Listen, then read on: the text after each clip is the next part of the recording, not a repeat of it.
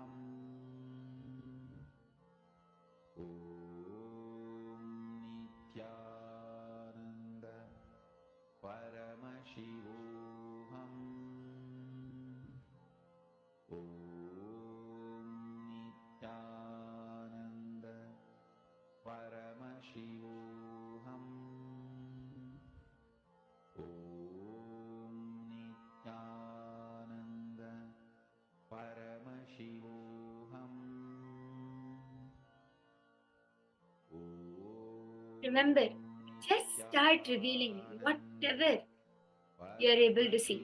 Don't doubt your third eye. Sometimes you might feel, oh, this can't be there. I don't think this is there. Don't let your logic take over. Whatever you're able to see, whatever Swamiji is showing you, just as it is, start revealing that or start writing that down. Because remember, always trust the third eye. And whenever you're manifesting, it is only Swamiji who's manifesting through you. So hold his cognition, remember, and with this cognition, just trust whatever the third eye is showing you.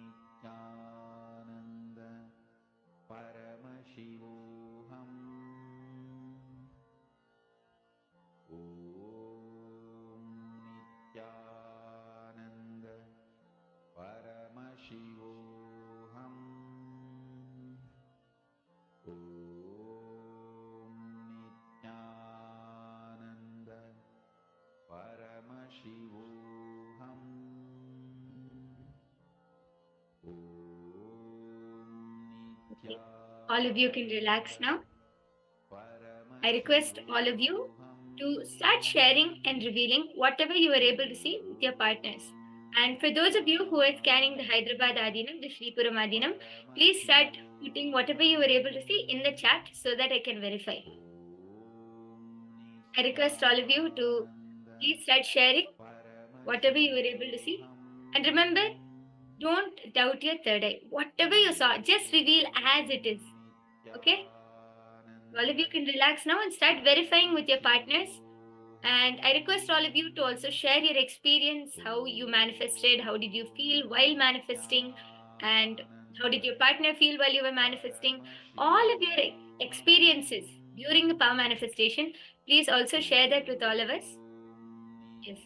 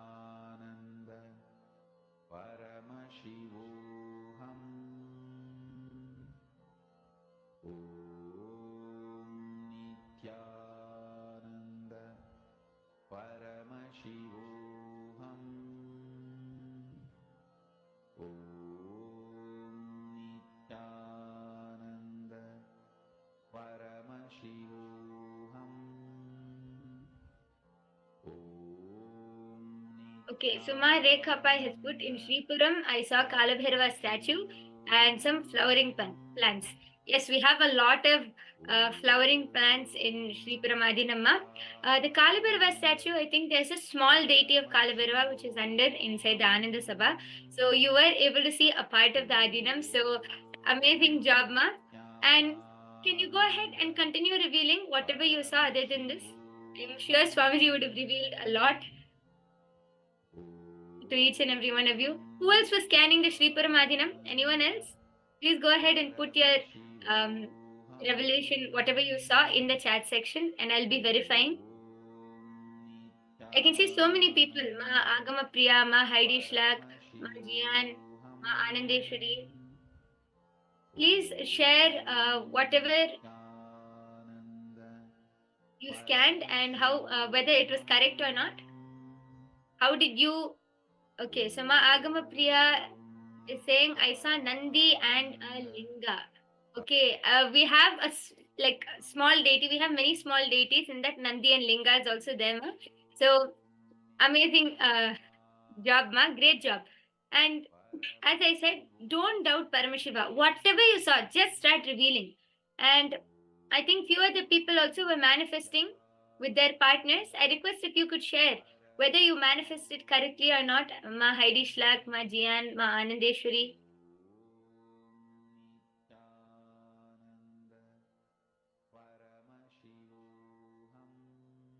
Please go ahead and share. We'll soon be moving on to the next session.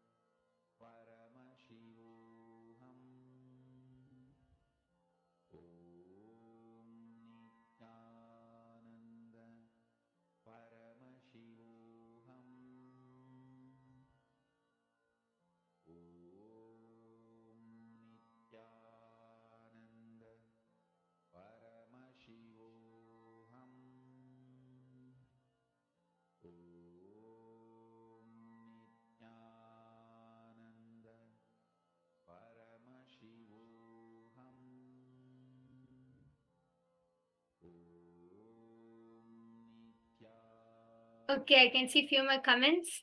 Ma Jian has posted, did the power with my first son, some details were okay. Yes, Ma, I request if you could share a few of the details. How did you feel? What was the experience you had? You could share. Okay, Ma Heidi Shlak has posted many trees in the Adinam, palm trees and a great lingam.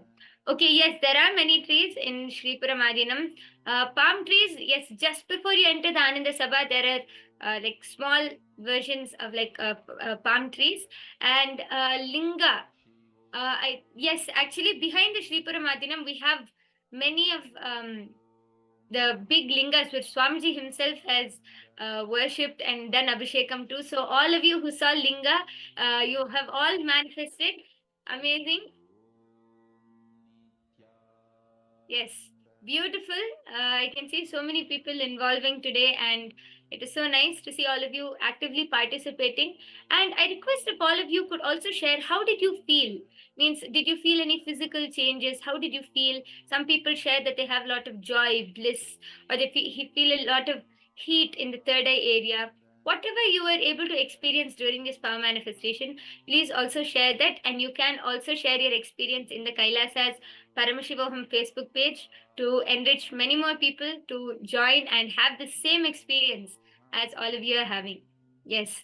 So nice to see all of you manifesting. Now we'll be moving on to the next session. So all of you stay tuned.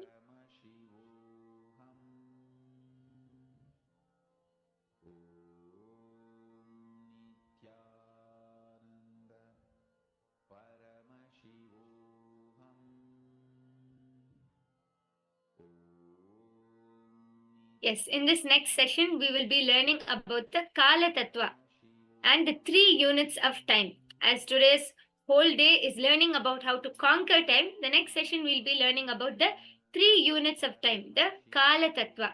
So all of you stay tuned. Thank you, Nithyanandam.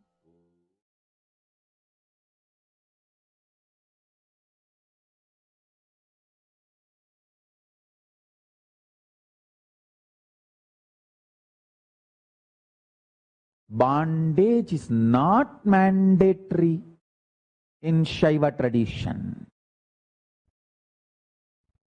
Actually, in the real cosmic spiritual tradition, which is Vaidika Saivam, Shuddhatvaita Saivam, in Vedic tradition, bondage is not mandatory. The unnecessary sanctity granted to the man-made laws is responsible for all confusions.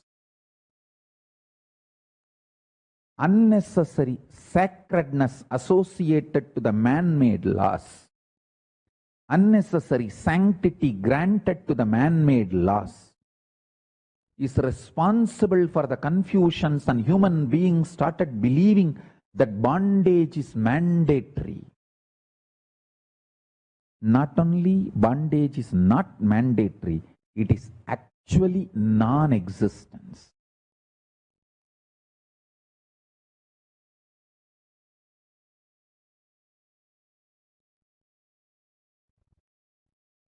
It is actually non-existent.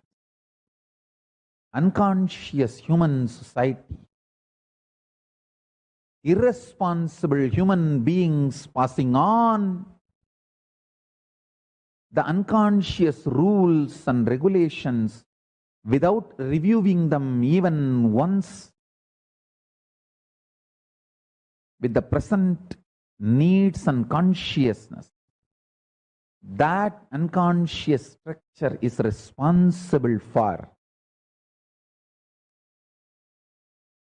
all the bondages.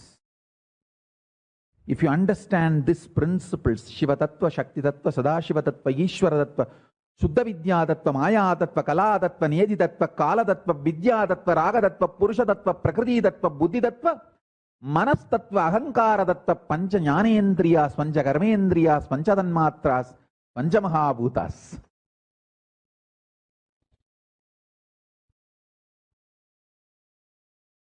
You will know bondage as a lie taught to you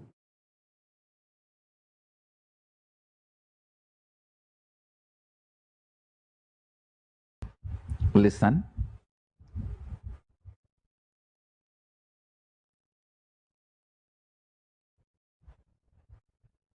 The basic principle I want to explain is, in every aspect of life, all these 36 principles are different aspects of life. Today,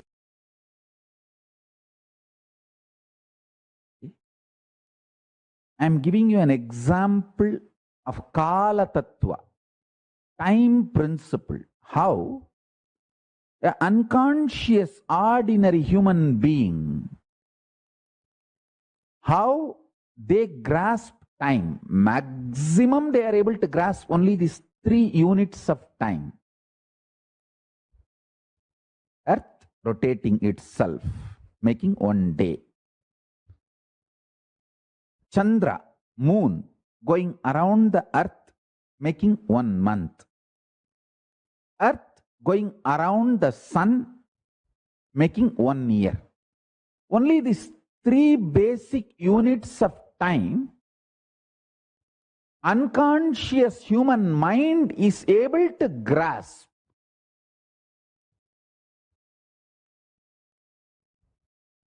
But the consciousness which could center itself in Nirvikalpa Samadhi, superconscious state, finds he is centered in KAILASA. This whole Surya Mandala is going around the KAILASA, makes the 4th unit of time called Kalpa. Listen. When you don't understand the 4th unit of time, Kalpa,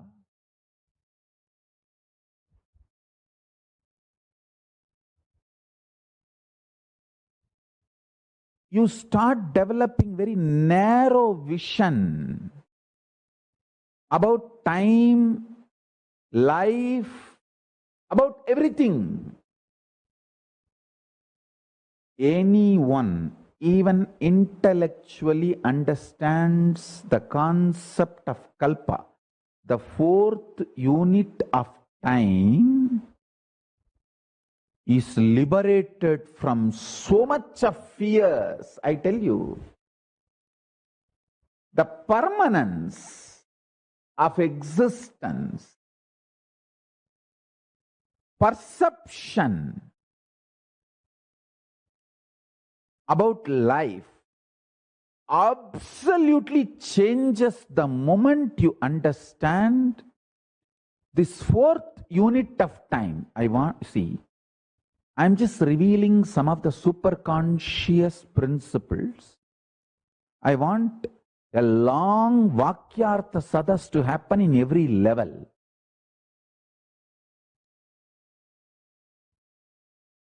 Understand? Because we are agitated, we don't think for a long time.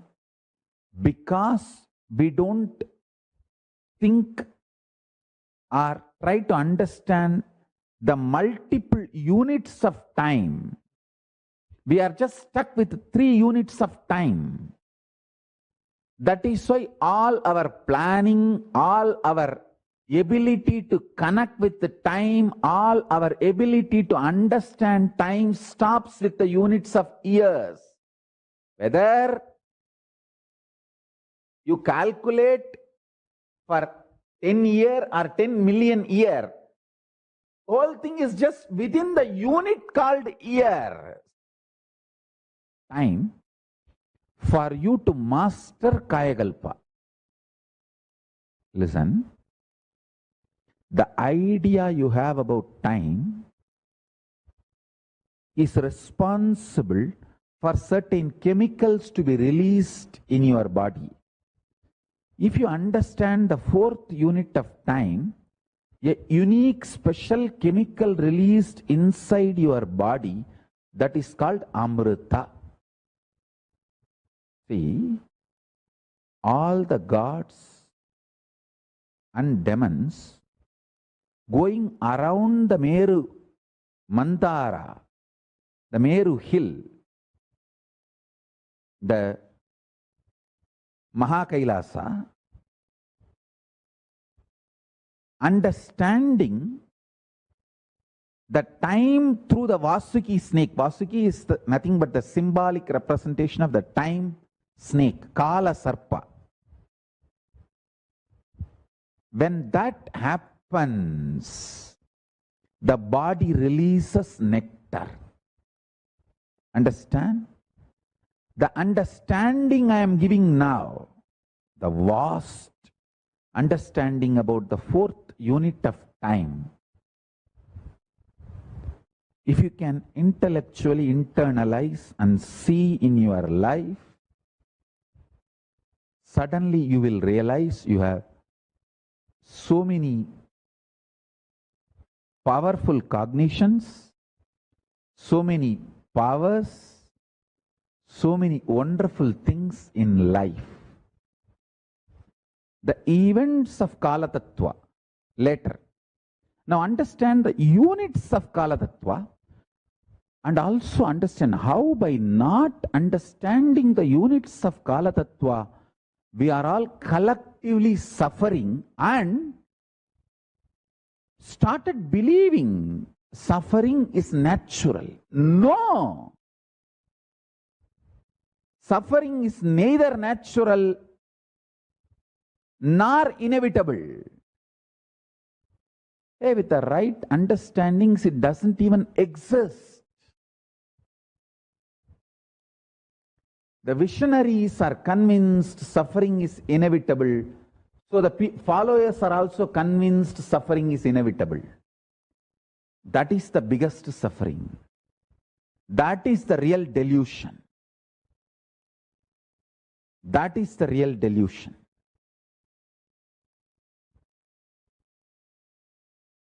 Now, let us look at only the fourth unit of time. The fourth unit of time is cognized by the mind which lives in Nirvikalpa Samadhi. And even if all of you have not achieved the Nirvikalpa Samadhi, if you understand the principles from a person who lives in Nirvikalpa Samadhi and makes that as a lifestyle, you will enjoy all the benefits of the Nirvikalpa Samadhi. For example, Einstein's theory. All of us may not understand, but many benefits derived from that theory, we are all enjoying in our life because we decided to accept his theories. Same way, the fourth unit of time, this theory, all of you may not be able to grasp it, but if you decide to accept and enjoy, make this theory as a part of you, you will enjoy all the benefits of these truths, benefits of this theory. That is what I call living enlightenment.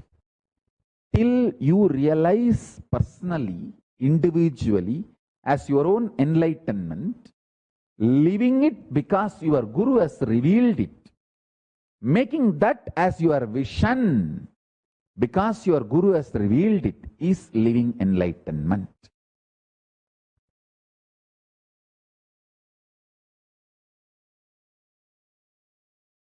Understand, Guru Bhakti is in pure existential energy which can liberate you from all known, unknown, unnecessary delusions. All delusions are unnecessary. All the known and unknown delusions you will be free from. My gurus used to tell, like how you switched, if you switch on, the electricity flows and the fan or the tube light works. Same way, conscious decision to cognize Guru exists as embodiment of God. God is the unmanifest form of Guru. Listen, Guru is the manifest form of God. God is unmanifest form of Guru. Avyakta Swarupa of Guru is Paramashiva. Vyakta Swarupa of Paramashiva is Guru. The manifest form of Paramashiva, God, is Guru. Unmanifest form of the Guru is God. Listen. God is the state of Guru. Guru is the statement of God. God is the state of Guru. Listen. God is the state of Guru. Guru is the statement of God. God is the state of Guru. Guru is the statement of God.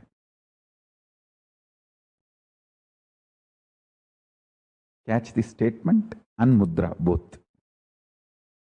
God is the state of the Guru. Guru is the statement of God. The unmanifest of the Guru is God. Manifest of the God is Guru. Listen, listen carefully. Decide to cognize. Guru is manifest form of Paramashiva. Paramashiva is unmanifest form of Guru. With this cognition, now sit, I'll give you the ultimate truths to liberate you from all delusions related to time. Listen carefully. Time is endless. Time is endless but not eternal. Time has no beginning, no end, but not eternal. Listen carefully. The world you are experiencing in your dream has neither beginning nor end, but it is not eternal. You enter into that world and come out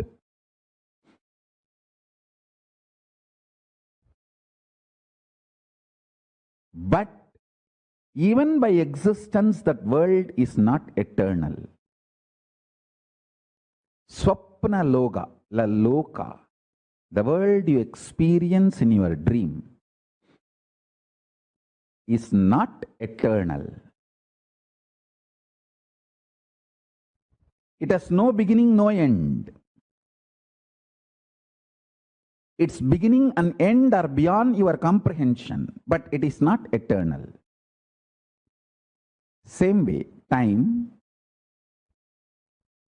neither as beginning nor as end. Its beginning and end do not exist as you comprehend something beginning and ending. Same way, it is not eternal. Only Paramashiva is eternal. Everything else is anitya. Sutta Nidya is Paramashiva. The purely eternal, pure eternity is only Paramashiva. Understand? We all have different ideas, visualizations, identification with each of these technical terms. each of these technical terms like a time, beginning, ending, eternal, ephemeral. We all have some ideas, visualizations.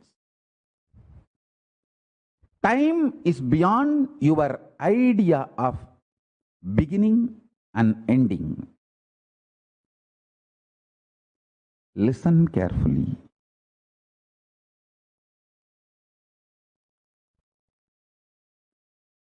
You have multiple births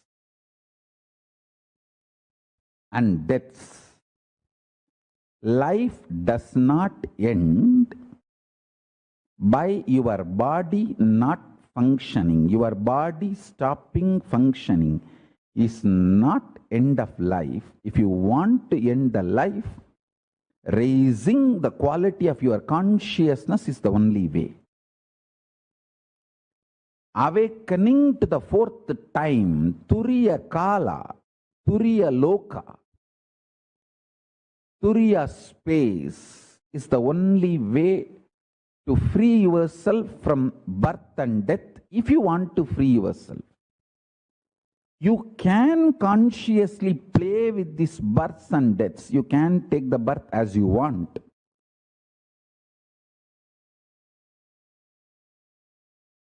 All the planets, spaces where living beings, conscious beings exist, have the capacity to divert, move their galaxies to avoid accidents, unnecessary collisions, or any other dangers. Please listen. Conscious beings are capable of changing the direction, are capable of driving their whole galaxy. One single conscious being is capable of driving their galaxy smoothly, changing the directions, flows, consciously to avoid unnecessary collisions or events. Please understand. So the movements are neither elliptical nor rotational. They are not something very definitive. Because your perception is small, how you always feel earth is flat? Because your perception is small. When your perception becomes large, you start feeling earth is round. Same way, because our perceptions are small, we are trying to give certain shape like a circular or elliptical for the movements of the Surya Mandalas. Actually, there is no rhythmic or permanent movement, shape exists for Surya Mandala. So next, listen.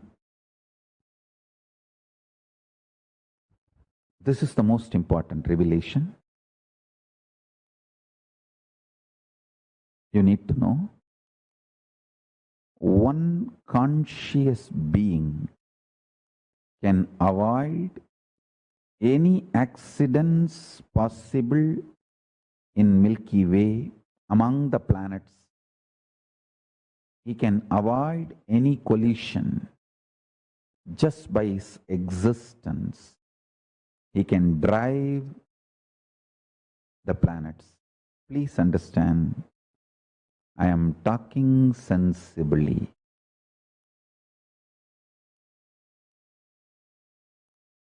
I am talking sensibly, and I am revealing the truths as it is. Just listen to what I am saying 2-3 more times and meditate on it. Pray to Kala Bhairava to help you to cognize the truths he is revealing now through this body. So you can be liberated from all the delusions related to time. Please understand. Just only switching on is required to operate the gadgets in your home. Same way, just deciding you are a conscious being, and consciousness is the most superior form of existing than any matter, any principle, is enough for you to manifest the powers to move the planets and play with time and grahas. Please understand, destruction and rejuvenation is one and the same.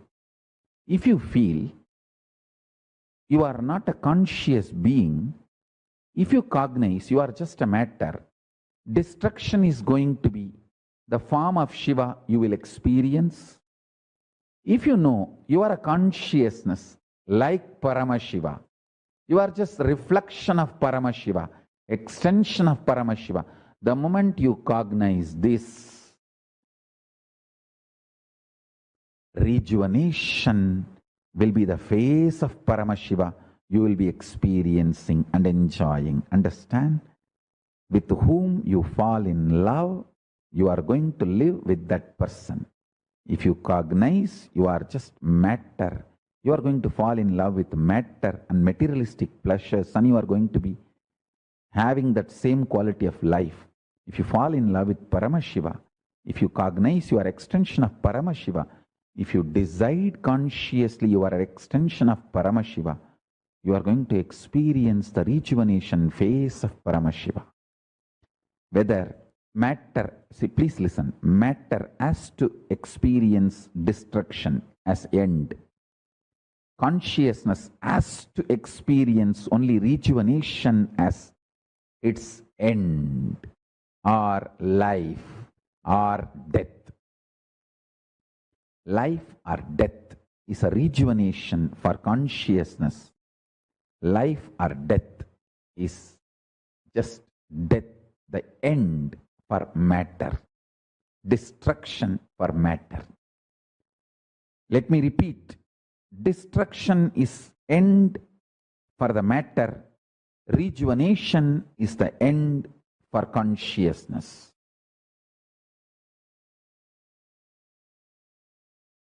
Listen. Time, Kala Tattva, principle of time.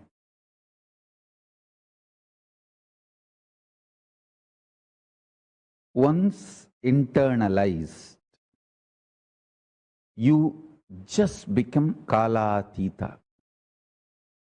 Understand?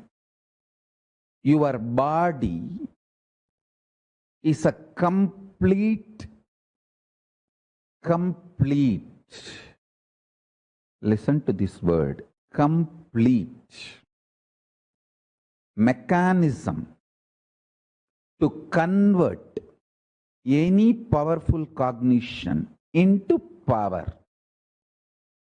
Let me repeat, your body, which is alive, if you are listening to my satsang and you are able to cognize, you are alive. Your body, which is alive, is a complete mechanism. The mechanism is perfect and complete and capable of converting any powerful cognition into powers. Listen. Now listen intensely.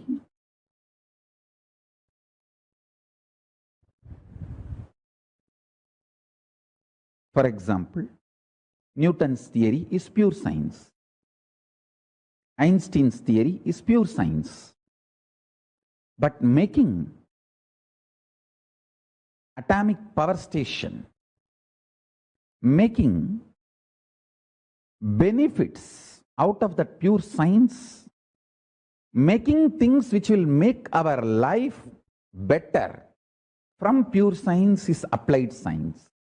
Same way, in the enlightenment science,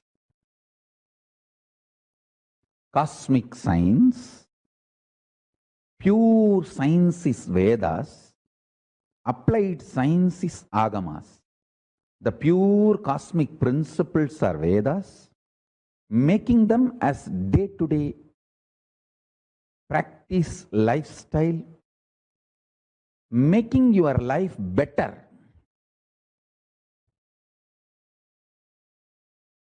Through the pure science is the applied science, making your life better using the pure cosmic science Vedas into applied cosmic science is Agamas.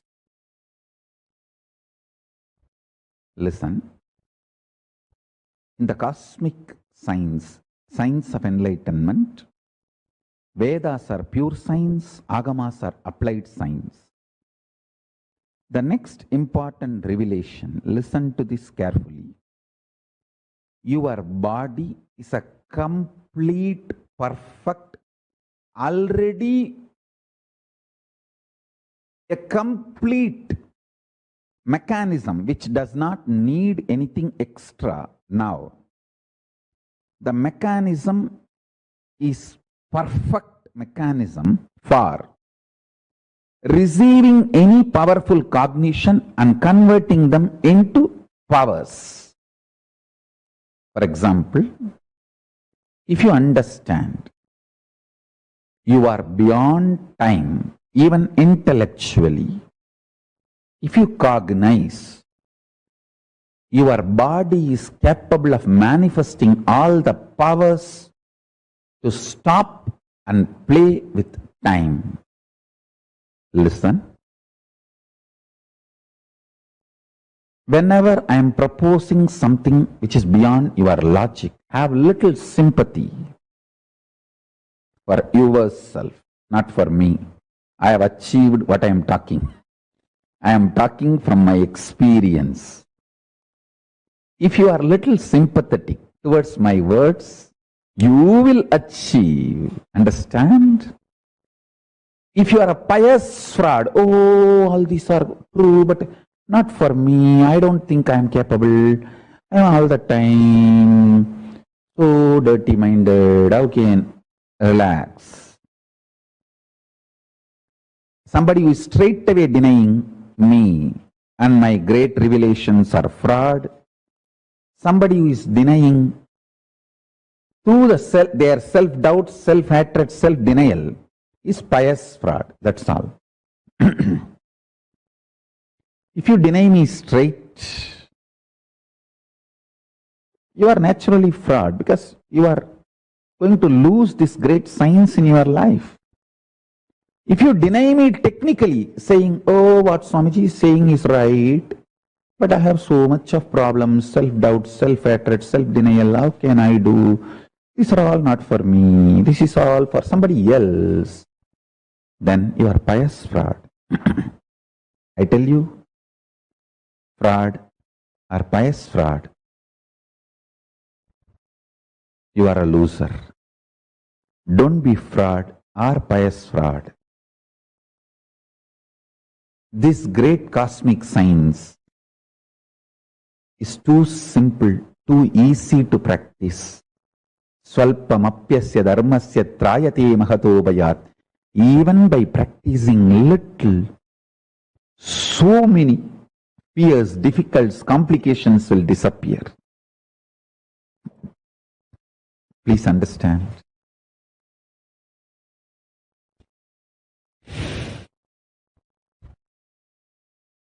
Real enlightenment science is far more superior and powerful. Far more superior and powerful.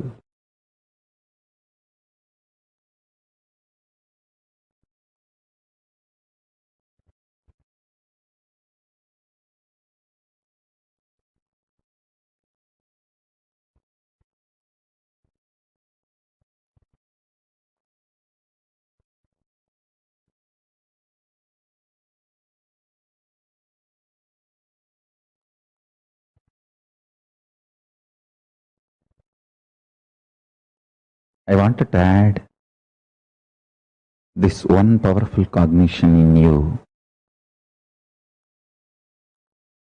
The powerful cognitions have power even to break your self-doubt, self-denial, self-hatred.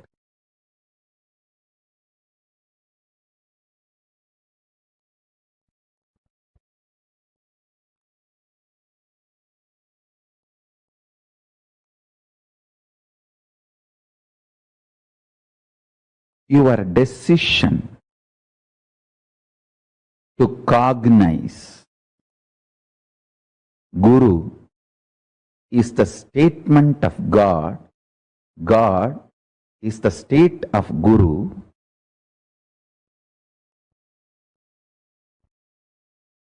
Completes, clears almost all difficulties and complications you will face in your day-to-day life.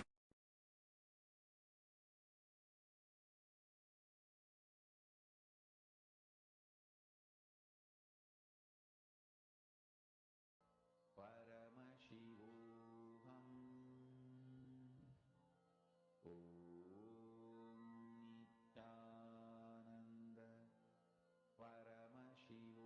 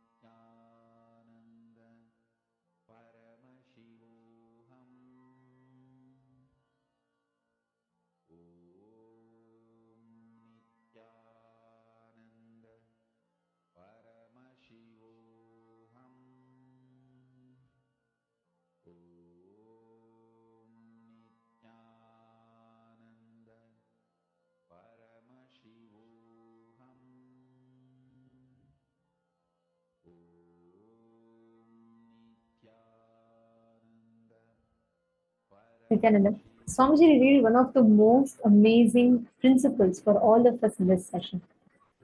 See, our understanding of time, the way we see, the way we experience time is so restricted, is so limited.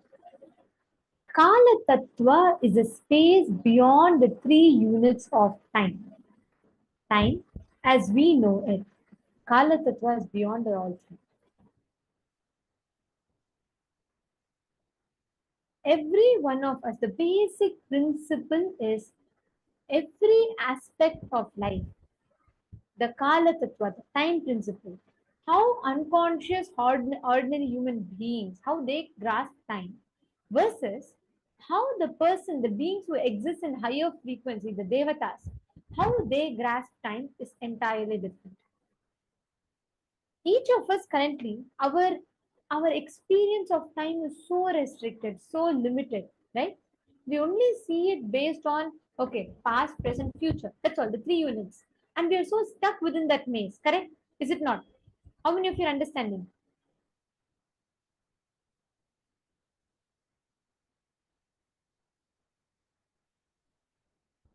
Time, as we know, is entirely different because time, Kala Tattva, is the units, the space which exists beyond the 3 times, beyond the past, present, and future.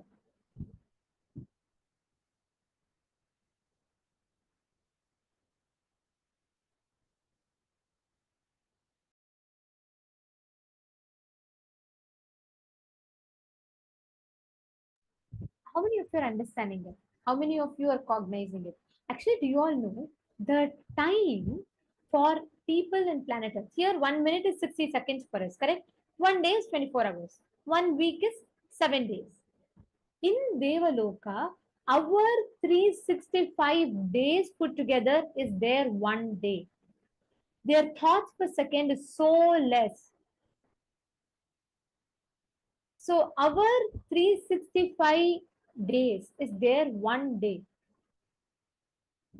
Same way, the every second for us, every second in our every year in our planet Earth is per second. By the time 1 second open, like Brahma opens and closes his eyes, 1 year passes. Same way, the time, the quantity of time, the unit of time differs. The measuring scale is the same. Of course, how they calculate their kshana, the definition of that scale is different. Now, what each of us see here, like there's a very beautiful story that happens in from Bhagavatam. One day, Krishna and his friends are all playing. Young Krishna and all of his friends are all playing. Okay, and what happens? Suddenly, this Brahma gets. He wants to, he becomes egoistic. He wants to test Vishnu. He wants to test Krishna. He wants to say, oh, he's God. He's after all a small boy. What will he remember? Even though he's God, he's still in human body only, right? So what will he know? What will he remember?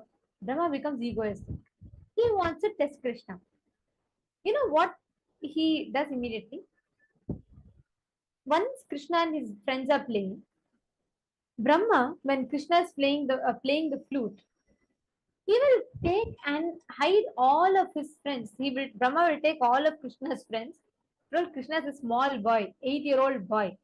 Brahma takes all of Krishna's friends and keeps all these friends in Brahmaloka, thinking that Krishna doesn't know.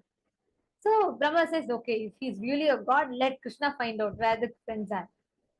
And Krishna is like, he also searches, and nowhere they have to be found. Then time passes, and Krishna, of course, he knows exactly where his friends are. And he searches, and it's going to be ending day. It's going to be the end of the day, and he has to go back. And all the gopikas are going to search for their children. They're all going to suffer. Just to teach Brahma a lesson. Very beautifully, Krishna plays out the whole Leela. He himself manifests as all the friends. He becomes Subahu, he becomes Sudama, he becomes every one of them. He manifests as different beings. And he becomes the friend. And he goes along with, he manifests as many and he goes back. He goes and lives with every Gopika. This way he fulfills 2 boons. All the Gopikas wanted to mother Krishna. Like, they wanted to experience that sweet connection of Yashoda and Krishna. So Krishna gives him that experience, and at the same time, when Brahma opens his eyes, 1 second passes. Just for 1 second he hid. But by then 1 year had already gone by. So for one whole year of planet Earth and 1 second of Brahmaloka, Krishna lives as his friends with their mothers. In that 1 year, then Brahma realizes his mistake. Then he falls at Krishna's feet. He sends back all the friends back to Bhuloka. And then Krishna just, he removes that memory from them and he takes them all back. Understand, our ancient sciences, our Hindu scriptures has this crystal clear knowledge of how you can access the space beyond the 3 units of time. You are not bound by past, present, and future. You're not even bound by time is only this much. No. Who told you have only 24 hours in a day? Each of us have the ability to manipulate time, to change time exactly as we want it. So Ezekiel Franco has said, if you pay attention, you can't tell when this moment began and the last moment ended. If you're in Nirvikalpa Samadhi, it is more apparent. Actually, I'll give you a very easy example, okay, to understand. Let's say there's a wide stretch of wall, okay? You have a wide stretch of wall. In that wide stretch of wall, let's say the wall is at least 40 to 50 feet long, okay? And you are there, you're given a small 1 feet by 1 feet, 1 foot by 1 foot cabin. You are restricted within that, saying this is all is life, okay?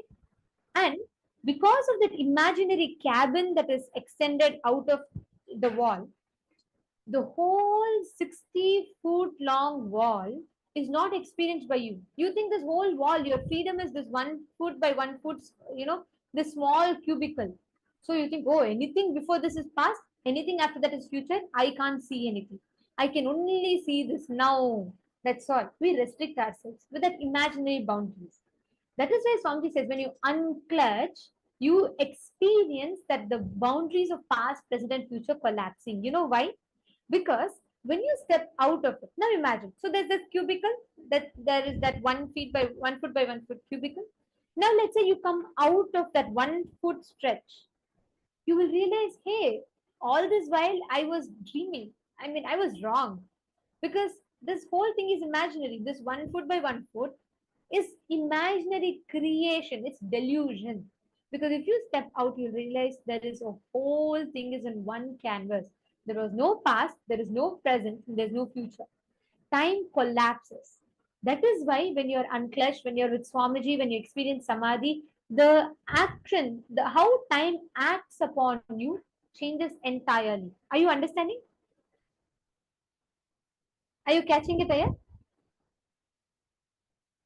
Now, this is the exact same principle. Anisha and Ankita, you both catching it? Ma Sonia Rao. See, the way time acts upon us, right? It's a very powerful thing to understand. Because many times we know, God, I don't have enough time, or I have too much time, I don't know what to do. This powerful cognition addresses all of it to us. The way you perceive time, how time acts upon you, how you experience the reality called time. That's why Swamiji says, right? The earth rotating around itself, the earth, how the planet Earth manifests, how Earth happens, it's entirely different. The units of measurement for these are all completely different. If you just grasp this one truth, how you look at it, how you understand it, it will completely change. Unconscious human beings only grasp 3 units of time, which is Earth rotating itself, making 1 day, Moon rotating around the Earth, making 1 month, Earth going around the Sun, making 1 year. And based on these 3 units, you develop a very narrow vision of time.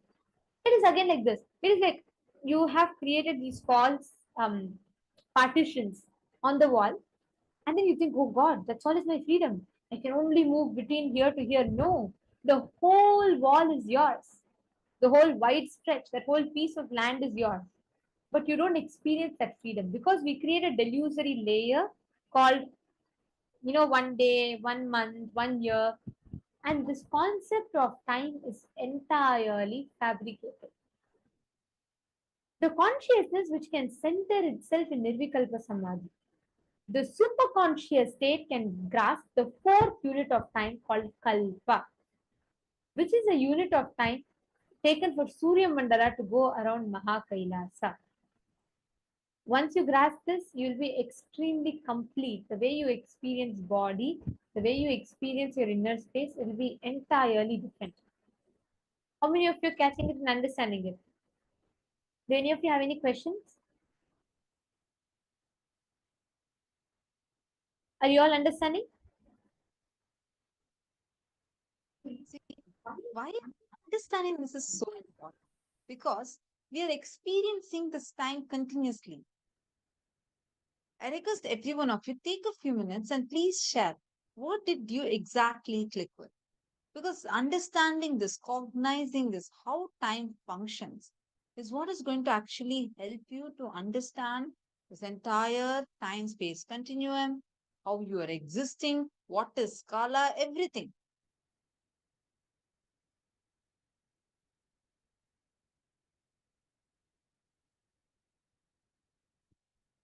Please take a few minutes and please post it.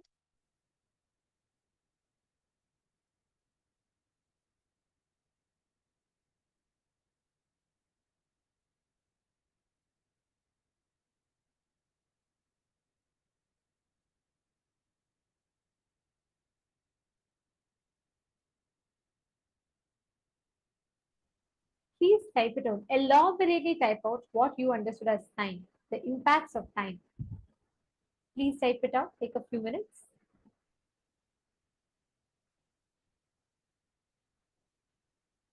See, the way you experience time, if you become powerful, you stop letting time take power over you. It is like, again, you go back and give the whole key, authority key to something that you don't even know how it exists. And that goes on deciding for your life, making your decisions, and it puts you in suffering.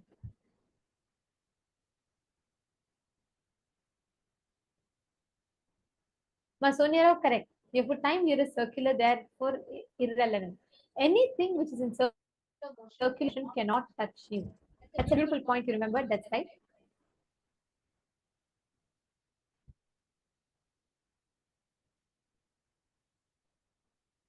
So Ezekiel is saying that sounds to me now that if you can play with time, you won't even care to play with time. Only the idea that restricted makes me want to play with time.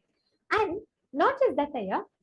Now, see, if I give you, let's say, if I tell, okay, I'm giving you $1,000, I'm giving you 1 hour to spend it. In that 1 hour, within this category only you can spend. You will have the freedom to choose, but the freedom, your choice is restricted only within that. Correct? Now, if I tell you the whole money is yours, you do whatever you want with it. Naturally, you will know it is the whole thing is not just under your control. You just know it exists as a part of your life. Same way, when you know the time, only this to this, I will only be able to do this. This is controlling. The moment you try to define something, you box it. You only put it in that box. This is realizing time is you are conquered time. Means anything you want, you'll be able to make out of time. It's like I give you a clay. I say whatever you want to do with it. That is how time will become in your hands. Catching it.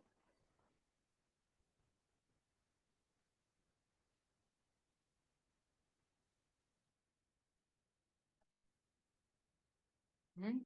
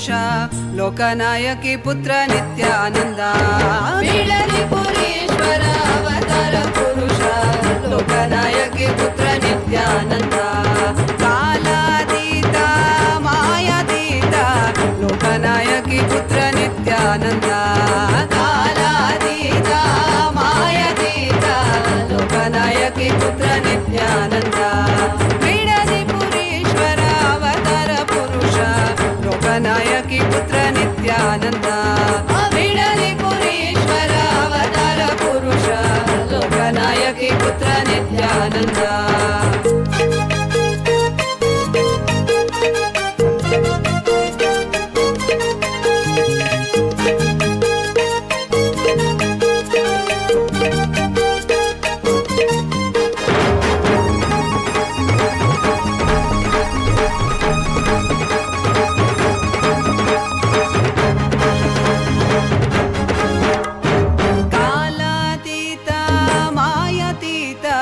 लोकनायकी पुत्र नित्यानंद कालातीता मायातीता लोकनायकी पुत्र नित्यानंद अरुणगिरीश्वर आनंदेश्वर अरुणाचलेश्वर नित्यानंद अरुणगिरीश्वर आनंदेश्वर अरुणाचलेश्वर नित्यानंद बिडलिपुरीश्वर अवतार पुरुष लोकनायकी पुत्र नित्यानंद बिडलिपुरीश्वर अवतार पुरुष लोकनायकी पुत्र Nityanand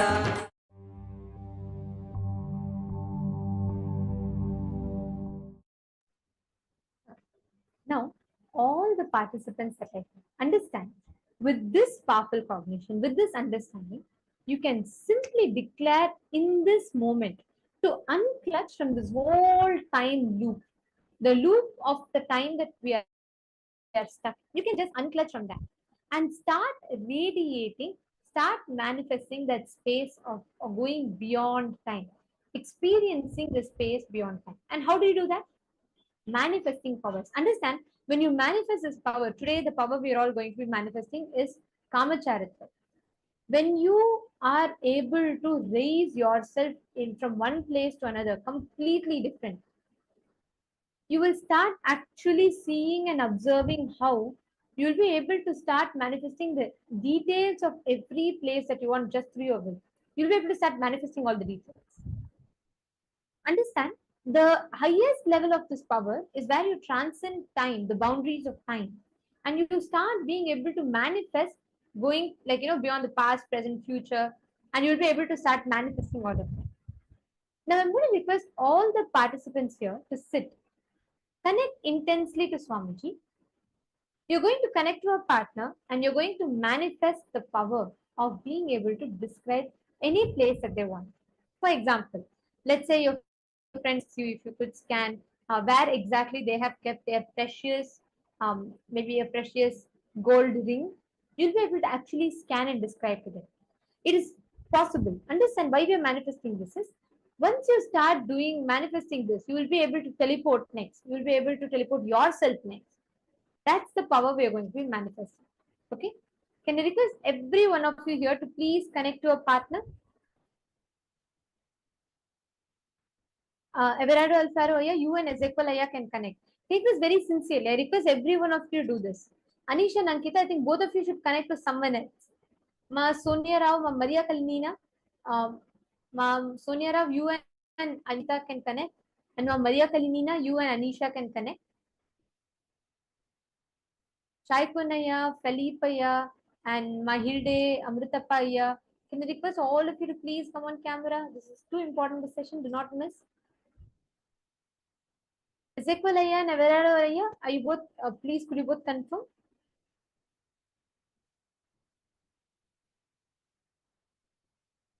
Please connect to a partner. I request every one of you to sincerely do. Ma Jian, Ma Agama Priya is here. I request you all to post in the chat itself and connect, Ma.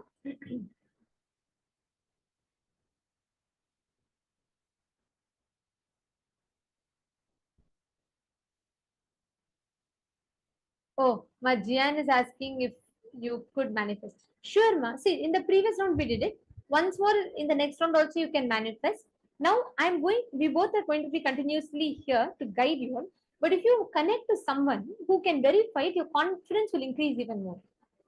Ma Agama Priya, can I request you to please connect to Ma Jian? In the Zoom chat itself, you can connect.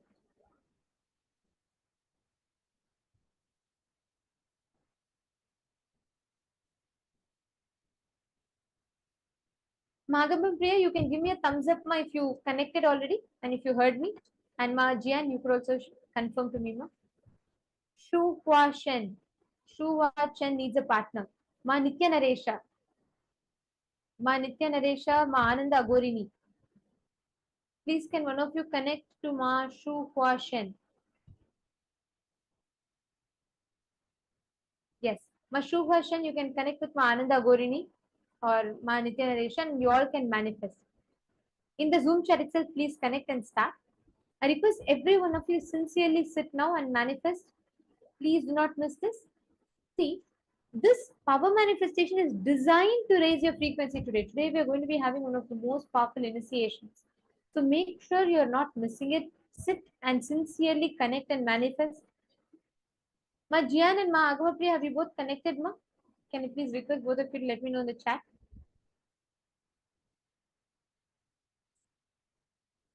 Okay, sounds good. Start. Sit straight.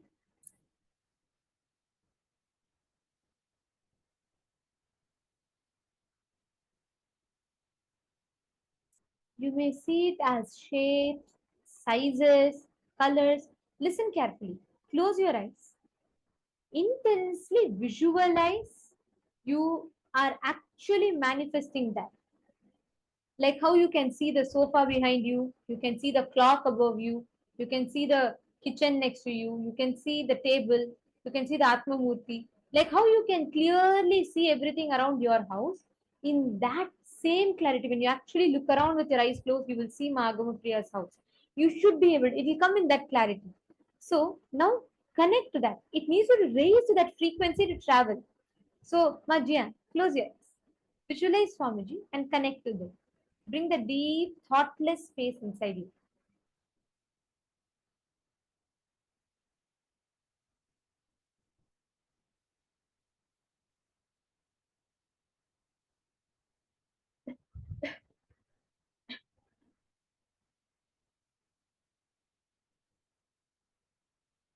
Everardo Alfarayo, please could you confirm to me if you have connected to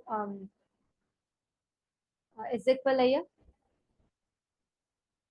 See, Ezekiel Francoya, you're giving a very generic question. Kailasa USA, there are so many Kailasas in US. So you should give Everardo Alfarayo something more specific.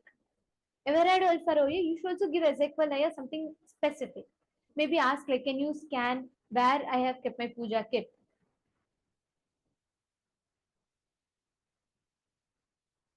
No, see, Ezekiel Francoya, Kailasa Seattle is also Kailasa in US. Kailasa Los Angeles is also Kailasa in US. You need to tell the exact specific.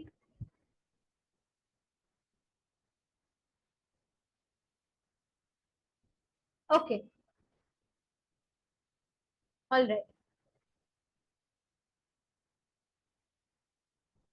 So you're okay. So Everardo Alfaro, you're going to scan his current location, where exactly he's sitting in, and Ezekiel Francoya is going to scan your current location. Now both of you listen carefully. You should describe it in the detail, including you will be able to see what color dress Aya is wearing. You will be able to see the color of clothes that each of you are wearing. So you'll be able to see to that detail and listen. Close your eyes, visualize. Just visualize intensely. You are beyond this past, present, future. Meditate on that principle that Swamiji revealed. Close your eyes. Visualize yourself as pure consciousness that pervades everywhere.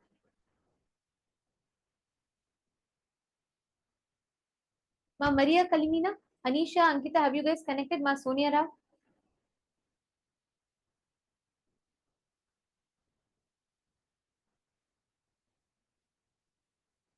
Please chant the Mahavakya. Close your eyes.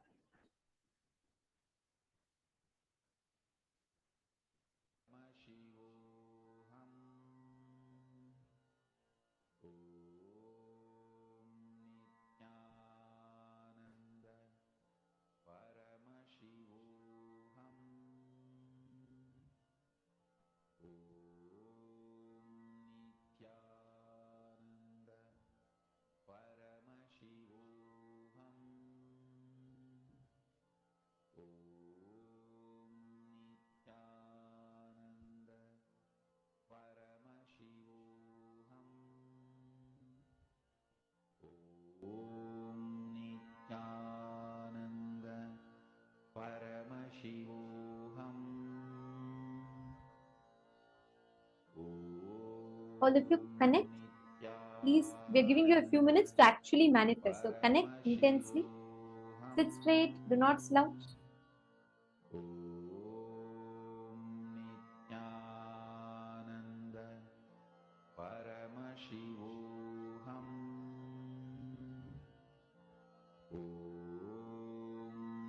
Nithyananda Paramashivoham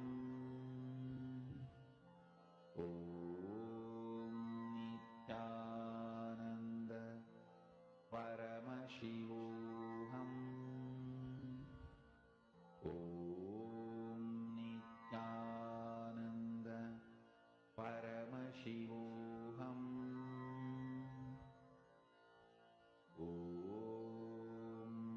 Nithyananda Paramashivoham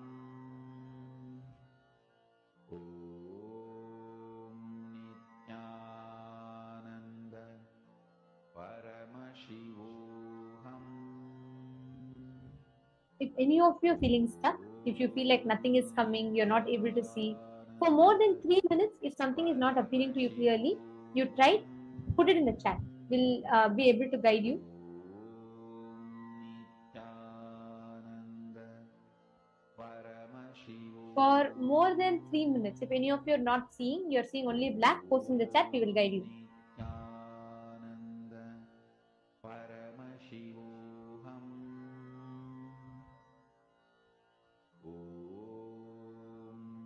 Nithyananda Paramashivoham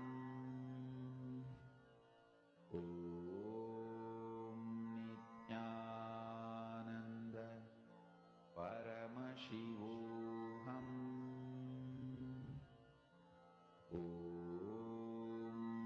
Nithyananda Paramashivoham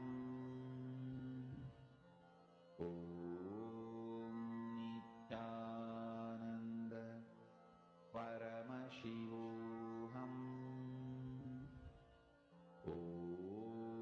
Nithyananda Paramashivoham. How many of you have started seeing? How many of you started? If you started seeing something has started manifesting, please post in the chat so that I'll know and I'll be able to guide you all with that.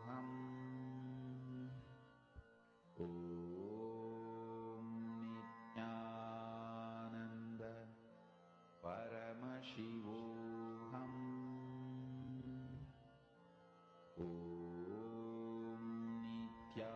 Nithyananda Paramashivoham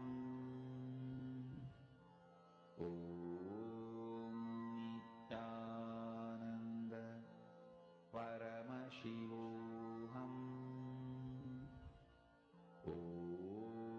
Nithyananda Paramashivoham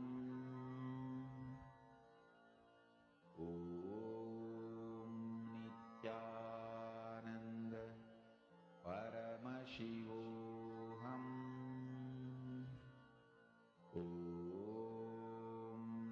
Nithyananda Paramashivoham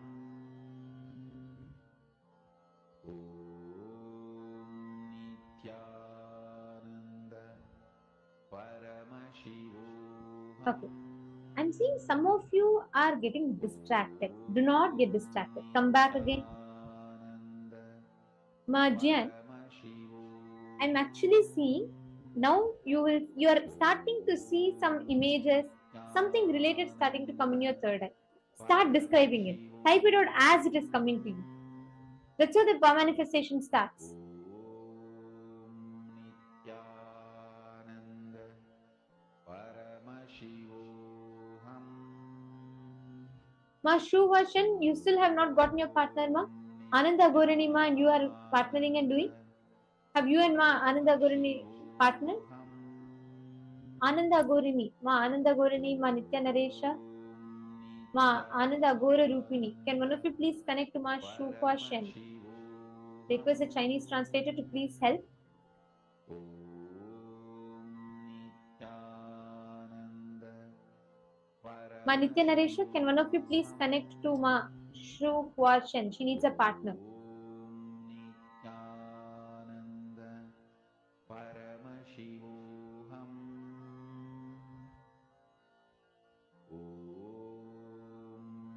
Nithyananda Chant the Mahavakya.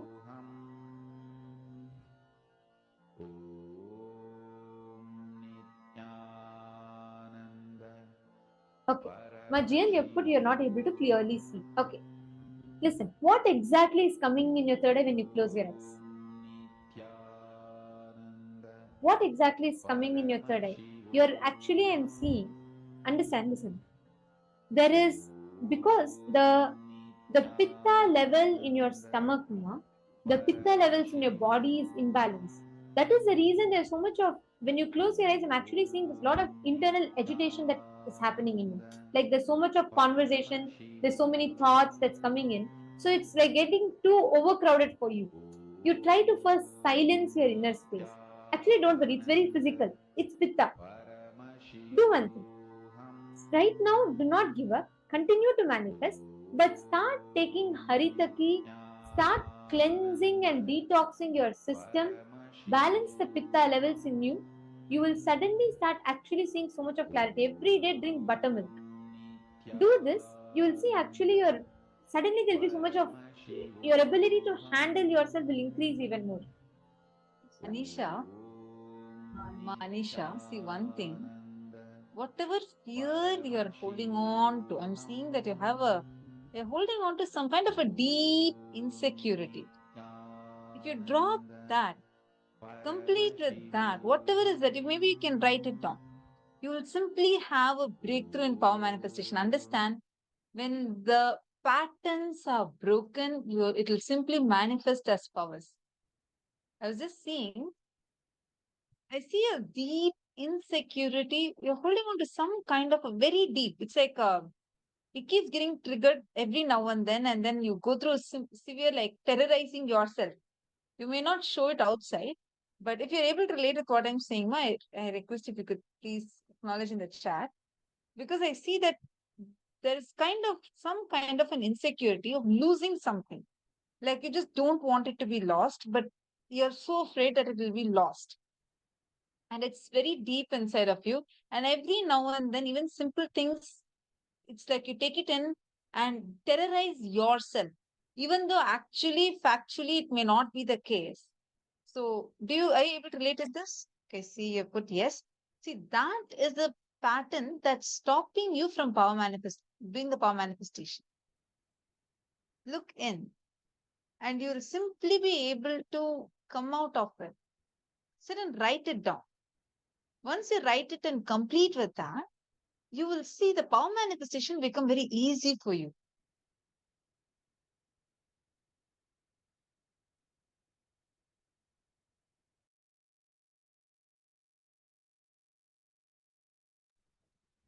Now, all of you relax. From wherever each of you constantly, whenever you are getting that internal thoughts, emotions that are disturbing you, again and again, center yourself back with this principle. You will simply, very easily, you'll be able to have the breakthrough in power manifestation. All right? Okay. Now, let us all enter into the next session. So, we'll understand further and we'll continue to manifest this power. Now, we are going to be entering into one of the most powerful sessions. In this session, we are going to be learning about how to collapse time, how time exists beyond past, present, and future. The 7 units of time. Let us listen to it.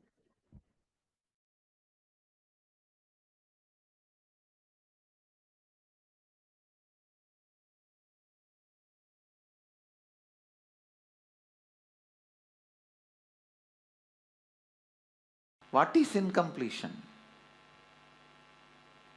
Past interfering into the present and try to manipulate the future. That is incompletion. your memory, form you carried in the past, entering into the present and trying to destroy the future form is incompletion. You can always see whenever you have a pain, guilt, powerlessness, incompletion, you will be visualizing, imagining your own form in a deep suffering. You will be visualizing, imagining your own form in a disgusting way. Look inside. Please understand, I am giving you a very deep insight.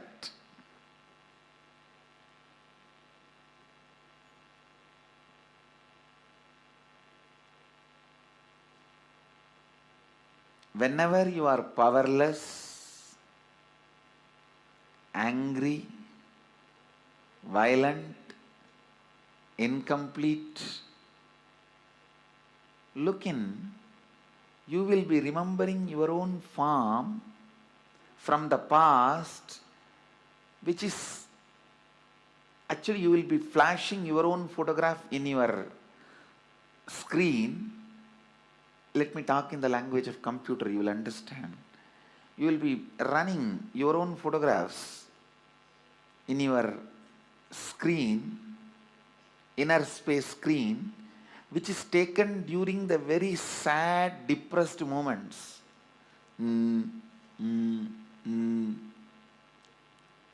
What can I do? Lost, over. That kind of the photographs which you have taken at the wrong moment and preserved, stored in high resolution, in a stupid way, in your inner space, you will go on be replaying them. See, whenever you are powerless, you are not going to remember the full smile photograph of you or the ecstatic photograph of you. When you remember that, you are going to be in the space of completion.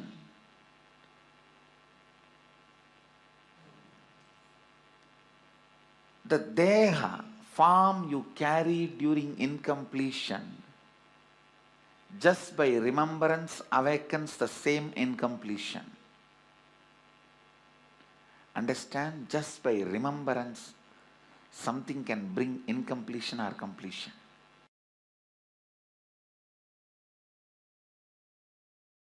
The moment one incompletion is triggered by somebody, then that's all. You don't see the world anymore. The world does not exist, only my world exists.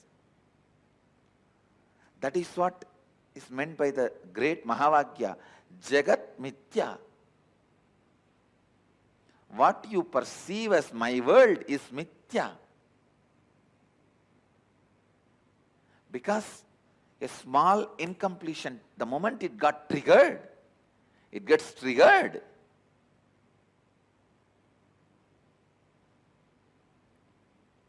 A small incompletion, the moment it gets triggered,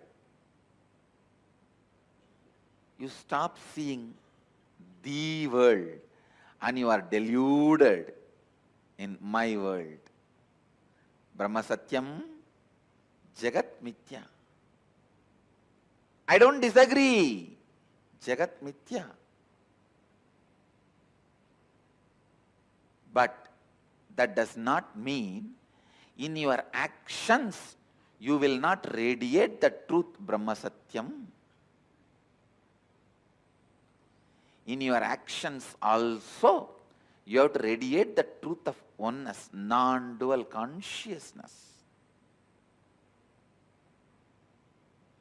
While you are seeing your finance, your accounts, sitting with your auditor, do you feel that oneness without falling into the powerlessness? While you are sitting with a spouse and having a dinner or lunch, do you feel that oneness without falling into the powerlessness? when you are sitting with your team and discussing your corporate strategy, your office strategy, your consciousness, does your consciousness be established in that oneness and non-duality without falling into the powerlessness? Look in.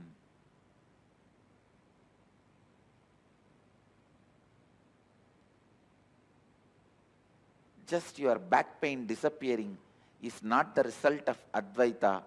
All the pain which you have hidden in your back should disappear. Not just back pain disappearing. All the pains which you have put it in back has to disappear. Suddha Advaita Sukhabodha Jnanam. The pure Advaitas,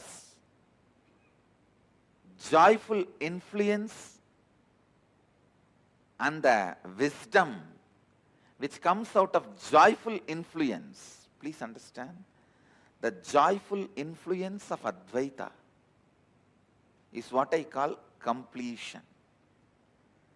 The joyful influence of Advaita is what I call perpetual completion.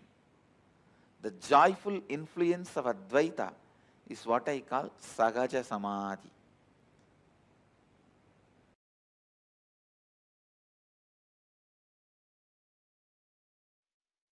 Paramashiva's own reflection, his own reflection in this universe is yourself.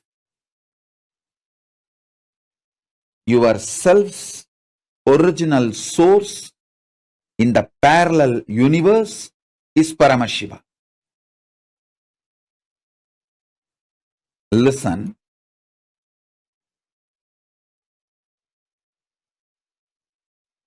Understand this example.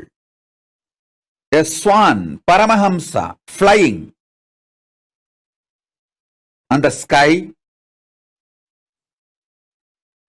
is just floating in the sky. His reflection falling on a swimming pool. The reflection is you. The swan is Paramashiva. The swimming pool is your body.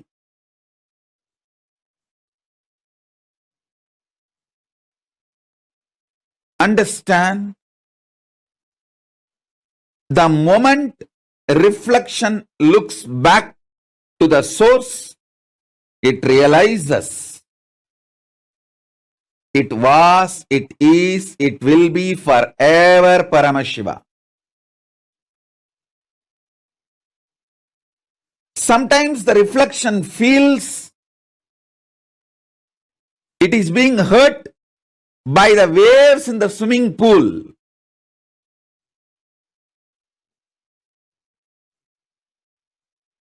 The reflection need to realize nothing in the swimming pool, even if the swimming pool is dried, it cannot hurt you. It cannot hurt the reflection, because reflection is centered in the source. You only have two choices. Either you can enjoy you being a reflection, or you can go back to your source. Beautifully, Paramashiva explains to Devi, anything goes circular. Listen, anything goes circular, repetitive, is reflection of me. Even when it believes it is suffering, it cannot suffer. It can only forget its existence.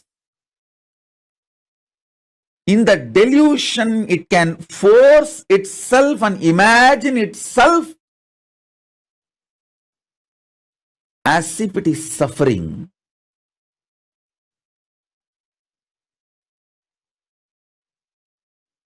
When that reflection looks back at the source, it realizes it is Paramashiva. It can never suffer. Listen. Listen to this deeply. You in the parallel universe is Paramashiva, the great swan floating in the space. The reflection of that great swan on the swimming pool in this universe is your individual self. That swimming pool is your body.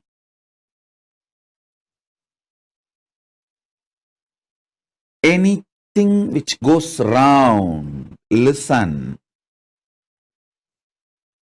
Paramashiva explains so beautifully. I'll tell you in the modern language, whether it is an atom or known universes, everything goes round it is in circular motion in the space, in Chitagasha, conscious space. Anything, whether an atom or the known universe, everything is rotating in the circular motion.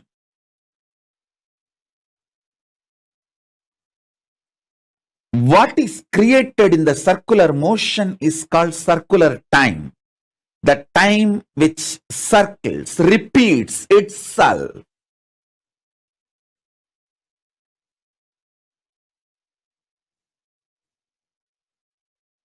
You can see in your body, your hunger repeats itself.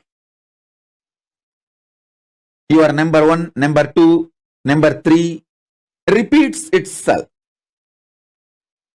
Your sleep repeats itself. Your patterns repeat themselves. Your decision to smoke, your decision to drink, your decision to be addicted to something, everything is repetitive. Understand? Anything which repeats is in the circular time motion. It is within the field of Nirantaratva but not Nityatva. It is within the field of Nirantaratva but not Nityatva. If you know, anything which repeats does not hurt you, cannot hurt you. You are liberated from time. You are liberated from Kala.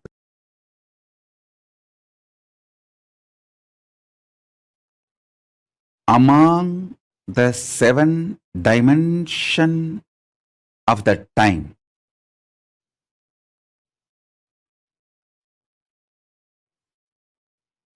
space before the past, past merging into the present, present evolving as future, future merging into the space beyond future. So totally in these 7, the space before the past and the space after the future is established in Nityatva, eternity. Past, present, see, listen.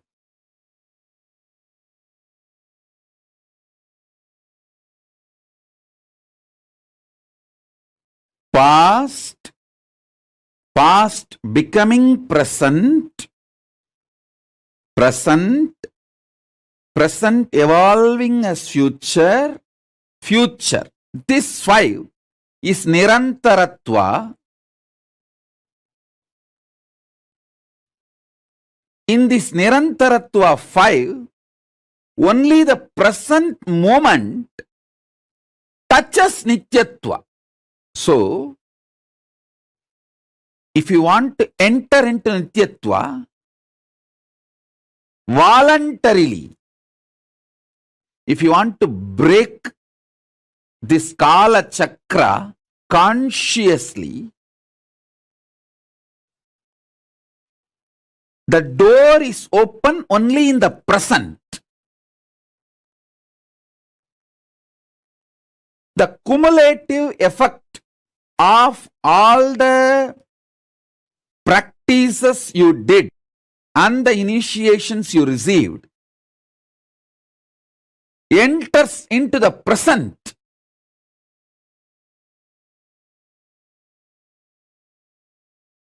And makes you experience Nityatva. Listen. I wanted all of you to remember the cognitions I gave about Nityatva and Nirantaratva. Nityatva is 7, Nirantaratva is 5.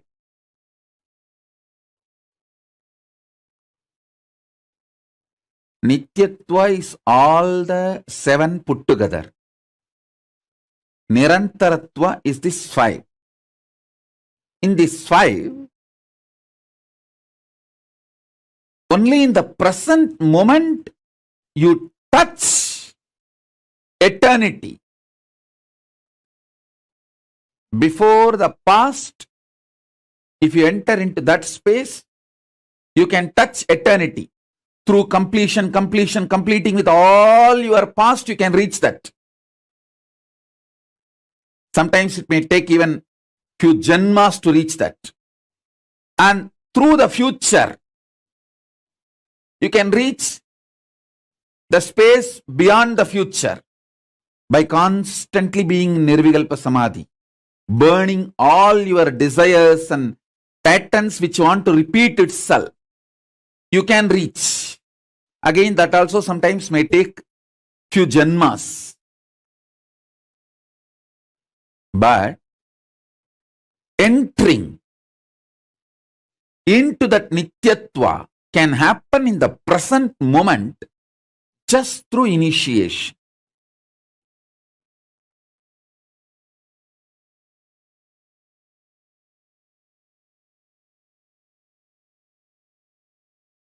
I'll explain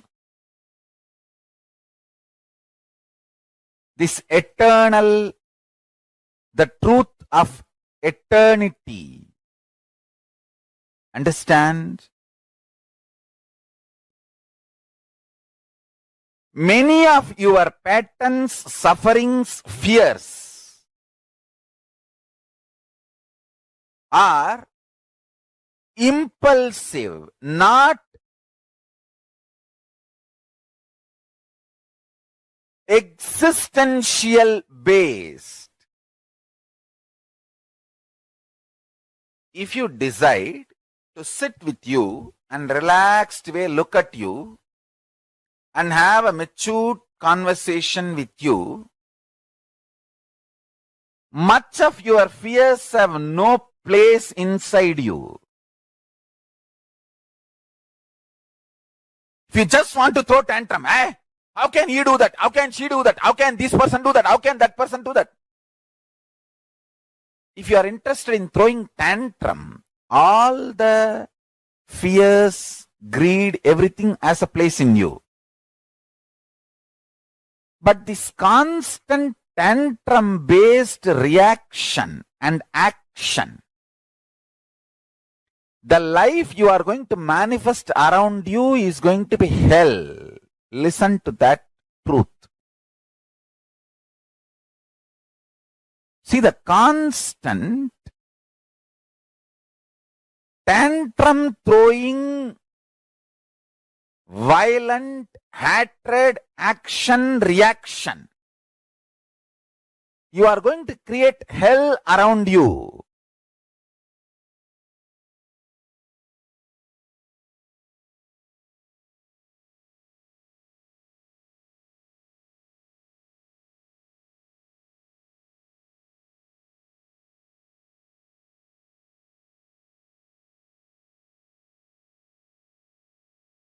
Nityatva.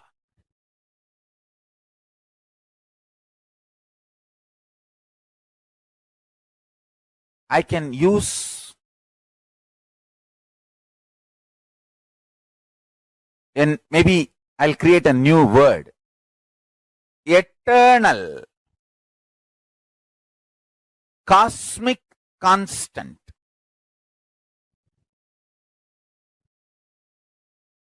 It is actually one of the dimension of the universe. One of the fundamental quality you need to access the eternal dimension of you is having restful, matured conversation with you. What am I doing? Where am I going? I am going to be eternally alive. Am I planning and building my life for that? Or am I just agitated, tantrum throwing child, thinking that there is no tomorrow? When it comes, let me face. Understand, all suffering is nothing but having this attitude. When it comes, let me face, and when it comes, you will not be able to face. That is the suffering. Understand, this is two important statement I am making. All suffering in your life is because of that blind spot you have. When it comes, let me face, and when it actually comes, you won't be able to face.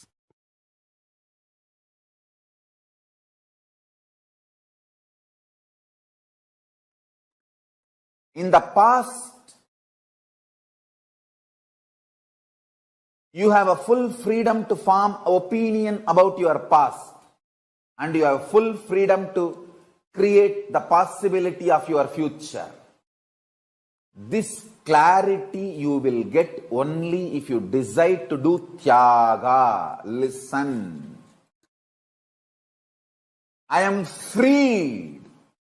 I declare boldly, I am freed, liberated from sufferings once for all. Suffering related to past, suffering related to future. Because I decided to do tyaga. Understand? You can always sacrifice the achievements, pleasantness, bliss, joy related to your past. You can always forget that you completed PhD. But you can never forget you got delayed for one of your examination because you spent time with your girlfriend, or you slept and you did not appear for that examination. That pain you will be carrying even now. Sacrificing the past related pains, understanding even factually, many of your pains are unjustified and incorrect. Understanding even factually, your pains are not supported, justified by the reality, real happening is completion. I am repeating.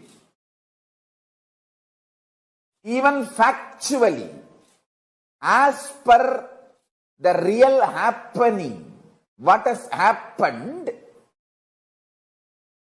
if you look what has happened from all dimensions, even your pains are not justified. Your pains are not really, really right. Even your pains do not have justification to exist in you if you see the past happenings multidimensionally is completion with the past. I tell you, how much ever you say, no, I know I have some pains which are absolutely justified. No. You may be Guni, you may be Kaikeyi, you may be Surpanaga, you may be Danganaka Duck, Danganaka Dick, I don't care. You are wrong.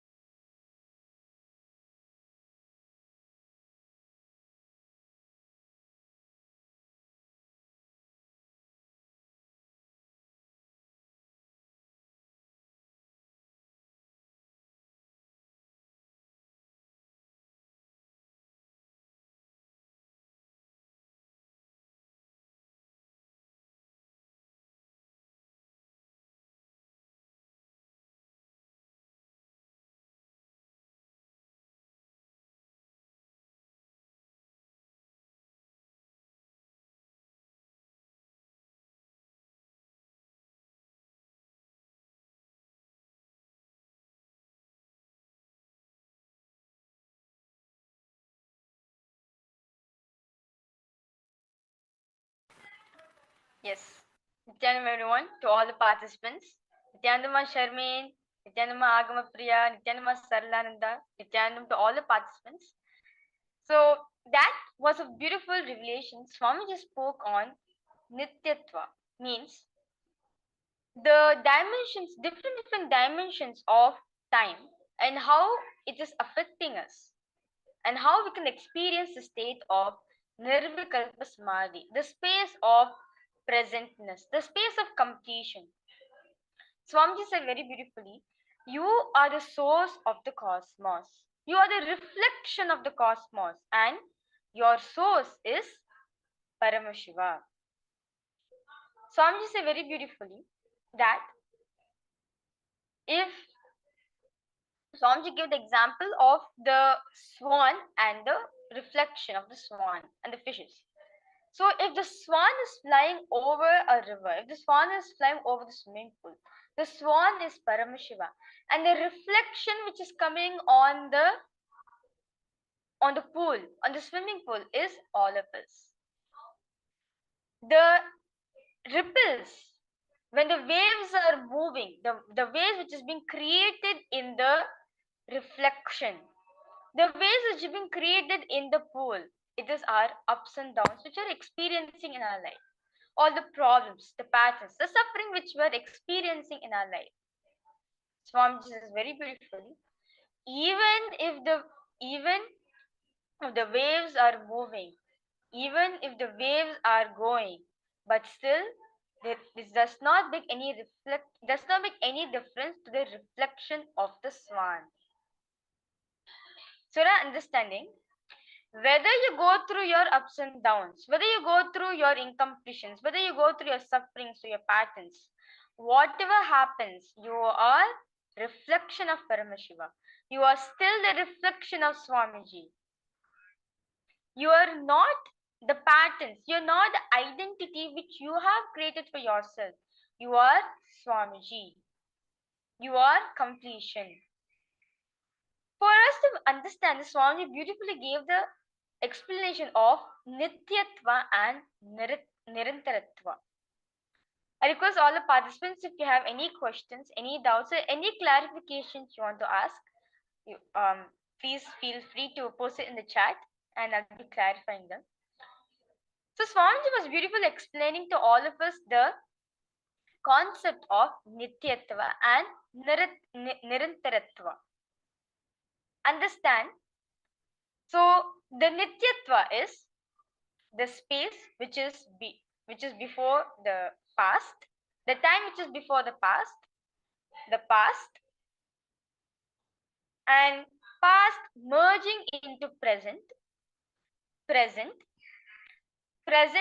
in evolving as future, and the space after future. So now this whole thing goes into a circular motion. You can see the space of the space which is after future and the time which is before the past comes back into a circular motion, which comes back as the time before past and past evolving as present, and it continues. So you can understand that this 7 components, this 7 dimensions of the time is in circular motion.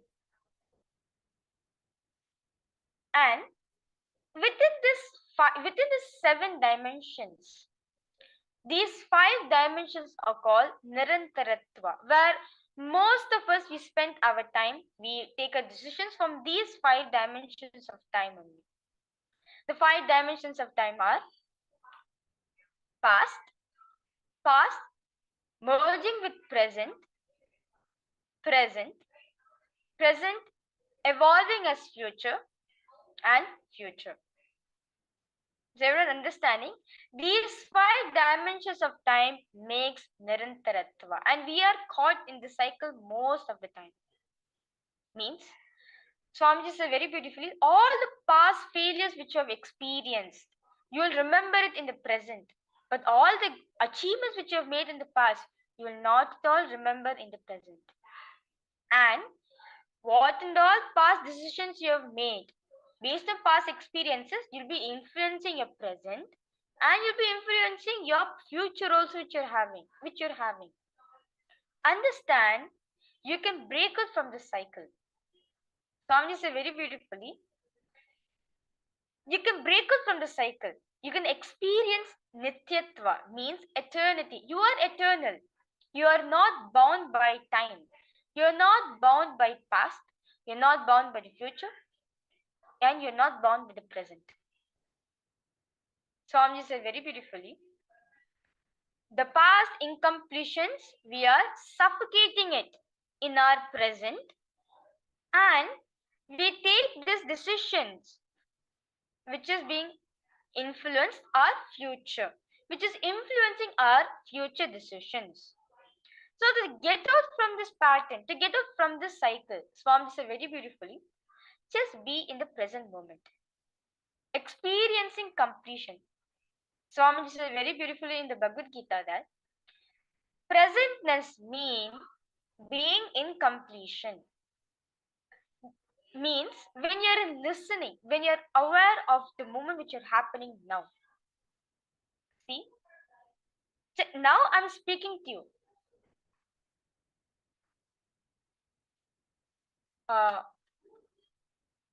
Yes, Ma Virupaksha, we will lower the Mahavakya. Thank you, Ma. Yes. Now is it better, Ma Virupaksha?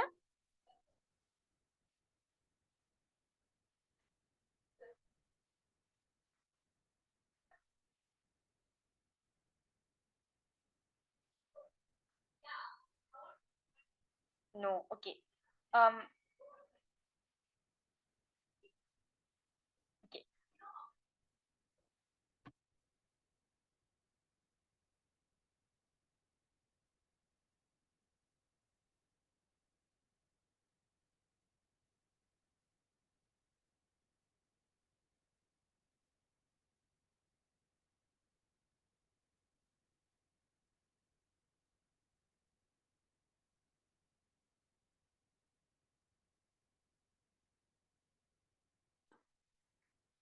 Okay. Nithyanandam, is all participants are able to hear me clearly? If you can hear me clearly, you can post a yes in the chat.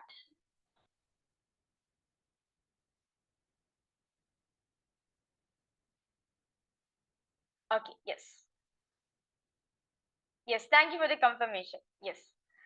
So, is everyone understanding this, the concept of Nityatva, Nirantatva?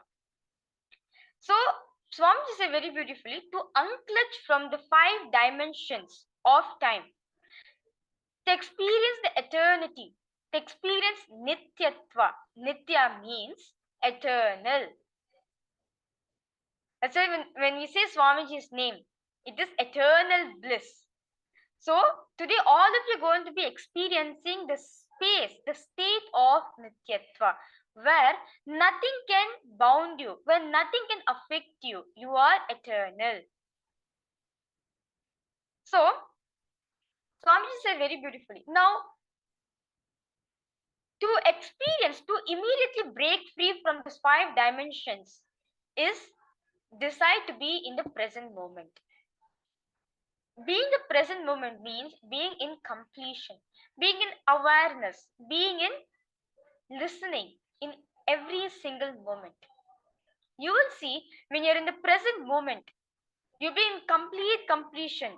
You'll generate lots of solution. You'll be more of solution oriented. Whereas what we do most of the time, we take a decision based on our past experiences. Because what your elders say, based on your past experiences, you can decide for your future. But you can break free from the cycle. You can make your past redundant and you can design your own future by being in the present moment. When you're in the present moment, you'll experience the state of nirvikalpa samadhi. You'll experience the space of complete completion. See, when all of you are manifesting the power, all of us get in the space of oneness, right? Where it is just, it is only Swamiji who's flowing through you. You're in complete completion. You know for a fact it is only Swamiji who's flowing through me. That space, that state where no other thoughts are coming into your mind, where you know for a fact it's only Swamiji, where you experience the present moment. That is the space of Nirvikalpa Samadhi, the state of being in the present moment. Is everyone understanding? Yes. I request all the participants, if you have any questions on Nirantaratva, Nityatva, or any questions you have on the dimensions of time, you can post it in the chat. Please feel free to post in the chat. So, now Swamiji gave a beautiful example on the Paramahamsa birth and its reflection. So, now the story goes, the swan was going over the pool and the reflection got on the swimming pool. Now all the fishes saw this and went around the reflection and started praying. And the reflection was a golden swan. So the fishes started celebrating, started praying this as the God. The reflection is God of the whole universe. When the reflection started to move, the fishes are like, what is this? I never knew God can move. But the fishes continued. But among the fishes also created lots of fights. In the fish, within the fish circle, there were 2 teams. One which respected the swan, which respected reflection, and the second team where it spoke all the bad things about the reflection, about the swan's reflection. So these 2 fishes were going on. So these 2 groups of the fishes were there, and both of them were talking. Suddenly, one of the fishes said, "Hey, look up." Only then all the fishes understood that the reflection of the golden bird only, the reflection which all of us were praying to, which all of us were accusing, some of us were accusing, which some of us were praying, it is nothing but the reflection of the golden bird which is there in the sky. Then all of them realized that the reflection and the bird are both one and the same. Are you understanding? Whether whatever problems we're going through in our life, whatever experiences happening in your life, whether you're suffering or your pattern, whatever is happening in your life, whatever you go through, understand you are not separate from the source. You are not separate from Paramashiva. You are not separate from Swamiji. Yes. Okay.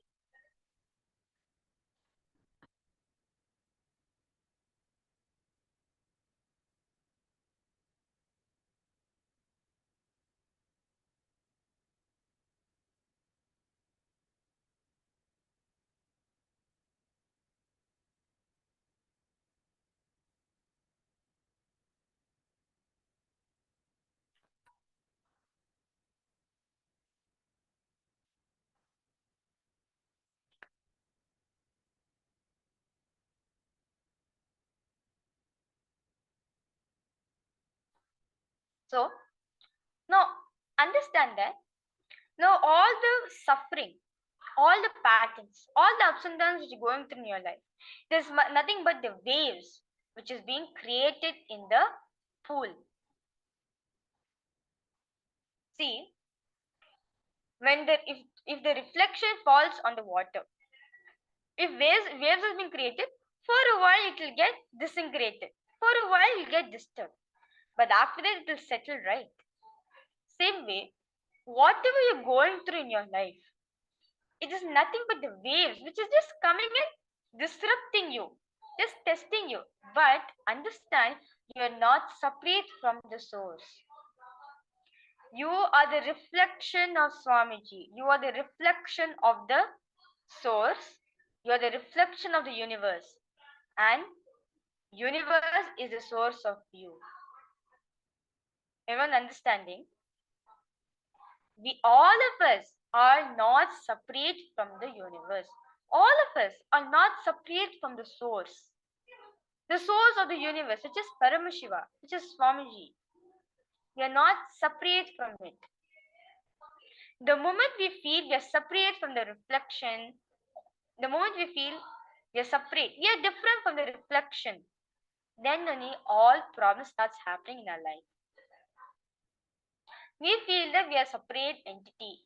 We feel we are separate person. We feel we are individual. When the moment that feeling starts in you, understand you have separated yourself from the source. Whenever you separate yourself from the source, you always cause conflict to yourself, where you bring your past to your present, and based on your past, you take your future decisions. The moment you realize you are not separate from the source, you are one with the source. You are the reflection of the source. You are still connected to the source no matter whatever happens in your life. You will experience eternity. You experience eternalness. You'll experience the Nirvikalpa Samadhi. You'll experience the state of being present. Is everyone understanding?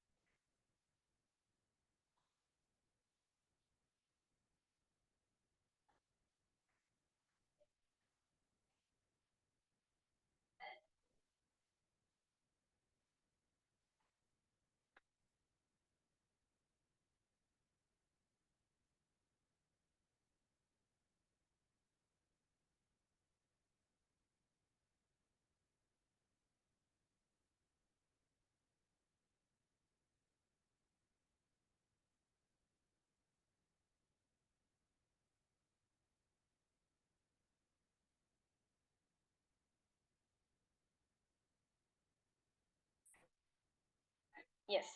So, naturally, when you understand that you are not separate from the source, you will realize that whatever comes in your way, what the obstacle you face, what your ups and downs are being you're going through in your life, you know the solution for it. Even if you want, even though you're experiencing, let's say, you want to become an SJP or you want to manifest some desire in your life, you will know how to manifest that reality. You will know how to manifest that reality as soon as possible for you, because you know you are the source for everything. So naturally, if you're the source for everything, you'll also know the solution for everything. When you understand that, when the click happens in you that I am the source for everything, let me be in the present moment, you will see, you'll experience lots of solutions. You will just download solutions. Swamiji will be literally revealing solutions for every single obstacles you're facing in your life. Even to manifest your reality, also Swami will show you the best way to manifest your reality.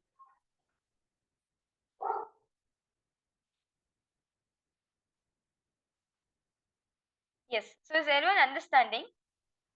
So let us now do a small exercise to understand this better, to make ourselves understand and align ourselves back that we are the source of the cosmos. We are the source. We are one with Paramashiva. We are one with Swamiji. We are not separate from the cosmos.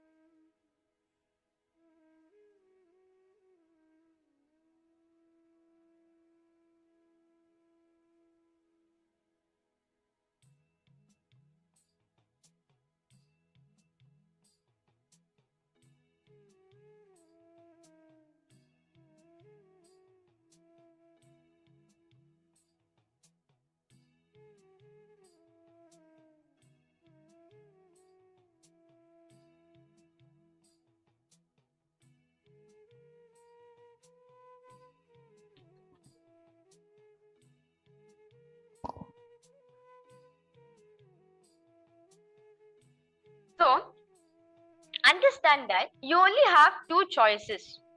Either you can enjoy being a reflection, either you enjoy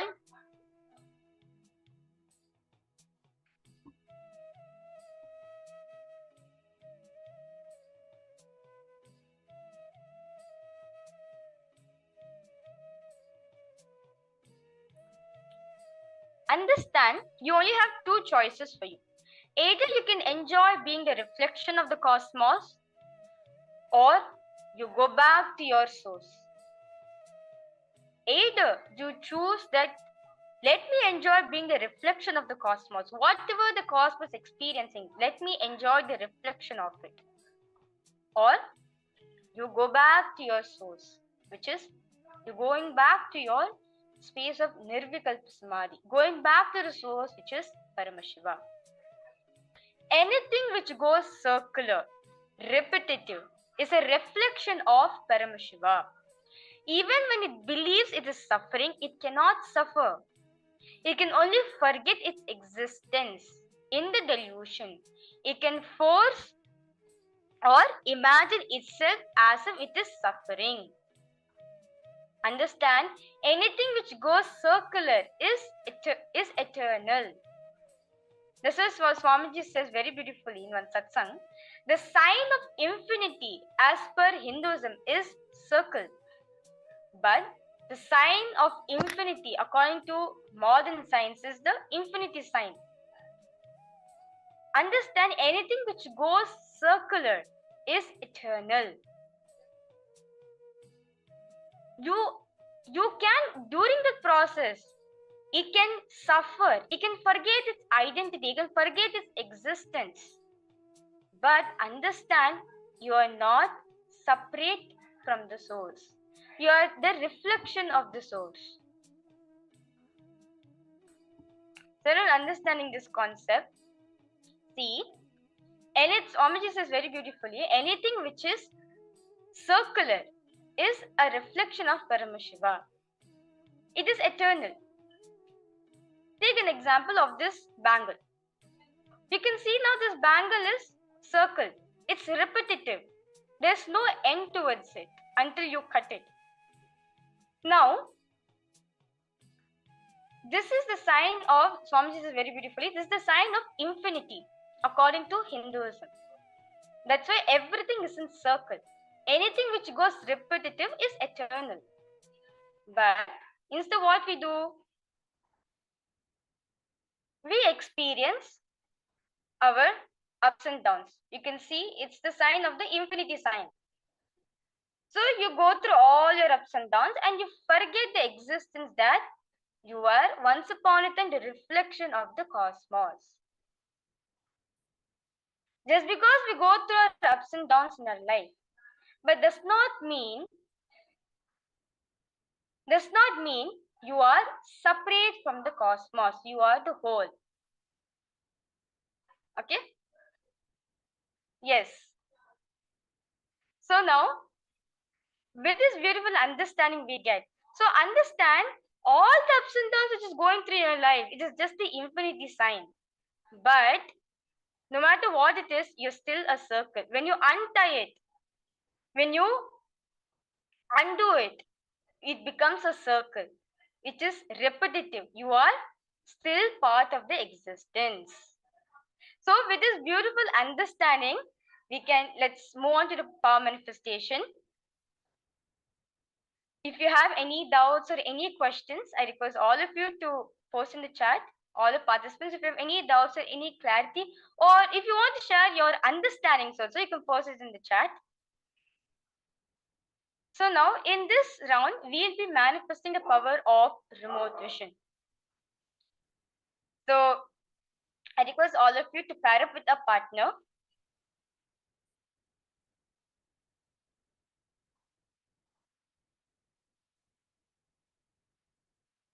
In this round,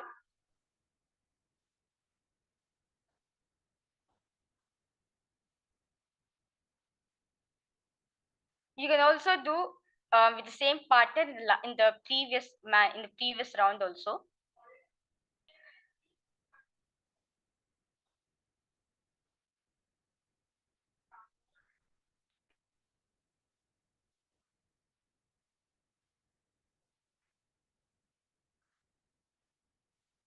So if you're not able to find a new partner, you can pair up with your partner which you were connected in the previous manifestation, the previous round. So you can all of you can manifest. Since you're already started building a relationship, so it'll be easy for you to manifest. You'll feel comfortable manifesting. So now both of you are partners. One of you can be Nityas and the other can be Anandas. So now I request the Nityas to give a specific place to Anandas. It can be anything. You can give like scan my room. Or you can be more specific, like to be more interactive. You can be more specific, asking the Ananda, what's the color of my bedroom? Or what's the color of the curtains in my living room? Or what's the shape of my kitchen? And the Anandas who will be manifesting this round, you will be scanning and revealing to your Nitya partner whatever Swamiji is showing you. Okay? So now I request all the participants to sit with your head, neck and spine in a straight line. Remember Swamiji in your third eye. Remember that you are part of the source. You are part of Swamiji. Anything which goes repetitive is a representation of Paramashiva, Swamiji.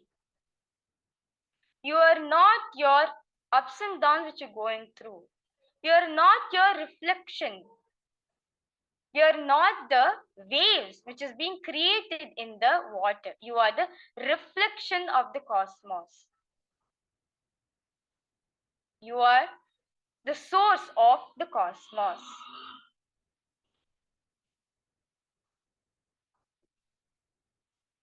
Now, all of you can start chanting the Mahavakya.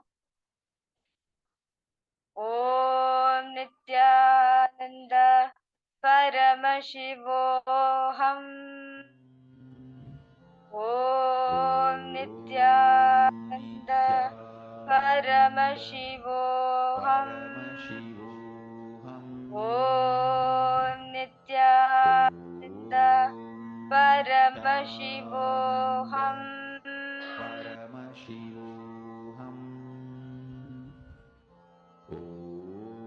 I request all the participants to connect with Swamiji intensely and start chanting Mahavakya. And whatever Swamiji is showing you, immediately type it down to your partner. Nithyananda Paramashivoham. Om Nithyananda Paramashivoham.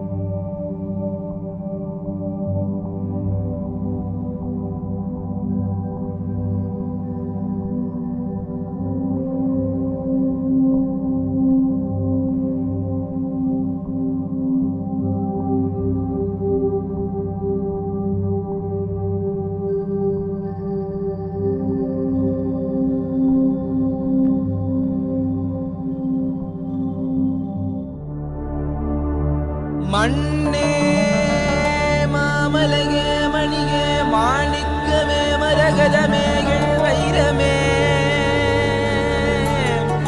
பொன்னே புகழ் சேர் பொன்மலையே சோதி வடிவான ரூபனே என் குருநாதா என் குருநாதா என் குருநாதா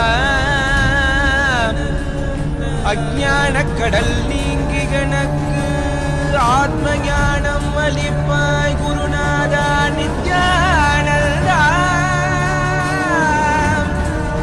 ஆத்ம ஞானம் அளிப்பாய்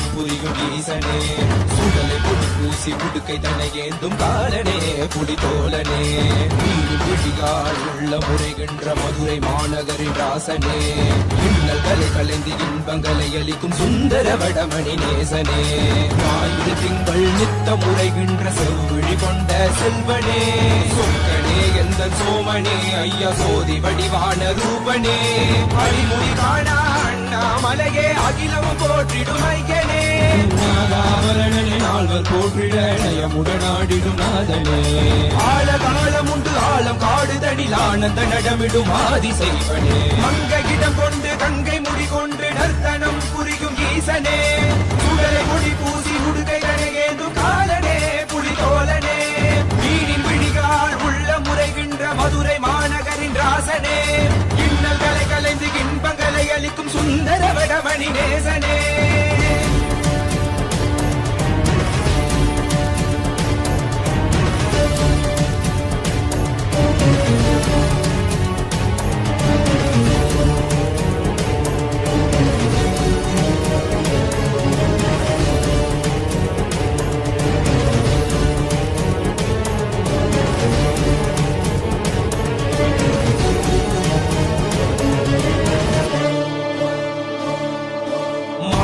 தானாடிட மங்கையவளிடம் கொண்டு நீயாடிவாடியாற்று இருவினைகள் தீர்த்தருளவே நித்தியனே இடவத்தின் மேலேறிவா என்றென்றும் ஈசனை தானாடிட புவிதனில் சுந்தரனை நீயாடிவா தினமும் நீ விசும்பு தந்தருளவே நேசனே மலனே நீயாடிவா இமையோர்கள் இன்னலை கலந்திடும் தேவா தேவாதி தேவா சதா சிவாவா குருவாக வந்து திருவருள் புரிவாய் நித்யானந்தனே முக்தி தரவாவா பிறதியில் உரைகின்ற பிரமணே நீயாடிவா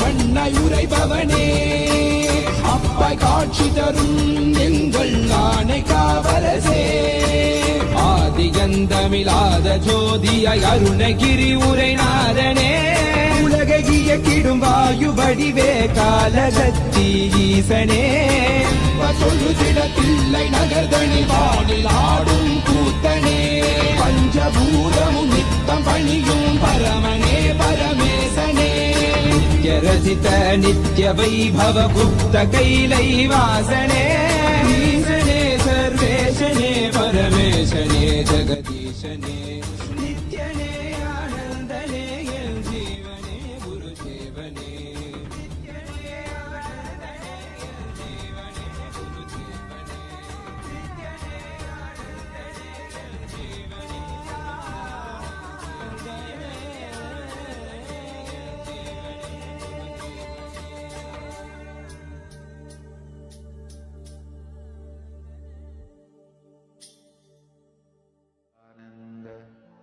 Paramashivoham.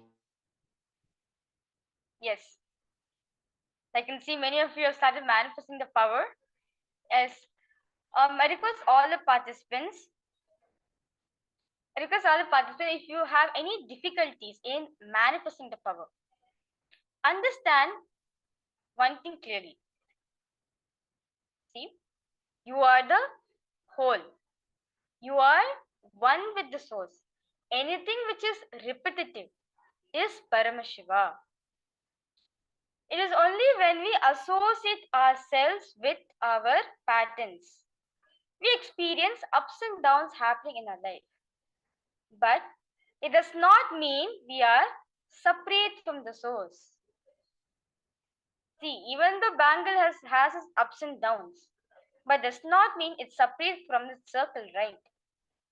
Same way, whatever happens in your life, even the self-doubt which is coming up, in the self-doubt which is arising in you, understand you are still Paramashiva. You are still one with Swamiji. all this thing is nothing but the waves coming and disturbing you. But it does not mean you are separate from the reflection.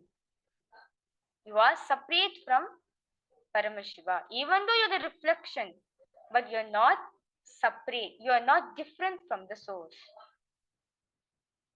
So hold this cognition that, okay, now I'm getting a self, whether I'm manifesting or not. But all this self does nothing but the waves which is being created. There's nothing but the ups and downs which is being created within the circle. But just unclutch from it, you'll become a whole. You'll experience you are Paramashiva.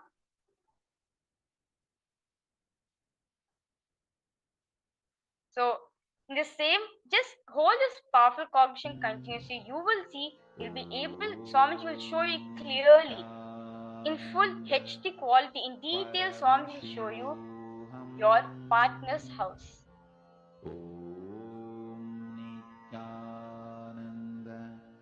Paramashivoham. Om Nithyananda Paramashivoham. And if Swamiji started showing you, if Swamiji started revealing you the answers for your partner's house, immediately post it in the chat and start verifying with your partner.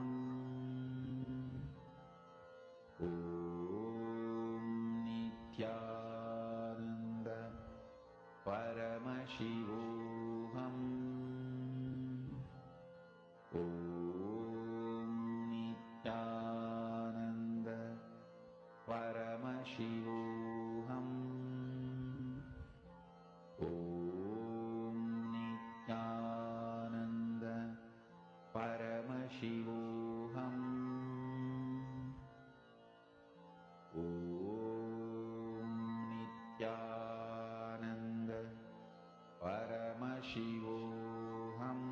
Keep on chanting the Mahavakya. Mahavakya is like a reminder that you are Paramashiva. You are not separate from the source. Keep on chanting the Mahavakya. You see, Swamiji will show you. Swamiji will reveal you how your partner's house looks. Paramashivoham. Om Nithyananda Paramashivoham. Om Nithyananda Paramashivoham.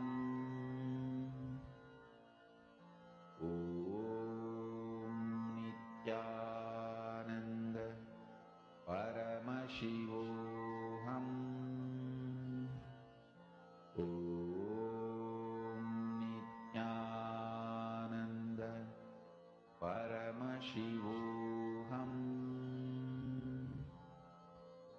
Om Nithyananda Paramashivoham.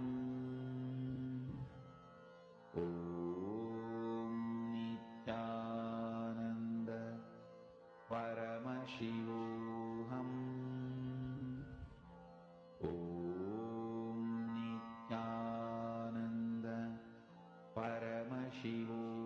Paramashivoham. Om Nithyananda Paramashivoham. Om Nithyananda Paramashivoham. Om Nithyananda Paramashivoham.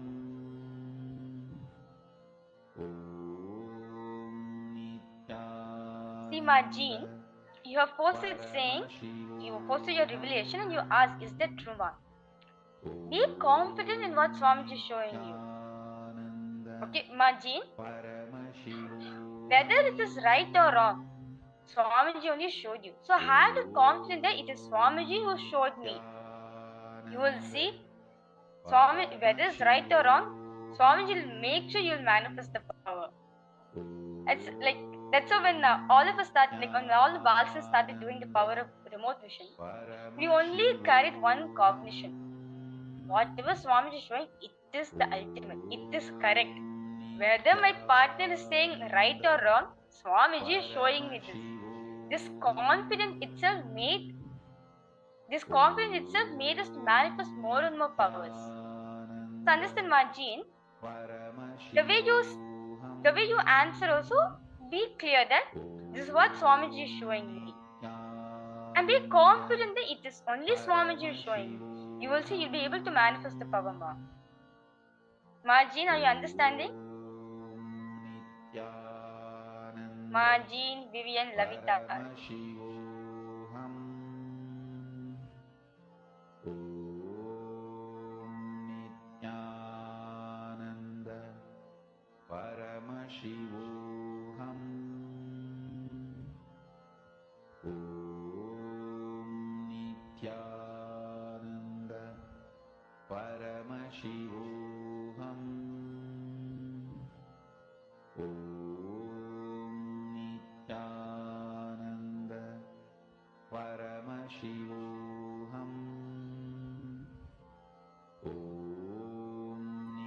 Yes, ma. See, you have, yes, Marjin, I'll repeat myself. See, now you have posted your revelation, right? And then after you ask, is that true, ma? See, even this also, you're letting like little bit of self-doubt within yourself. Am I manifesting right? Or did I get this wrong? Understand, it is only Swamiji who is showing you. Have the confidence that whether manifestation is right or wrong, you have the confidence that it is only Swamiji who is showing me this, not anyone else. But Swamiji has the only ability to show me all these answers. So, from next time onwards, you can send your revelation, what your Swamiji showed you, with lots of confidence that it's only Swamiji who is showing me. Okay? Marjin, are you understanding? Paramashivoham. Om Nithyananda. Paramashivoham. Om Nithyananda. Paramashivoham. Om Nithyananda. Paramashivoham. I now request all the Nityas to start verifying the Ananda's answers. I request all Anandas to start revealing what your Swamiji showed you to your Nitya partner.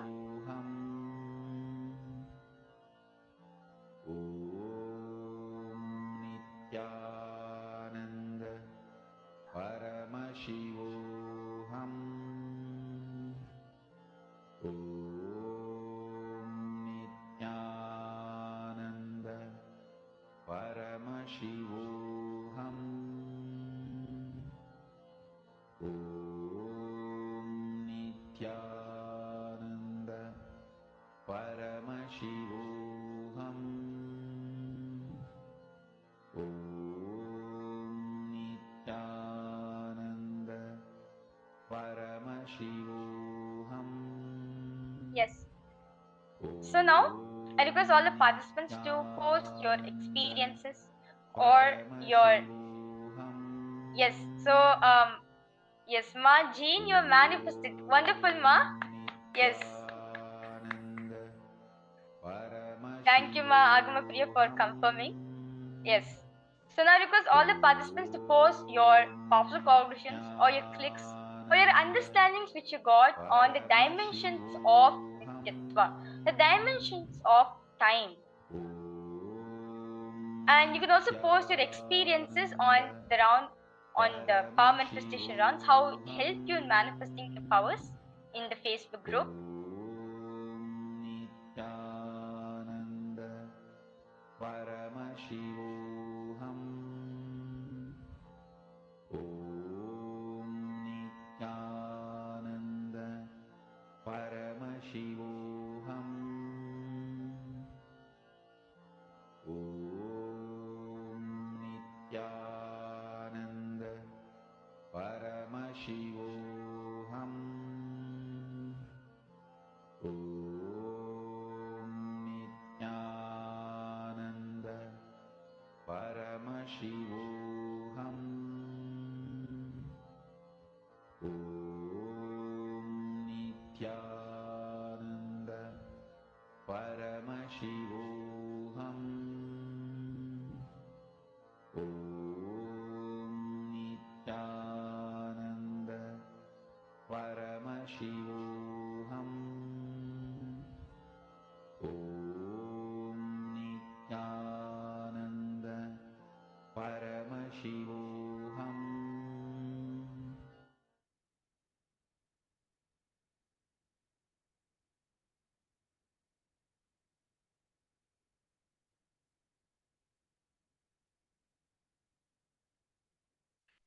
Yes. So now,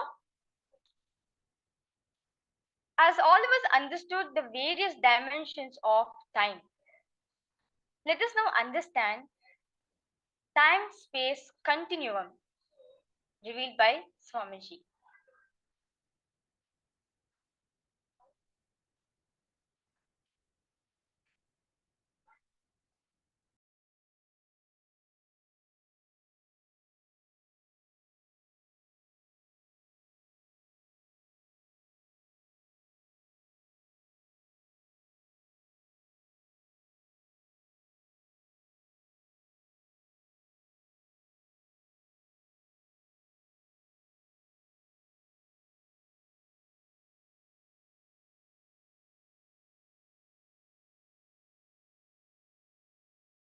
Paramashiva's message directly from Kailasa. Listen.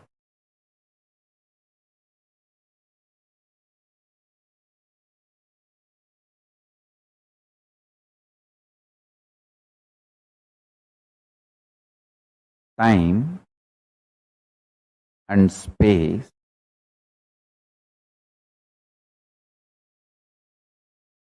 the continuum of time and space is due to a stuff connecting both.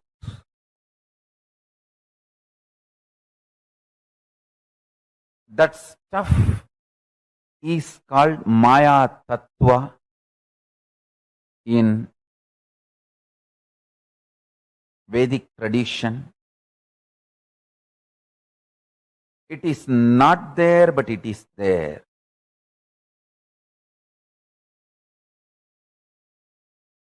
Because the time and space, both the dimensions, do not have a clear border, kind of a watertight compartment border. No.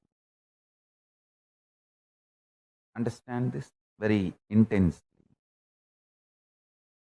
For example, if time and space put together is 100 meter, consider an 100-meter cloth as time and space. For some people, 60 meter is time, only 40 meter is space. For some people, only 30 meter is time, 70 meter is space. The time and space continuum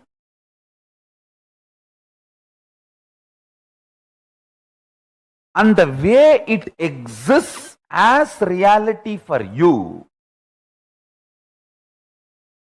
is not the way it exists as reality for others. That is why some people are so excited to wake up in the morning. Some people feel, oh God, I don't know why I need to open my eyes. Listen carefully. The outer world reality is perceived between certain frequencies. Like I gave the example, 20 hertz to 20,000 hertz sound only can be perceived by any normal human being. Below 20 hertz or above 20,000 hertz, you can't perceive it. You can't hear it.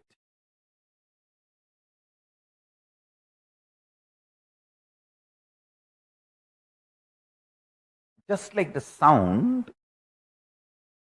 below the 20 hertz, above the 20,000 hertz can't be heard by normal man, but it can be heard by extraordinary capability. Same way, this reality which all of us are commonly sharing with the word called world. This is also between certain frequencies. For example, we will give the same like sound, 20 unit Maya to 20,000 unit Maya. It's only an example I am giving you. Between the 20 unit Maya, 20,000 unit Maya, the hertz for sound, Maya for the reality, I am using Maya word as a unit for reality. Between 20 unit Maya to 20,000 unit Maya, all of us common human beings can experience it as world, as reality. If it goes below 20 unit or above 20,000 unit, you start manifesting powers. Listen. If you unclutch intensely, it will go below 20 unit Maya. You become pure intense. If you go above 20,000 unit Maya, you become pure devotion, feeling connection. But in both you experience oneness. Suddhadvaita Sugabodham. One beautiful thing. This clarity, whether you unclutch and reach below 20 unit Maya or practice devotion, feel connected and reach above 20,000 unit Maya, you experience the same oneness. Sutta Advaita Sugabodham.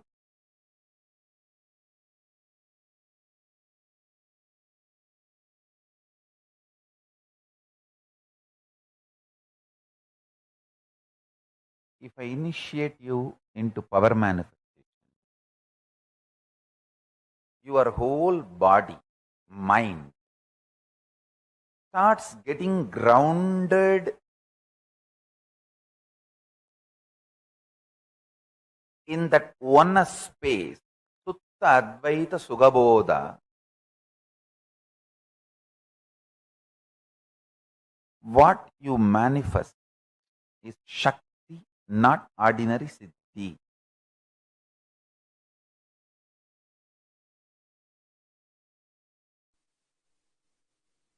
Listen. The higher dimensions, when they enter consciously into the lower dimensions, they manifest as powers. Unexpected positive turn of the events and the reality you experience. You can name it as miracle, you can name it as power, you can name it as a God's grace, you can use any name you want, but the greater science, the cosmic science is the higher dimensions entering into the lower dimensions. For example, length, breadth, depth, time, space. If the space dimension enters into time, time literally manifests everything space wants. If the time dimension enters into depth, depth manifests everything time wants. Understand? This length, breadth, depth, time, space, all these dimensions are independently intelligent, alive, able to make their own conclusions and respond within their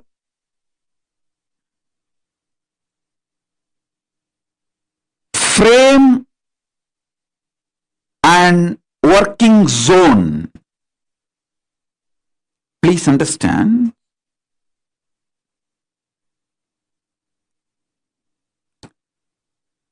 The length dimension is responsible for your logic, rationality. The breadth dimension is responsible for your ability to feel the emotions, feeling connections. The depth dimension is responsible for you making cognitions, powerful cognitions about life beyond your logic and emotions. I am mapping the cosmic dimensions into your practical every day-to-day experience. Listen.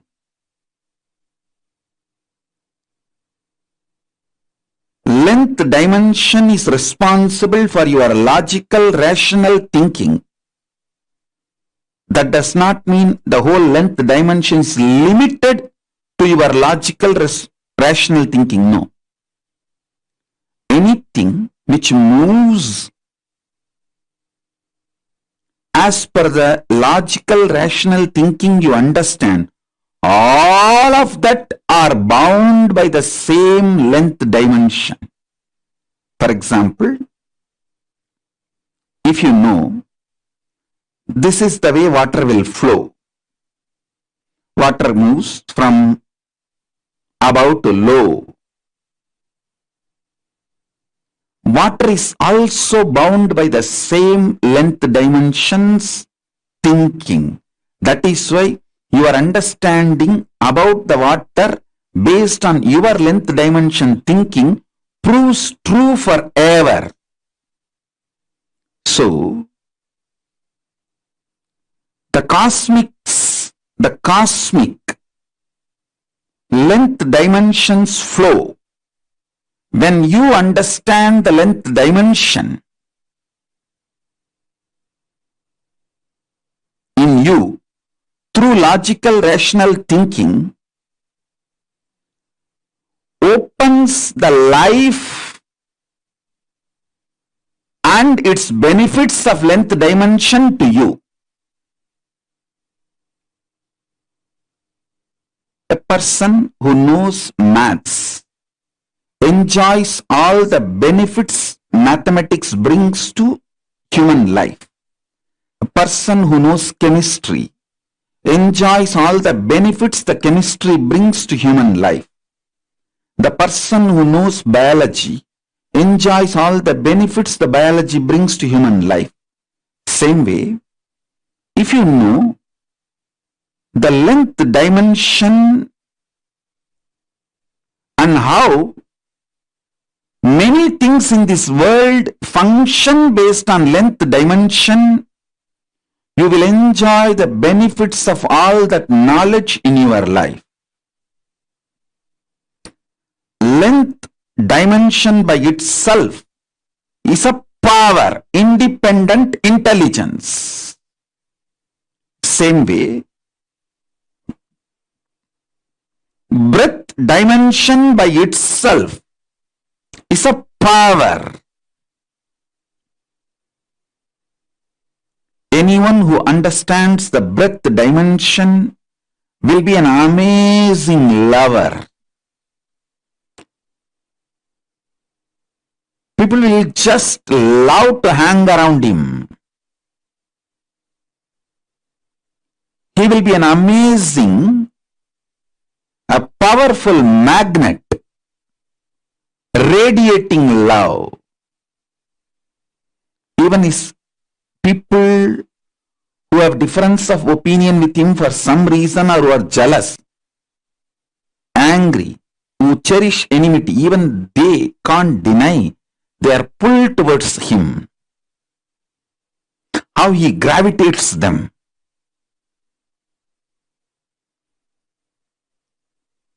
A person who understands depth dimension of the universe, has access to everything which functions centered on any principle.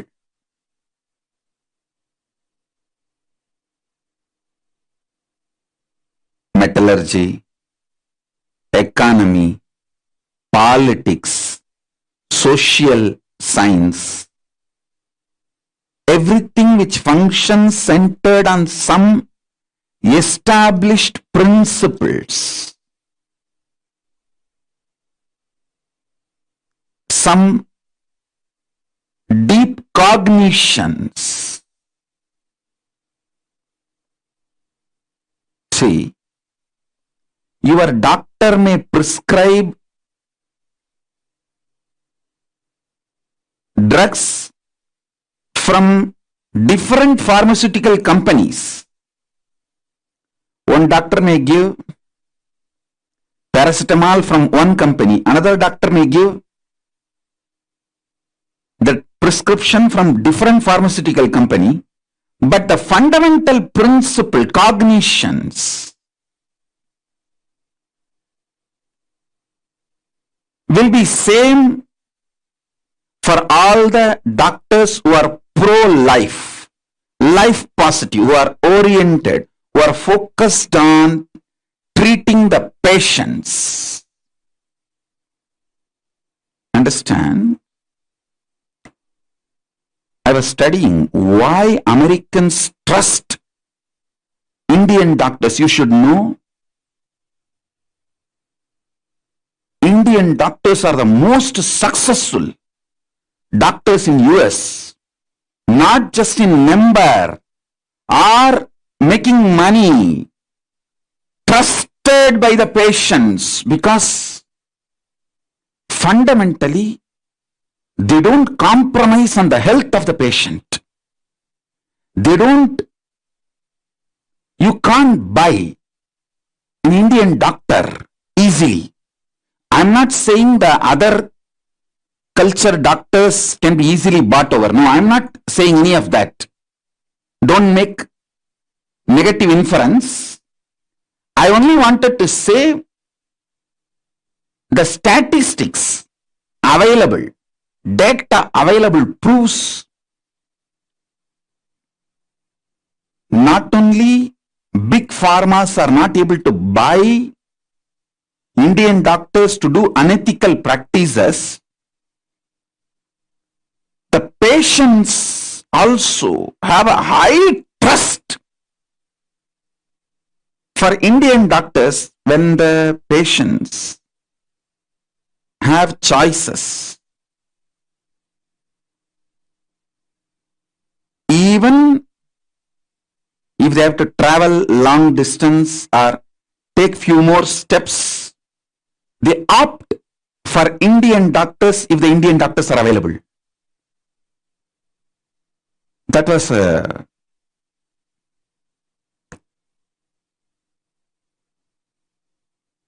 surprise. I should say pleasant surprise. Because fundamentally, Hinduism drills the cognition life is sacred. Ahimsa paramo dharmaha. Make money within the framework of non-violence. Do not violate the fundamental principles of life. So understand, every dimension, when it enters into the lower level dimensions, it manifests intense power. Now, I want you to understand,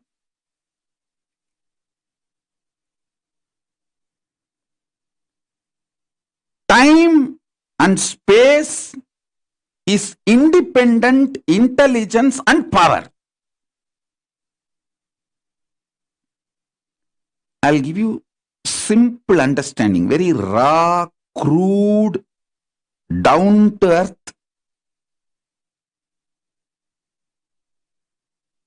Simplest understanding. You just try to internalize this one understanding. I'll help you to go through the whole initiation and make you manifest this power. I commit with you. Just understand this one. Time is as alive as your skin. If you believe, cognize, your skin is alive. If somebody massages your skin, you feel good. If somebody cuts it, you feel bad, pain. How much your skin is alive, that much, I should say little more than, much more than that, time is alive skin of the cosmos. Listen, where your skin ends, the skin of the cosmos, which is called time, starts. Actually, your skin and the skin of the cosmos both always touch each other. You can't be away from cosmos. Understand this?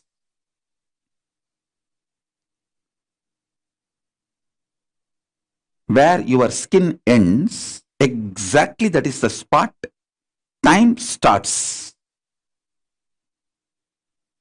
Time is the skin of the cosmos. Time is the skin of the cosmos.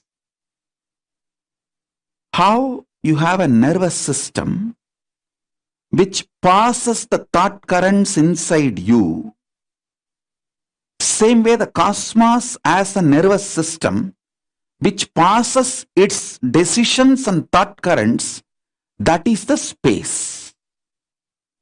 Your skin is alive. Your nervous system keeps you living. The equivalent of your skin for the cosmos is time. Equivalent of your nervous system for the cosmos is space.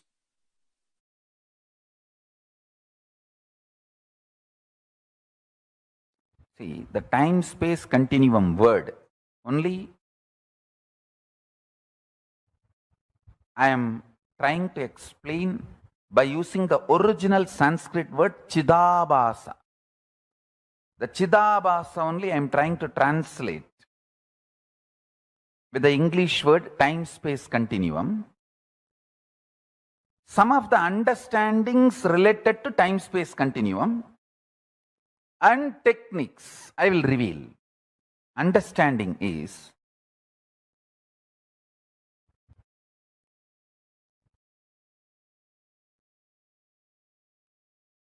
simple conscious will persistence,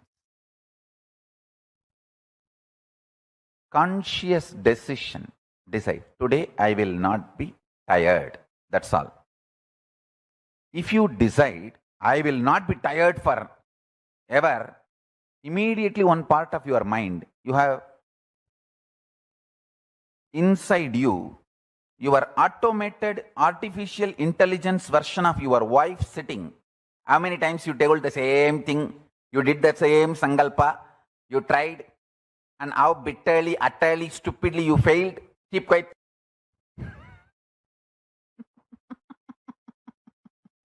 Automatic intelligence version of your husband, your wife is sitting inside you.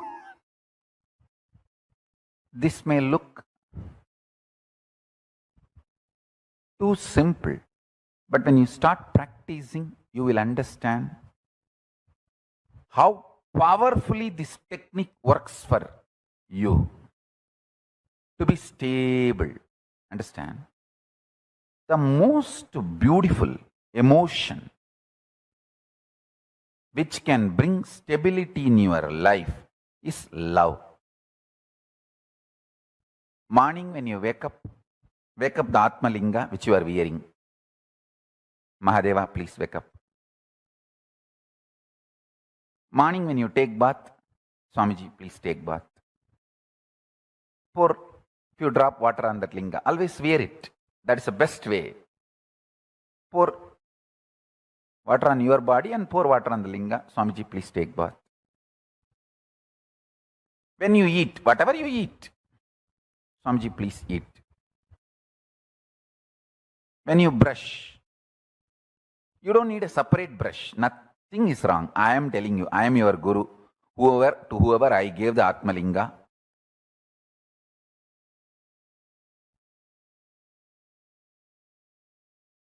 maybe you don't need to put the same brush on the Atmalinga, but take little Hariteki powder and put it on. Swamiji, please brush the teeth. Mahadeva, please brush the teeth.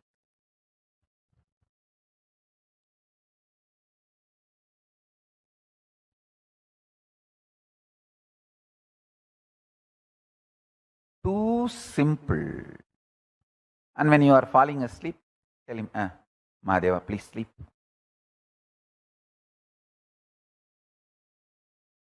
Love manifests that Chidabhasa, time-space continuum in you, sweetly and beautifully. You have a special feast, celebration, anything. Mahadeva, please eat. Show to him and then eat.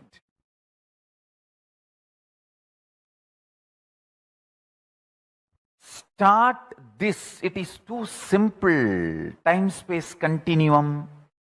That Chidabhasa will explode in such high energy. When you spray perfume for you, just put little on him. Mahadeva, very good perfume. I got it yesterday. Lipstick, just put little, nothing wrong. Whatever I am enjoying, I have to give. This is what my gurus taught me.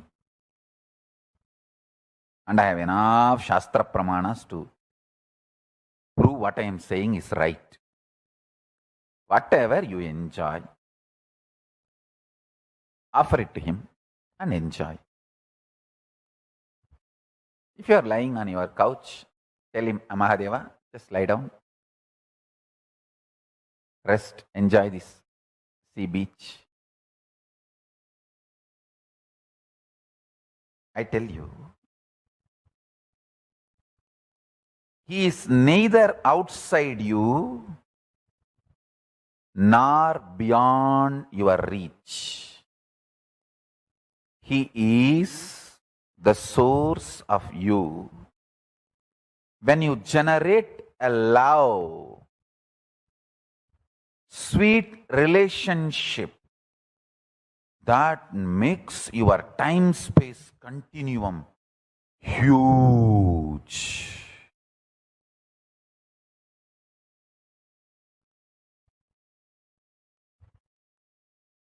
Huge.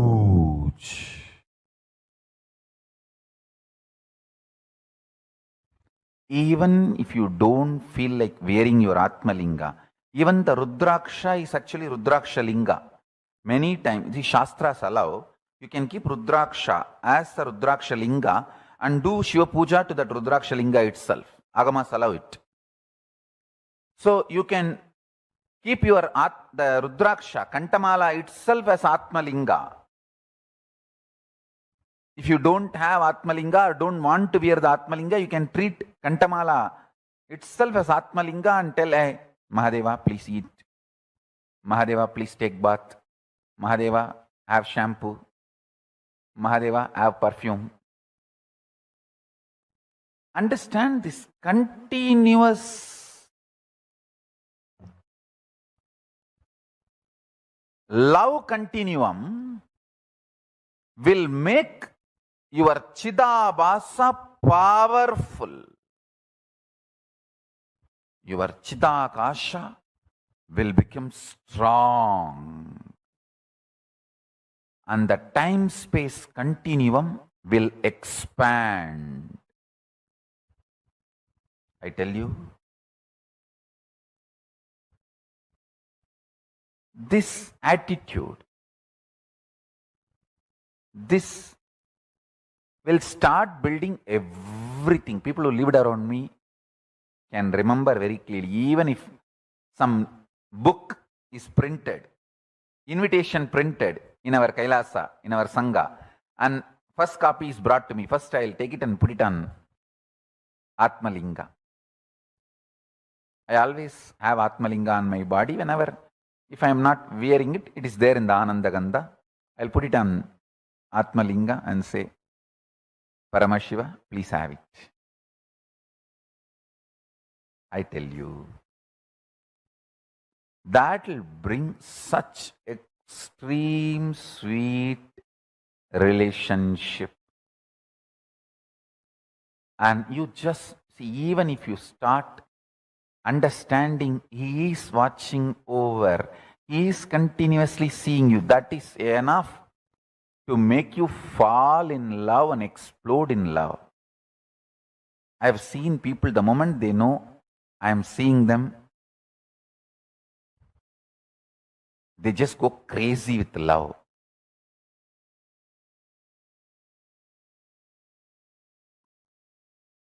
The moment you start understanding Mahadeva is watching you, you just explode in love. The Chidabhasa explodes.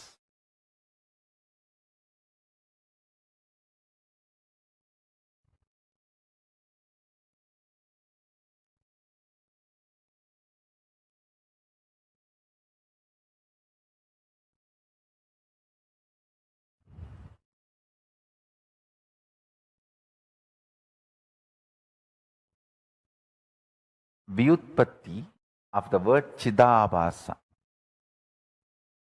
means the explanation of the word Chidabhasa, Chita Abhasaha Pradivimbaha, reflection, and the source of Chit, consciousness. Buddhavatma Pradivimbe Jivaha Jive. The source and reflection of consciousness, Chit, in the Buddhi, in your being, self. Buddhi vritti Chidabhasau idi Vedanta Karika. This word Chidabhasa is used in Vedanta Karika as Buddhi vritti Chidabhasau.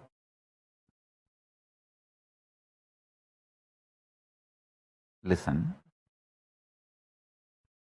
The source where the being of Chit and doing of consciousness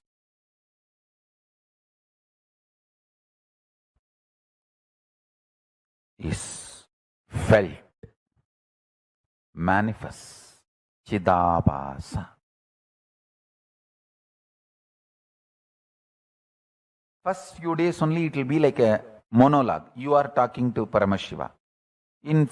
Just after a few days you will see that he is responding in your inner space. You just know he accepted your food. You just know he is happy with the cold shower you gave. You just know he is happy with the perfume you gave. The love starts becoming complete circle. You give, he showers. You give, he showers. That whole ecstasy starts. I tell you. He always showers. He always showers. He always showers.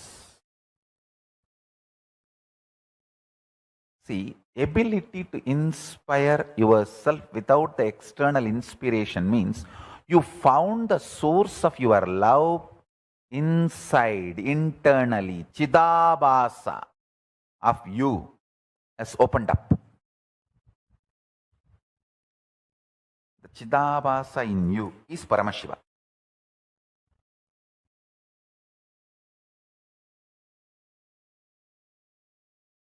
I'll be absolutely integrated to all of you. Let me give you the first truth, powerful cognition from today. It got revealed into me in Tamil, so I'll recite as it is, then I'll translate.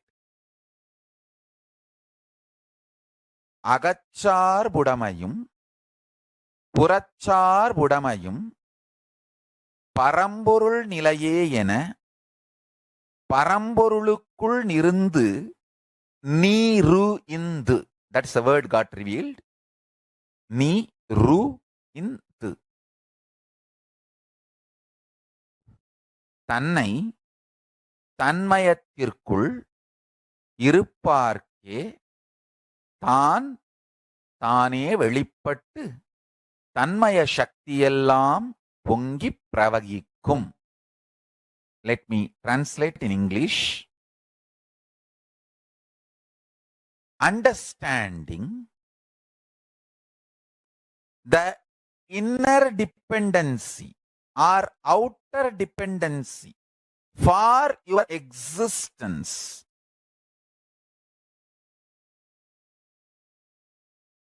is only Paramashiva. Your principles and policies related to economy, your life's goals, your life's relationships, how you want to live, how you want to die, what you call as a success, what you call as failure. Everything. Listen carefully. The inner dependency for inner or outer. The word agachar budamayum, purachar budamayum. This word has to be understood in all dimensions as Paramashiva revealed to me. When this truth was getting mapped, I also got the revelation. Every powerful cognition in you is like all the grahas, navagrahas blessing you.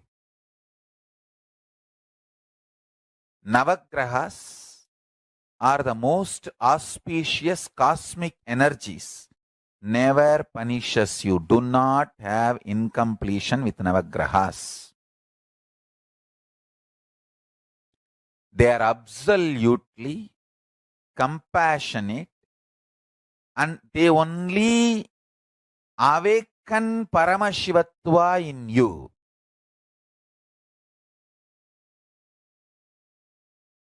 They only manifest Paramashiva in you. Listen carefully.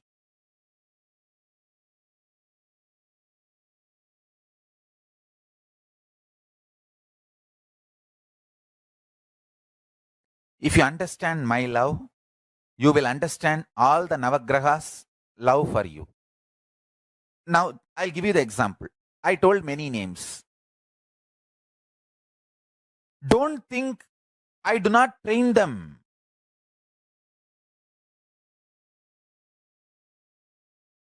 My extreme love,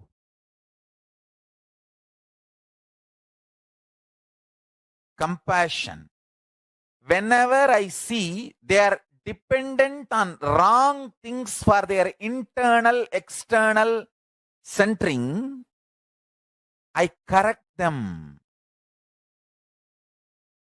That correction is not because I hate them, but because I love them deeply. Same way, Navagrahas, sometimes Shani may remove some relationships or wealth from your life. That doesn't mean he hates you. That means you have a blind spot there. Your inner dependency and outer dependency is moving away from Paramashiva, which is not good for you. So he removes them and makes you centered on Paramashiva.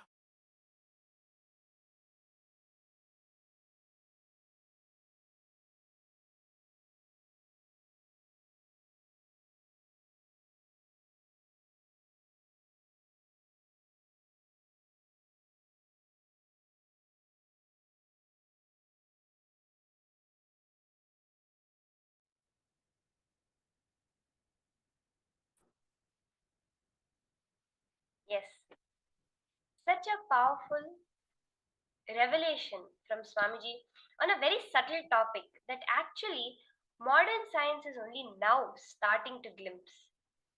That's science of the time space continuum, where even today modern science is starting to understand, after Albert Einstein and everything, that time and space are not two separate things. They are not watertight compartments. They are actually one whole, just different degree. And the stuff that connects both of them is the Maya Tattva.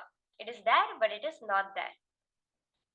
And Swamiji so powerfully revealed the skin of the cosmos is time, like how you have the skin on your body. It is the only thing that separates you from the outer world, from your reality. The same way, time is the only thing that blocks you from perceiving the world as yourself as Paramashiva. And the space is the nervous system of the cosmos. Like how your nervous system in your body, from any point, takes the information and gives it to another place. The same way, space is the nervous system, which connects, passes information, passes signals from every part of the cosmos to the other parts. And Swamiji revealed about the intense space, the Chidabhasa. How much space are you able to feel within you? And how to increase that space through the very beautiful process of relating with your Atmalinga, relating with Paramashiva, relating with Swamiji constantly. Can I request all the participants? Ma Baste, I see your beautiful comment. Yes, yes, yes, my lord. Love, love, love, love that you, Swamiji. So many hearts. First, what are your understandings from this session? What was your main takeaway throughout the session today? In this session about time-space continuum, what did you feel as the thing that stood out the most for you and clicked with you as you were listening? Yes, can I request everyone to post? Makarini, Manyana Pradaini, Ma Irene Lemos, Ma Agamapriya, Ma Jian.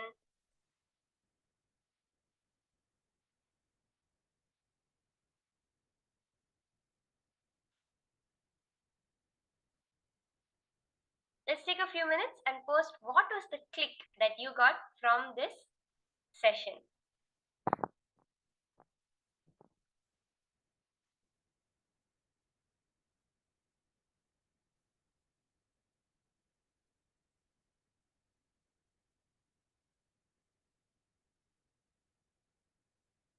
Ma Sarala has posted, I am Paramashiva.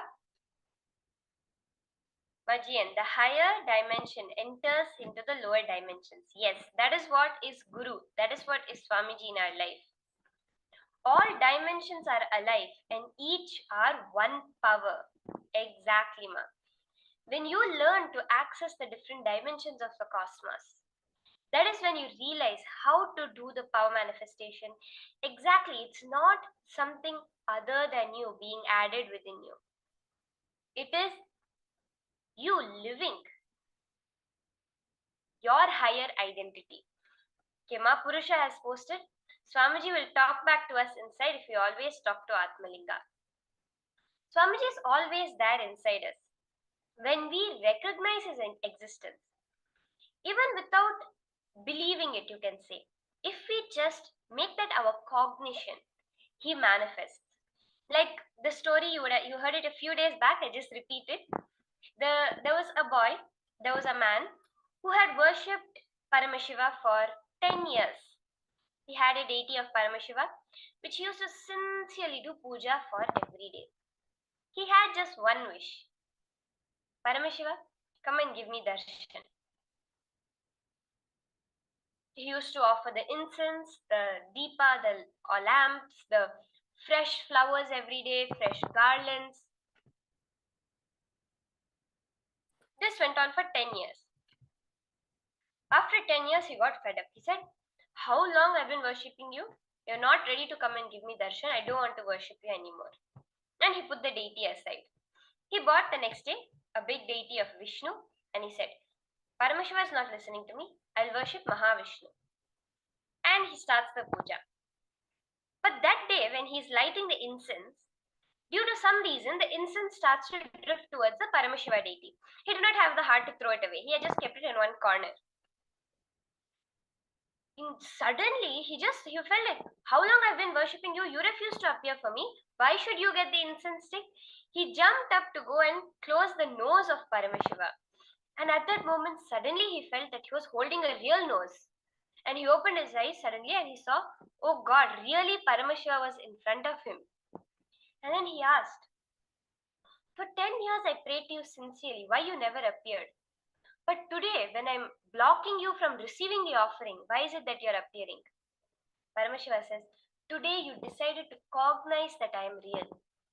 In that experience, when you went and blocked my nose, you cognized at that moment I am really present in the deity, and that is why I appeared for you.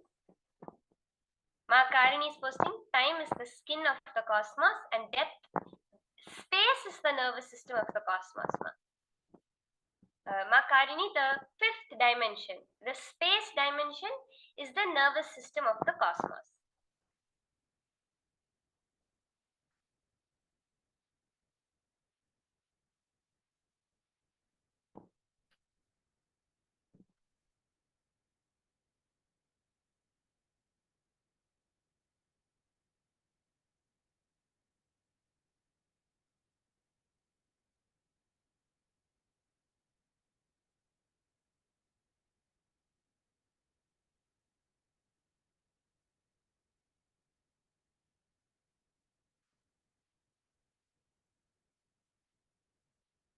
The time and space continuum and the way it exists as a reality for you is not the same way as it exists as a reality for others.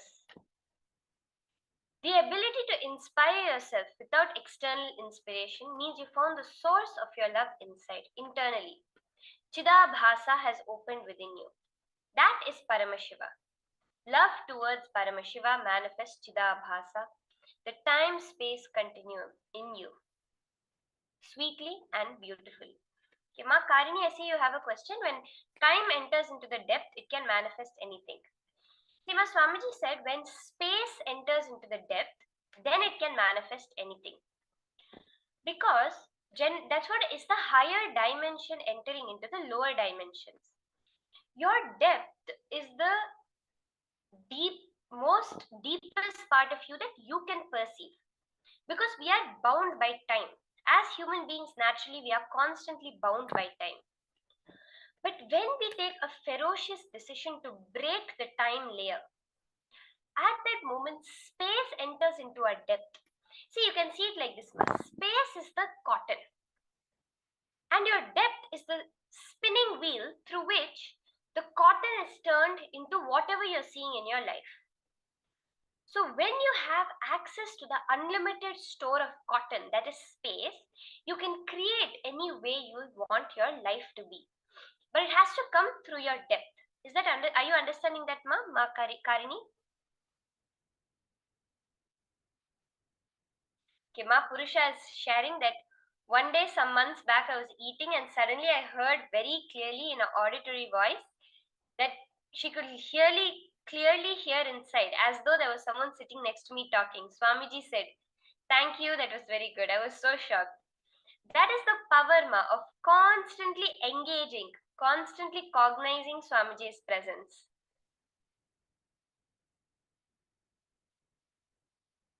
How many of you are understanding when Swamiji says, let your internal and external dependencies be only Paramashiva, only Swamiji?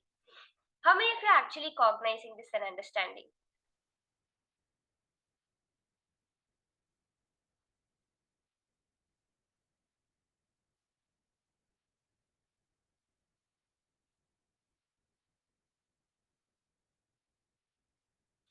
Yes, I pray for that space. Ma Purusha, it's actually very simple. That conscious decision when you make, it just manifests within you.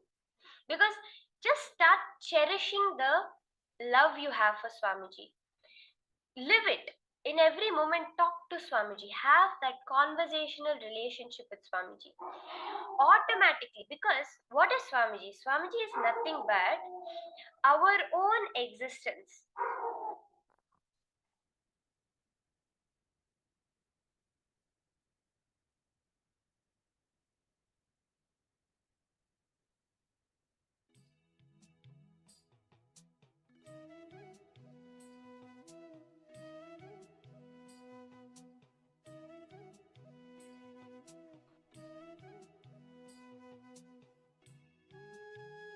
So, Ma Purusha, as I was saying, when you decide to constantly be cherishing that relationship, that love for Swamiji, because who is Swamiji? Swamiji is nothing but a physical manifestation in length, breadth, and depth that you can understand of the space dimension, of something beyond the space dimension. Are you understanding this, Ma? That original you, which is beyond even the time and space dimension, has taken a form within the length, breadth, and depth, the higher dimensions entering the lower dimensions as Swamiji. So when you cherish that relationship, that love, that connection with Swamiji, you are connecting back to the part of you that is really you. So let us do.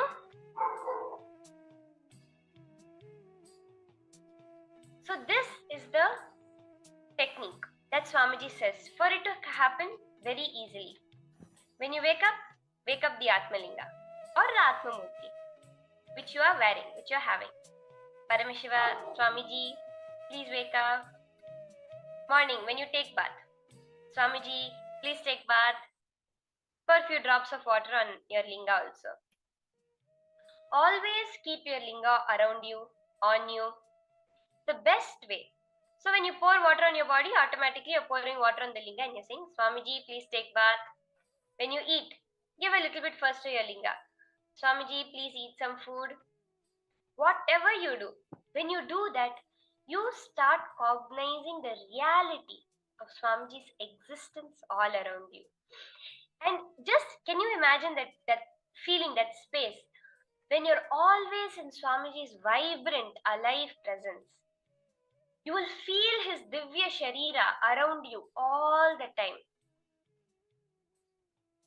Ma Jian is saying sometimes we feel so shy. Yes, Ma, that is why Swamiji says to use your own Atmalinga, your own Atmamurti, which is your own personal Swamiji. Swamiji says your Atmalinga is your Atma, the Swamiji within you, in the form of a small linga. So, It is you only. Like when you are taking a bath, it is actually that within you that is taking the bath, which is embodied as the lingama.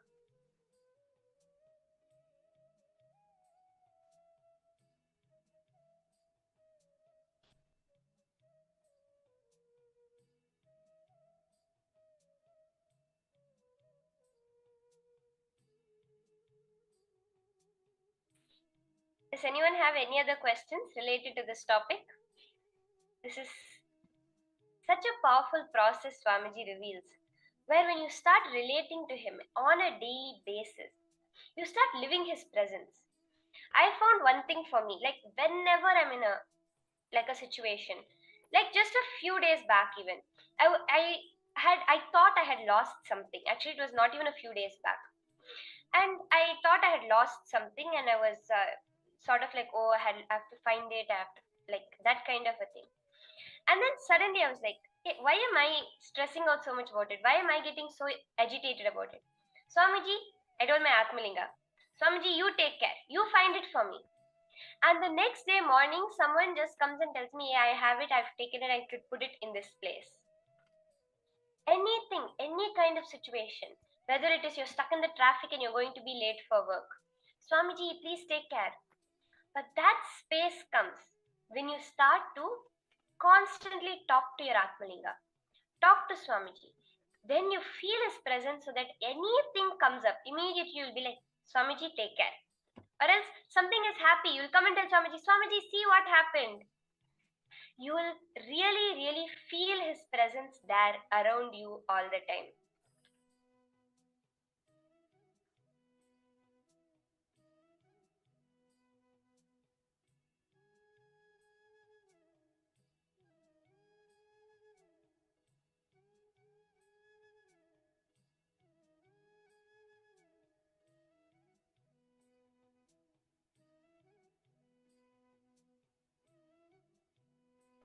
If there's no more questions, shall we enter into the power manifestation now?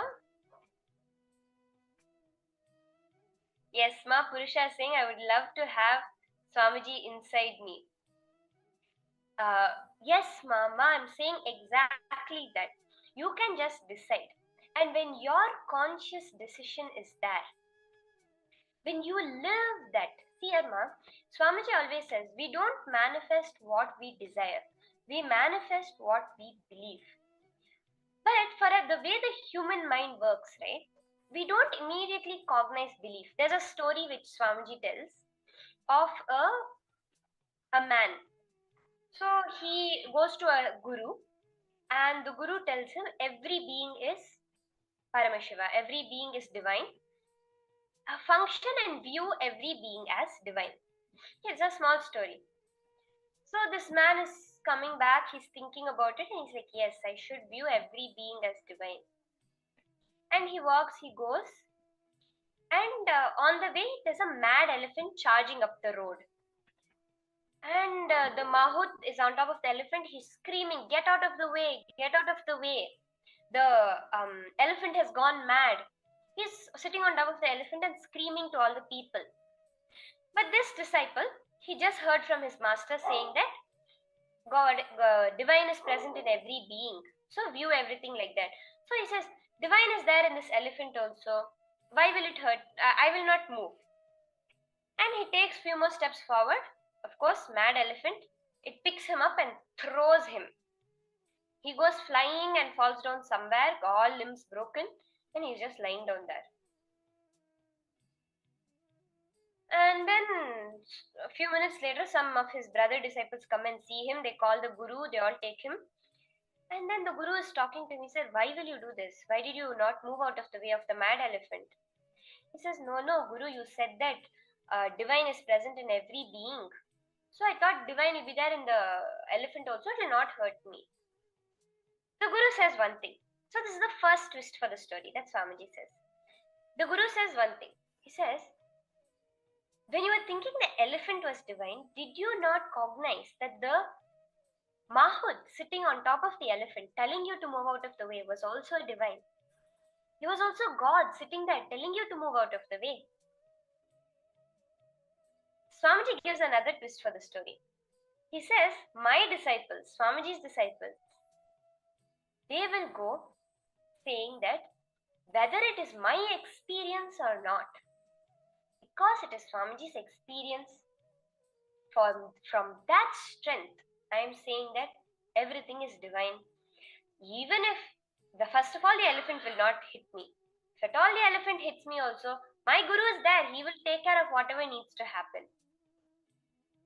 But to get to that space of trust is what we need.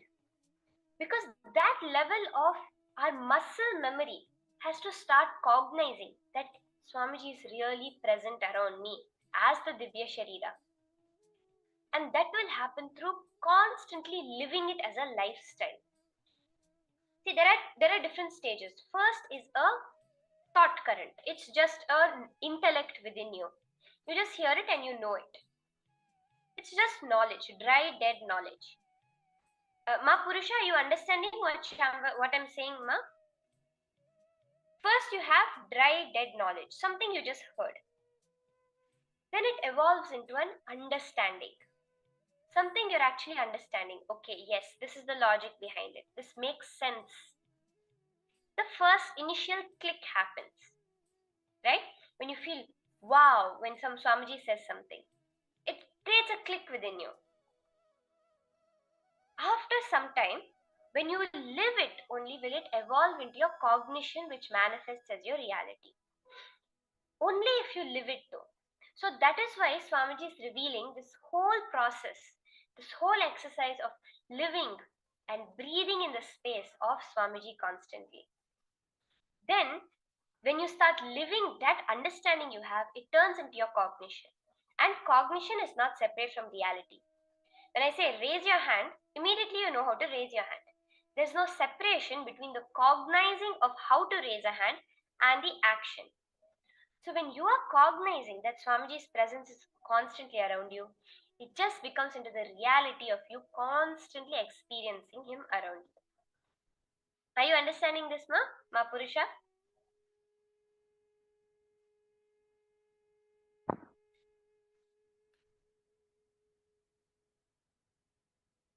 Okay.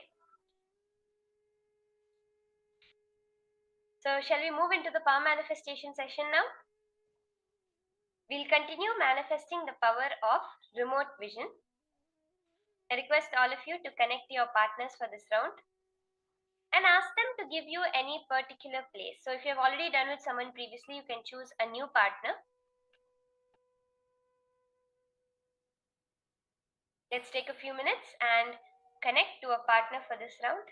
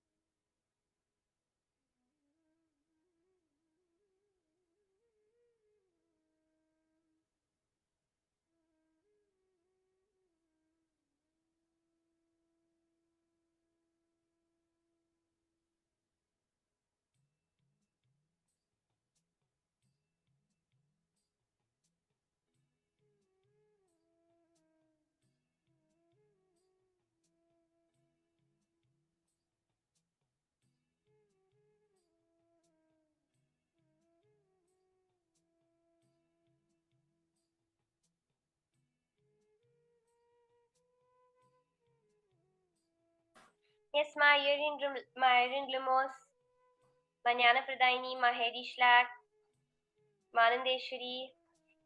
All of you can start, connect to a partner and do the manifestation.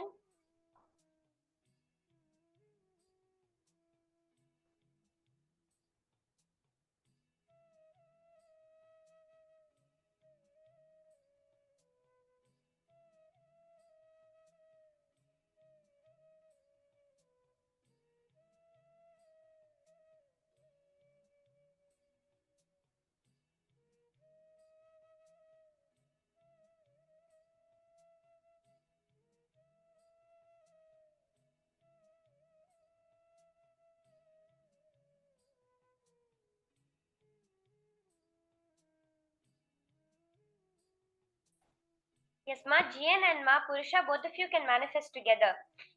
You can partner up and you can scan any place, Ma. It can be a house, it can be an office.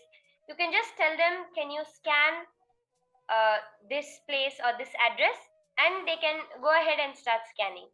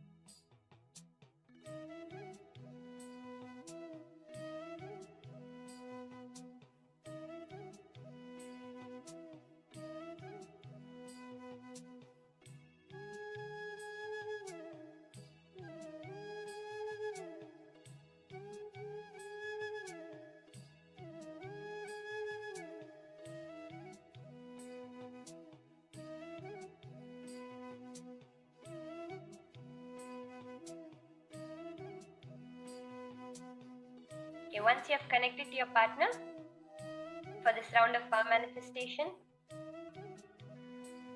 sit straight, connect to Swamiji. Start chanting the Mahavakya Om Nithyananda Paramashivoham intensely. Just be unclenched. Remember, it is the space of the cosmos that is going to transfer whatever knowledge, whatever information you want from another place towards you. Connect to that space dimension, the living embodiment of it, which is Swamiji. Become the space dimension. Become Swamiji. And sit there feeling completely unbounded. What does the Shastra Pramana say? It says, Vyomakaram Swamatmanam. Your Swa-Atma, your Atma, make it Vyomakara. Make it of the Akara, the form of pure, unbounded space, Vyoma. Sit with that. Dhyayed. Meditate upon yourself as the boundless, limitless space dimension of the cosmos. Through that, you will connect to that which pervades everything, which is the space dimension, and you'll be able to receive any details of any far off place that you want.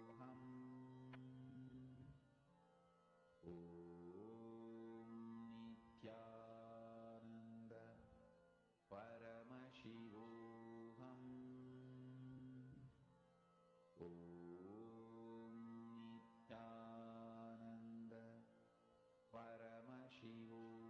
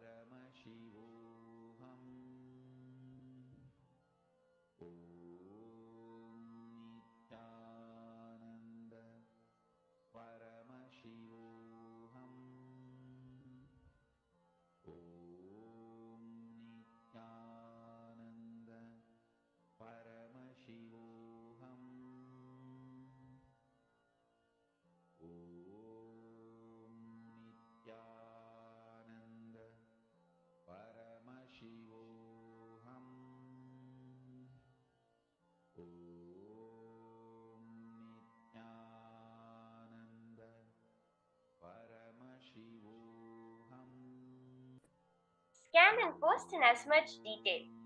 Very nicely, Ma Jian, I see you have posted in, sorry, Ma Purusha, I see you have posted in very much detail. That's very nice. If you're feeling, if anything is coming up within your inner space, you can post it and get any clarity. You need some help in the power manifestation, you can share.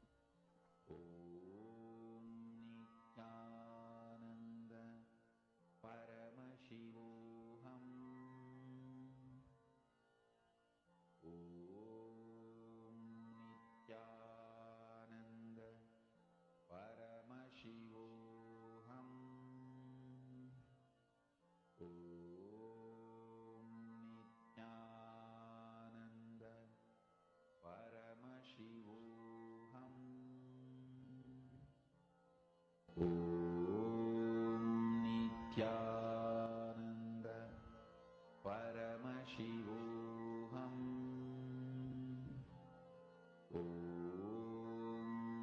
Nithyananda Paramashivoham Nithyananda Paramashivoham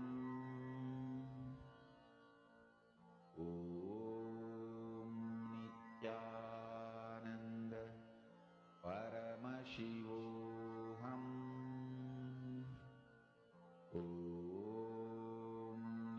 Nithyananda Paramashivoham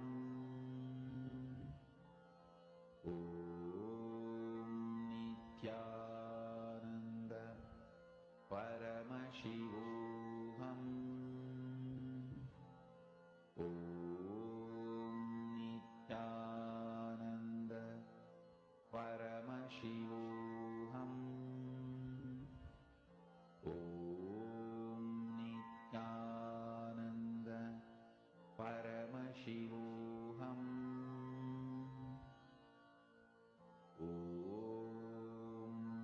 Nithyananda Paramashivoham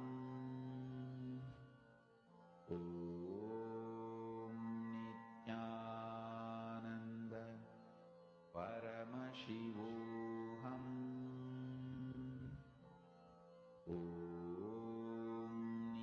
Nithyananda Paramashivoham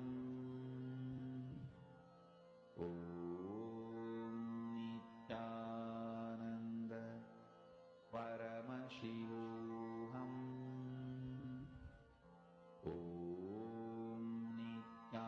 Nithyananda Paramashivoham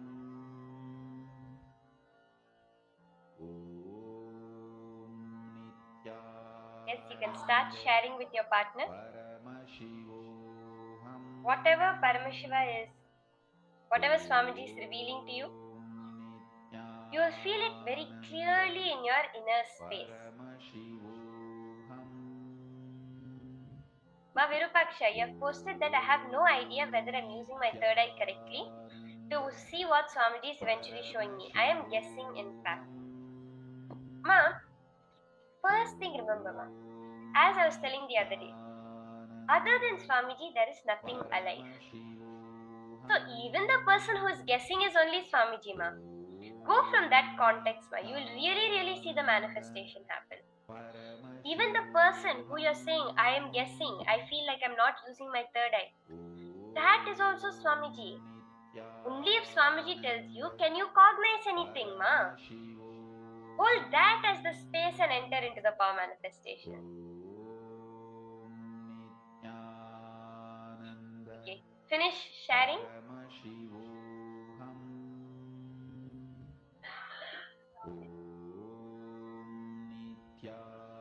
With your partner and verifying the answers. Now we're going to be moving into the next session. In this session, we understood about how the higher dimensions enter into the lower dimensions. In this session, we're going to be understanding why is it that we should raise our frequency to the higher dimensions. Why does it matter? Swamiji reveals very powerfully while raising your frequency matters. Let us now listen to these powerful cognitions from Swamiji.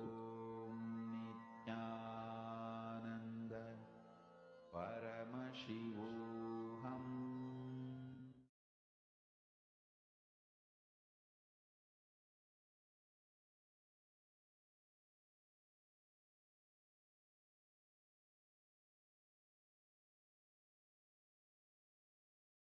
There are two frequencies inside you. There is a self in you which has frequency of its own. This is what I call the energy of possibility of enlightenment. In Sanskrit we use the word Jivatma, individual soul.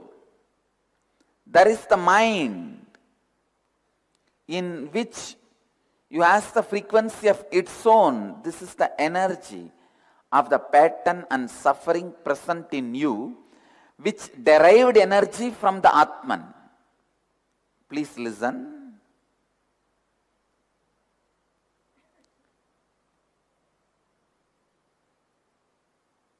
You need to understand. There is a mirror in front of me. Always I saw the mirror only reflecting these lights.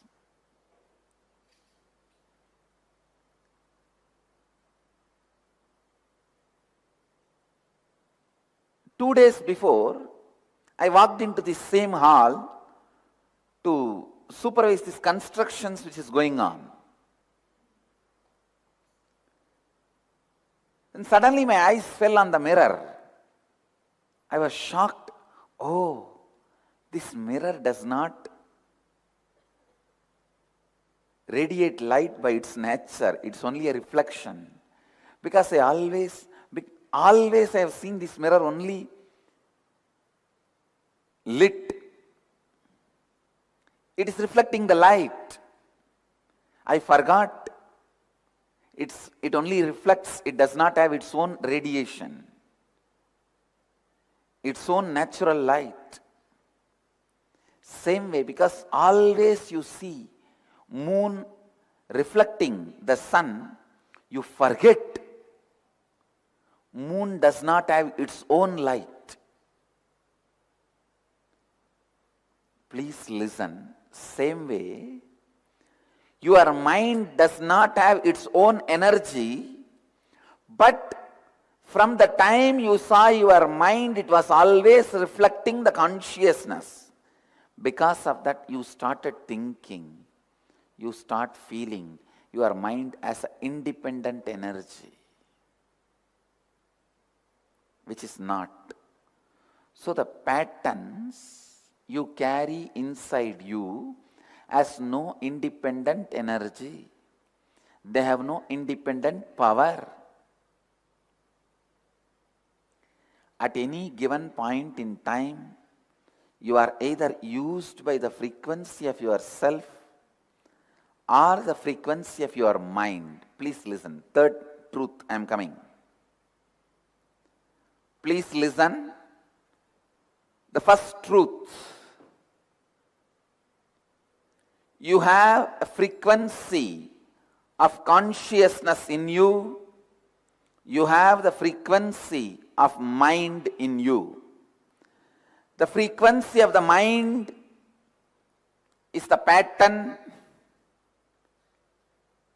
incompletions, suffering present in you. Third, at any given point in time, you are either used by the frequency of your soul, Atman, consciousness, or the frequency of your mind, the patterns.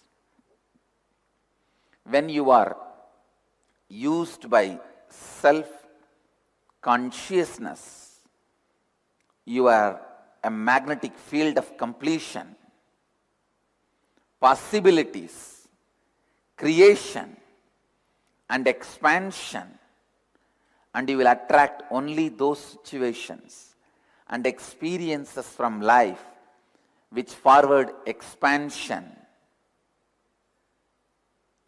On the other hand, when used by the mind, you are a magnetic field of incompletion, patterns, and shrinking.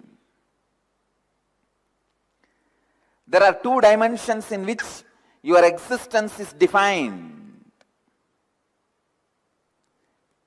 time and space. These two, time and space, are continuously crossing each other. It is like two snakes intertwined.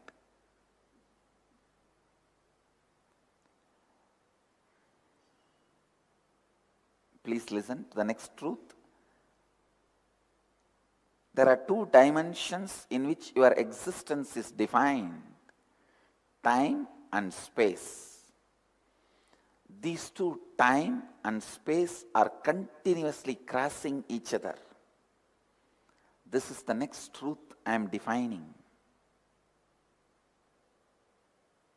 Next, when you are not actively enriching, and then when time crosses space, you will have time for time. And that is when the frequency of your mind will be more, and you will be used by it in those moments of your life. Listen.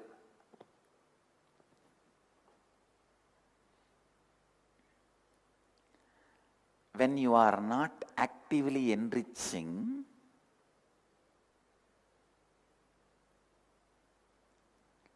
when you are not having the space also as part of you, when your time and space are not equally part of you, your time will have only time without the space. Please listen.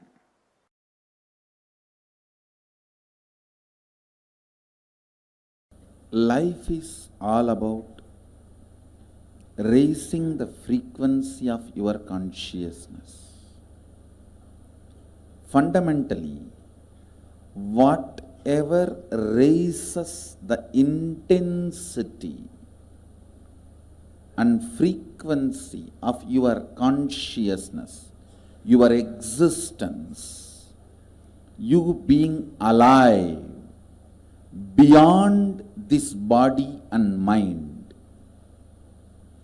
whatever intensifies that is right. That is spiritual practice.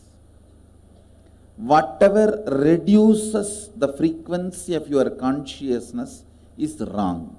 That's all.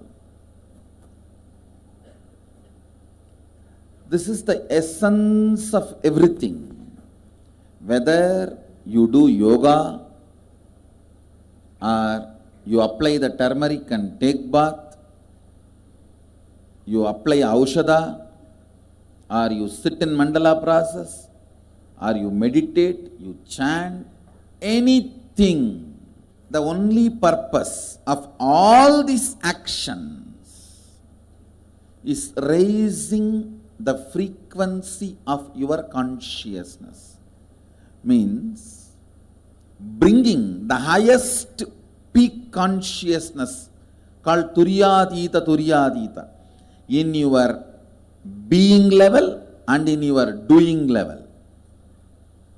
In both, bringing Turyadita as your reality is the essence of everything.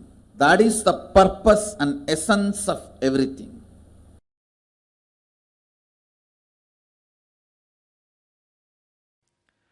To the higher frequency, please understand, even if you have not raised yourself to that higher frequency once, the higher frequency exists in you. Even if you have not realized you are God, you are God. Even if you have not experienced the higher frequency once, don't bother, it is there in you. So pray to that higher frequency. Tell the higher frequency, I do not know how you look. I do not know how you feel. I know only one thing, you exist. Because unless you exist, I can't imagine that you exist. Please understand, anything which you have a capacity to imagine exists. If you can imagine an elephant with 10 trunks and 20 tusks, please be very clear, it exists. You may think, what is this? The capacity to imagine immediately creates that in Hiranyagarbha. Imagine that deeply. At one moment you will see it. All the celestial objects like a Kalpataru, Kamadhenu, all the Ratnasimhasana, Manidvipa, Chindamani-griha, all these things are the imaginations of our rishis in highest frequency, which has become reality in Hiranyagarbha, which is available in Hiranyagarbha, means the cosmic womb. If you raise the frequency which you are experiencing in your body, you will see all of them. See the simple example. If your life is running between thousands, only you can maximum think, imagine, bargain, repay. Your whole life is in the frequency of the thousands of rupees. Then naturally, you will see only the small houses. Your whole world will be only a small houses, ordinary banana fruit, and 2 meals a day, and simple clothes. Your whole world is different. If your frequency is lax, I am talking in economy so that you understand. You will see double bedroom houses. That will be your world. When you wake up, you will see double bedroom houses, apartments, and decent clothes, and 3 meals a day, a new kind of cinema theaters. These are the little different world. I can say Bhur Bhuvaswaha. If you live in crores, then your frequency is little different. You see different independent villas, every day different clothes, different shoes, different jewelry, different lifestyle, different kind of food. If you are handling thousands of crores, if that is your frequency, then you will have a house like a ship, maybe house in the ship, or ship in the bank of your house, whatever you want. Your frequency is totally different. Understand? This is what I call different worlds. A man who lives in the hundreds of crores will never get to see in his life a life of slum. A man who lives in handles thousands, only thousands, will never even have a chance to look at the world of the thousands of crores man's world. Understand? It is such an important truth. Simple economy itself can make you understand. Same way, the man who lives in 30 unit frequency can never imagine 1000 unit frequency life. Understand?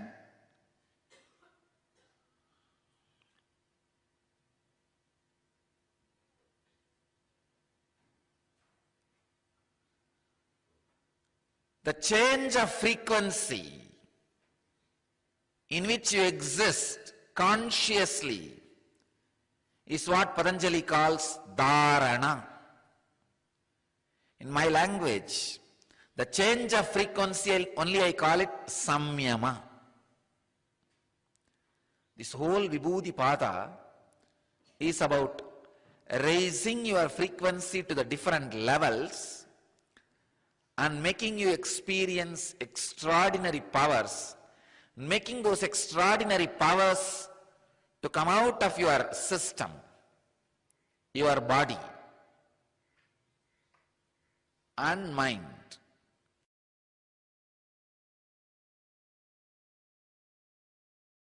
Please understand, when you raise the frequency of your DNA, you can connect with 7 generations wherever, whatever state they are in. If they already taken new birth, you can elevate them. I tell you, many of you guys have come to me because your sons have raised their frequency. Your 2 generations before son has raised his frequency. So suddenly, for no reason, you feel connected to me. Because he raised his frequency, your frequency is raised. And you do not even know why you decided to come and be with a Swami. Sometimes you can think your background and what you are doing now is completely unconnected. Understand? 2 generations before, the sons or daughters you gave birth, somebody else raised their frequency. That is having effect on you. One more thing, I always tell people, whenever their parents or somebody passes away in the family, I tell them, don't suffer. If you suffer, you will stop their journey, further journey. You will not give them beautiful farewell. Because whether you like it or not, want it or not, our biomemories and DNAs are interconnected. Thoroughly interconnected. Thoroughly interconnected. Our biomemories and DNAs are interconnected. You can see. I have seen in my experience many times with many disciples, if the father or mother passed away, even though they are not physically attached, psychologically attached, suddenly physically they will be down. And the suffering and pain will be there. Because the biomemory is down.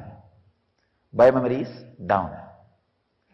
So, if you elevate your consciousness, naturally like Bhagirath, you will infuse life into the DNA structure of your ancestors and raise their very frequency. If they are in Pitruloka, you will promote them to a higher level.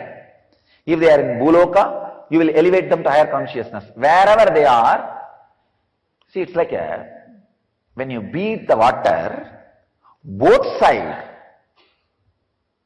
the water will splash. Same way, when you beat the consciousness and raise yourself, not just future, even the past will be raised. Because, one more thing, unfortunately you can only see future. You do not have the energy to look into the past, but I can see past, that's why I am telling you, it is possible. It is possible. It is just possible.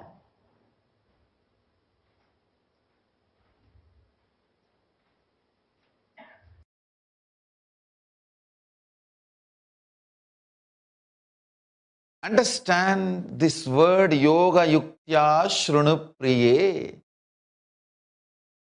Integrating yourself, uniting yourself towards the oneness.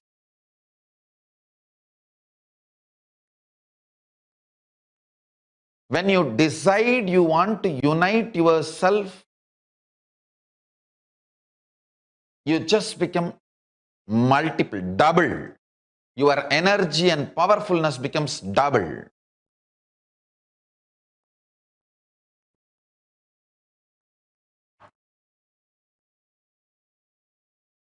If you are operating with 10% of your energy, the moment you decide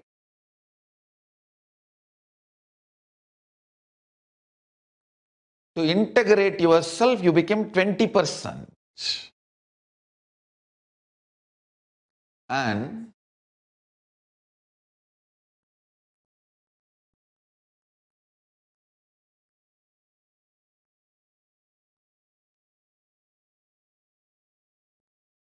when you start doing actions to integrate you, When you start doing actions to integrate you, you raise yourself to the next level. Understand?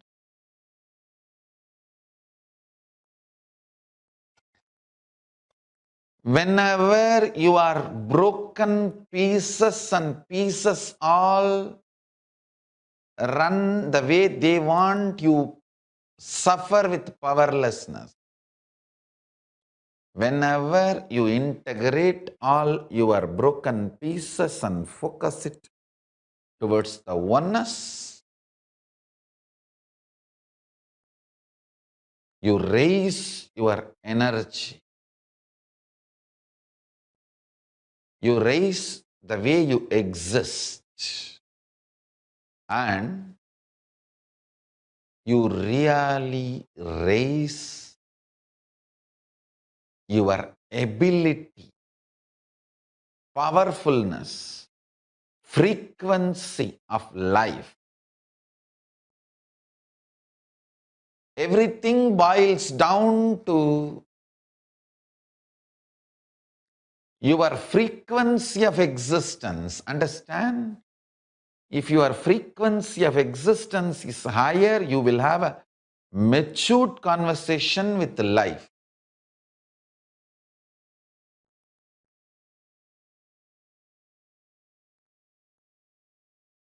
Your relationship with life will be highly matured.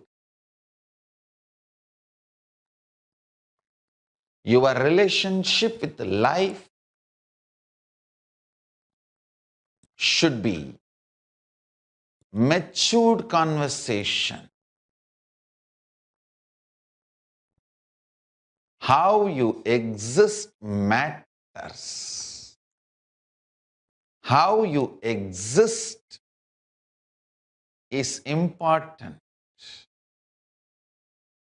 Integrating your being raises even the quality of your consciousness.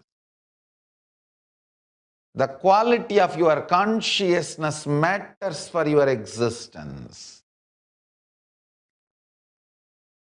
The quality of food you eat is important for your life. The quality of dress you wear is important for your social status. The quality of the car you drive, the house you live, all that matters for the social status. The quality of your consciousness in which you vibrate is important. The perception of life is important.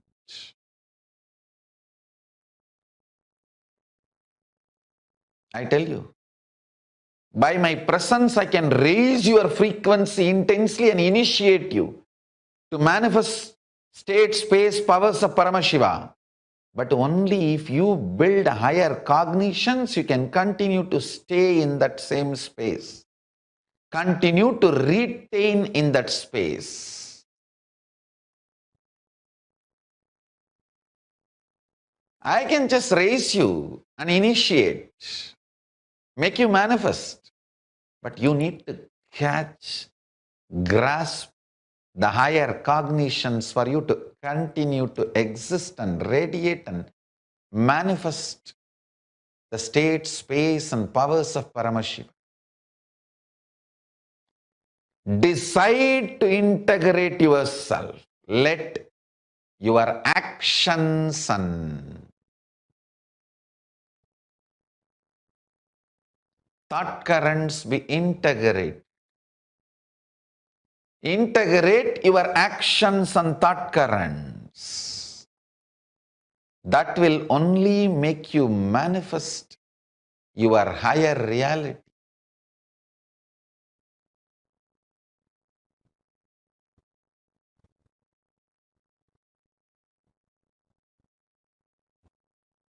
So today, I wanted to give this simple homework. Sit and see the multiple thought currents brings dilemma and confusion, delusion in you, and pen down.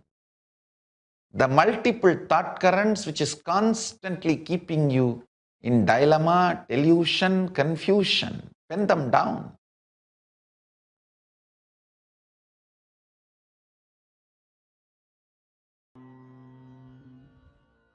Om Nithyananda Paramashivoham. Om Nithyananda Paramashivoham. Om Nithyananda Paramashivoham. Om Nithyananda Paramashivoham. Om Nithyananda.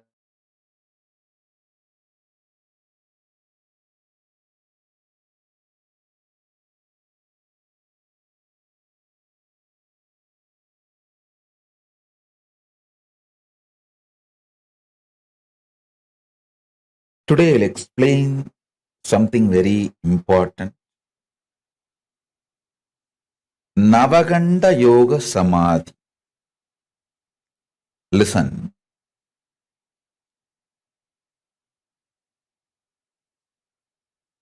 Listen to this word. Navaganda Yoga Samadhi.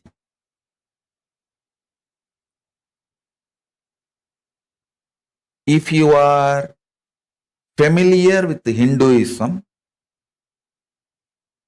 especially the great enlightened masters, Siddhas, you would have heard this word Navaganda Yoga Samadhi. It means, see, there is a Siddha tradition in India from Rameshwaram to Himalayas. The Siddha tradition is there. If you read these stories, life story of these Siddhas, one thing you will find commonly in all their lives, people saw their body parts lying separated, like a hand separate, legs separate, head separate, in the night time, and got frightened. This incident you will see multiple times getting repeated in so many masters' lives. How many of you read any Siddha's life where you have heard this incident? Raise your hand. Navaganda Yoga Samadhi, it is called.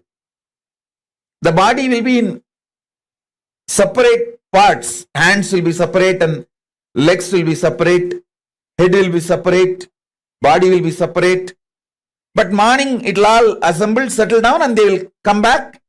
They will start doing all their activities. It is not just Shirdi Sai Baba. Thousands of Siddhas, I should say not just thousands, even lakhs. Comfortably I can say lakhs.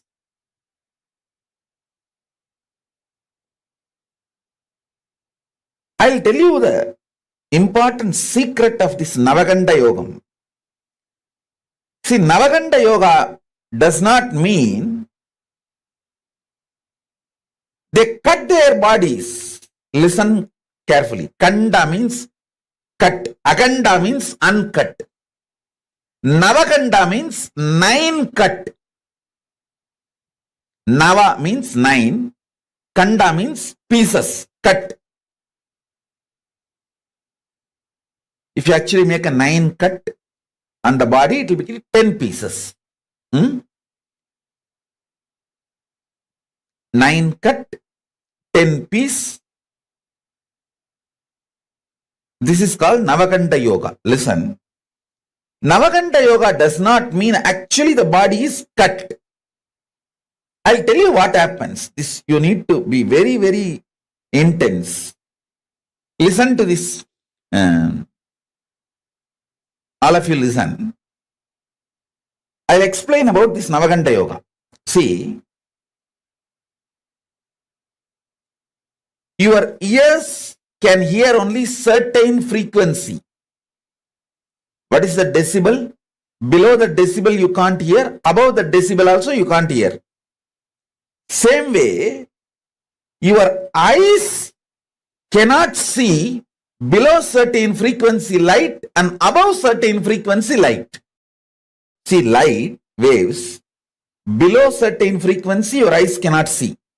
Above the certain frequency your eyes cannot see. How many of you understand this?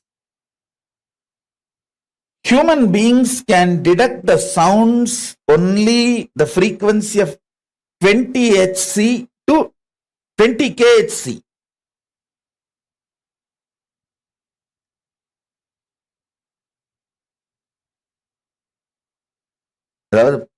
Only 20 kilohertz. 2 hertz to 20 kilohertz only human beings can see. Not more than that. If it is below 20 hertz, you can't see. If it's above 20 kilohertz, you can't see.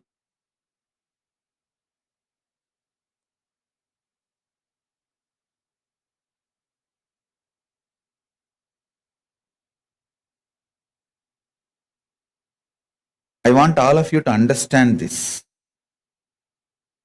Same way, only 400 nm to 700 nm eyes can see.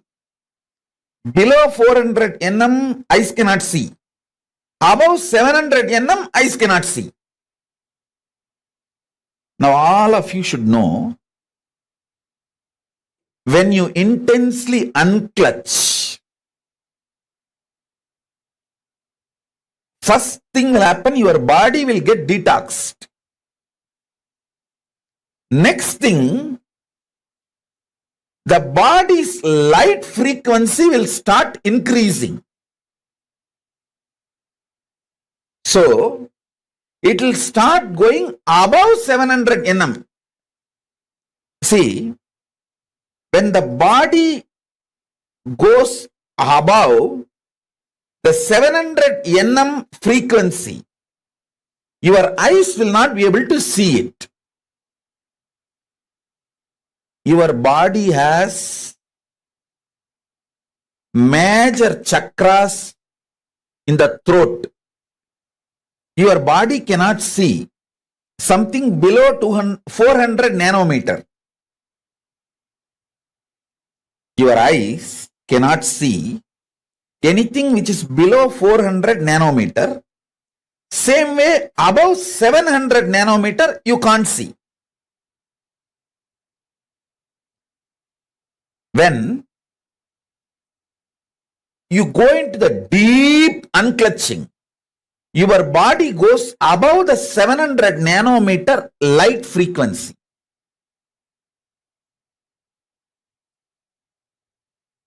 If your whole body has gone above the 700 nanometer frequency, completely nobody can see you. But listen carefully, this is more important. There are chakras in the throat, Vishuddhi. And the chakras in this part, see this knee as a chakra, this knee as a chakra. This Vishuddhi and this two chakra and on the leg, knees also. This both knees also have a chakra. Listen carefully. The chakra in the knees of the leg, 2. Chakra in the knees of the hand, 2. 4. Chakra in the shoulder, 6. Chakra in the throat, 7. And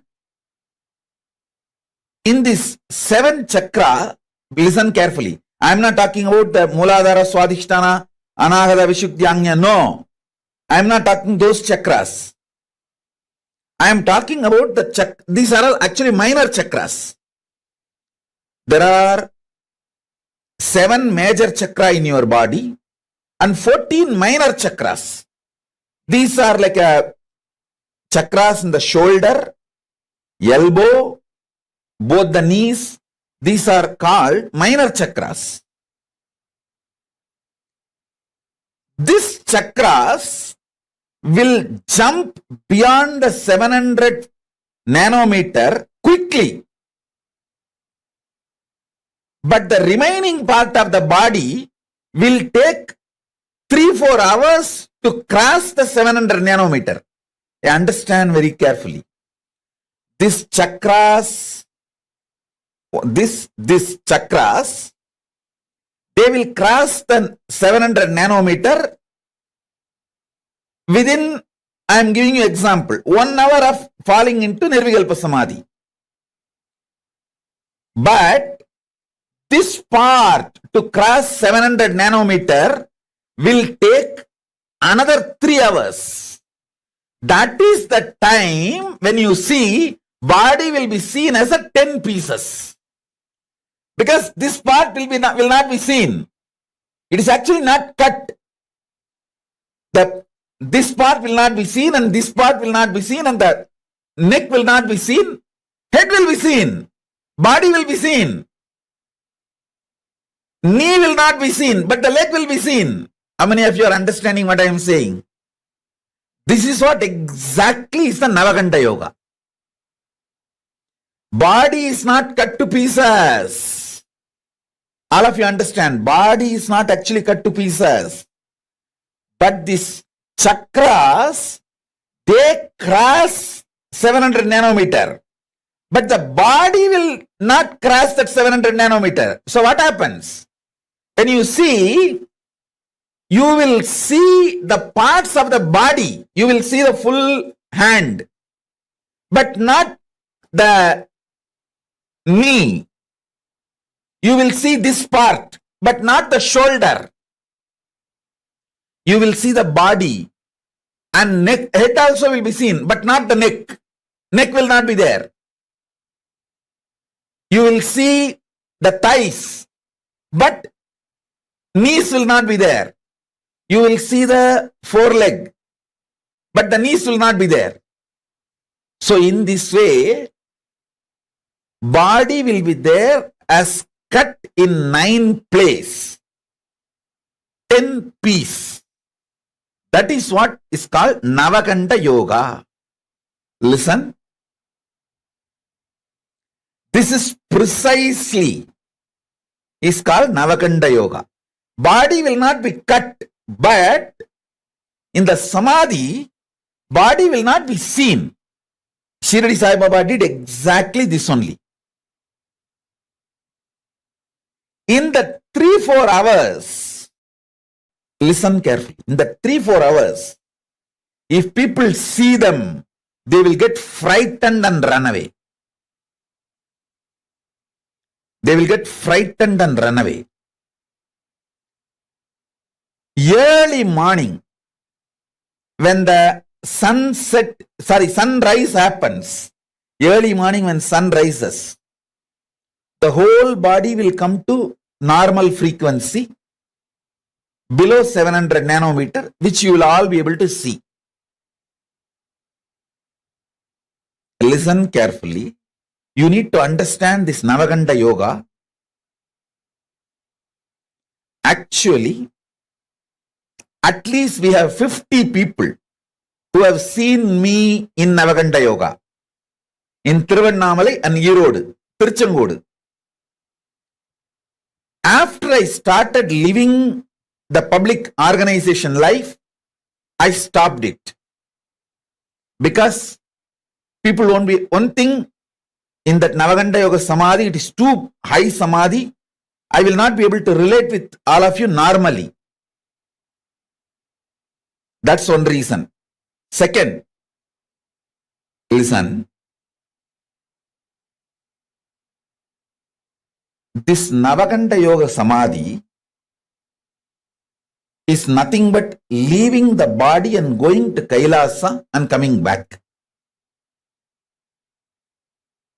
My gurus taught me this Navakanta Yoga Samadhi in Tiruvannamalai and in Tiruchengodu. Both places, people have seen me in Navakanta Yoga Samadhi.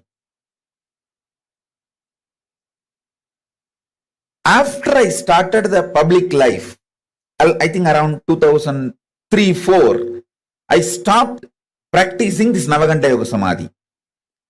Because two reasons. One, people will be frightened. Second, in this Samadhi, I will not be able to relate to you all in a normal way. I will see your whole past. There cannot be normal relationship. Due to that, I stopped it. Now, because I am out of the human society, I have started doing and started downloading many things from Kailasa through this Navakanta Yoga Samadhi. Today, I am going to give you the glimpse of this Navakanta Yoga Samadhi and what I bring from Kailasa through this Navakanta Yoga Samadhi.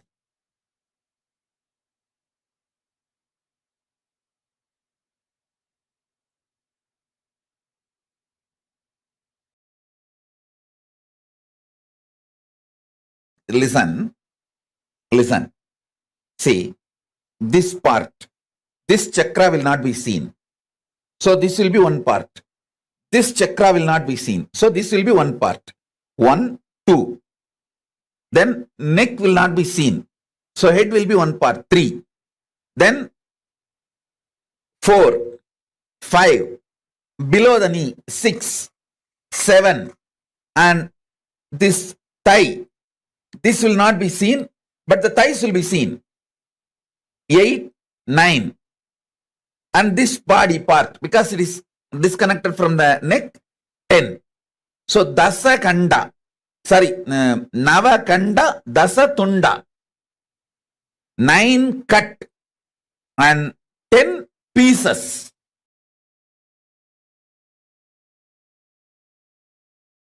What is being played here is not music, it's a mantra. The great Siddhas, enlightened beings from whom this Navakanta Yoga Samadhi science is taken, their verses in native language, this is called Prakrita, senior to Tamil, senior to Sanskrit, there is a language called Prakrita. These verses are from that Prakrit. The masters who gave this Navakanta Yoga Samadhi to me, it is their verses. It's like a mantra. It's not music. So please sit with this vibration.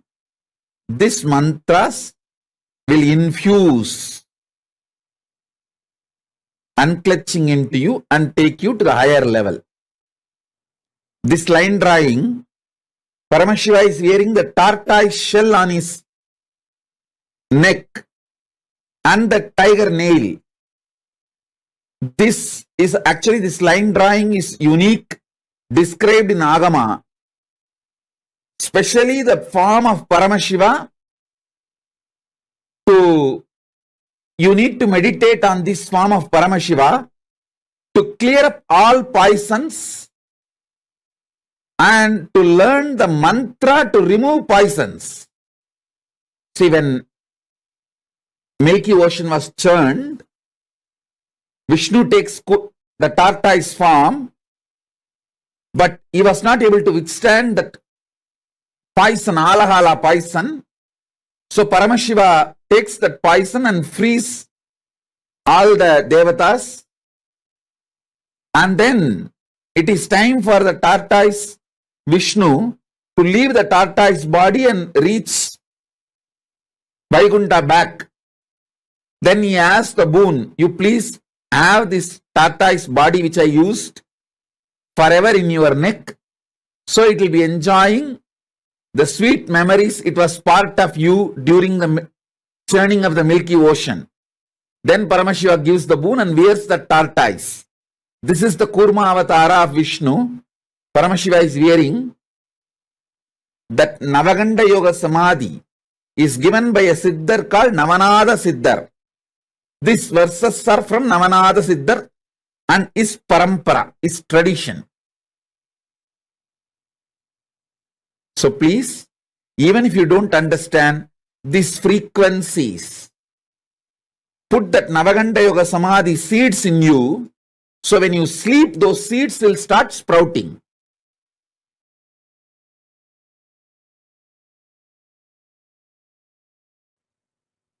Will persistence is the only qualification you need for Navaganda Yoga Samadhi. Listen. Will persistence. Understand? I was just sitting and meditating. Why some people get only Nirvikalpa Samadhi? Why some people get Navaganda Yoga Samadhi? Because Navaganda Yoga Samadhi is higher than what you understand as Nirvikalpa Samadhi.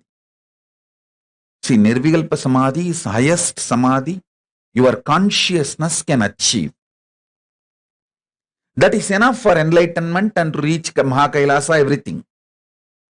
But Navaganda Yoga Samadhi is something like that.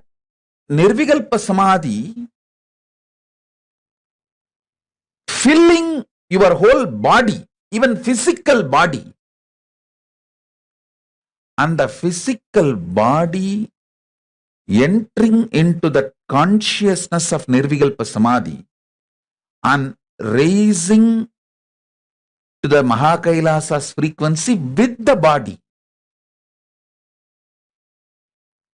So naturally,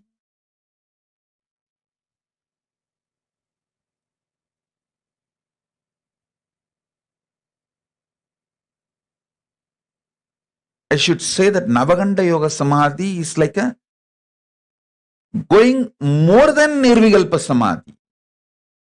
Listen.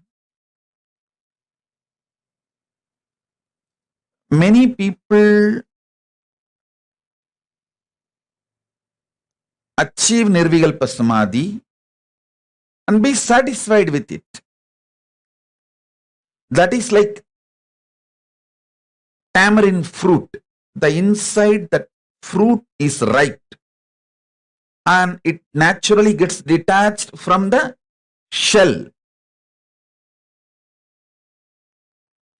So after that, what happens to shell does not touch you. What happens to the shell does not touch the fruit.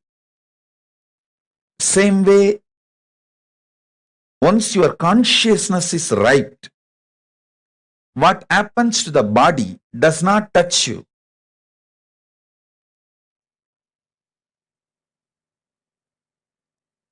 Many people come and tell me why great beings like Ramana Maharshi, Ramakrishna, Ram Surat Kumar all had cancer. Listen, they did not have cancer. They did not leave the body due to cancer. After they left the body, cancer took it. They decided to leave the body. So something has to happen to the physical body to go back to the earth. So cancer took it back to earth. So be very clear.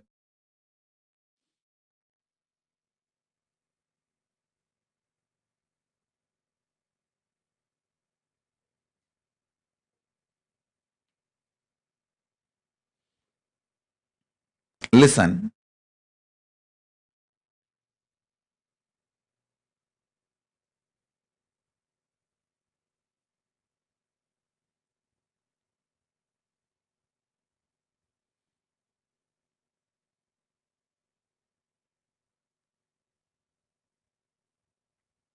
You need to elaborately understand this Nirvikalpa Samadhi and Navaganda Samadhi.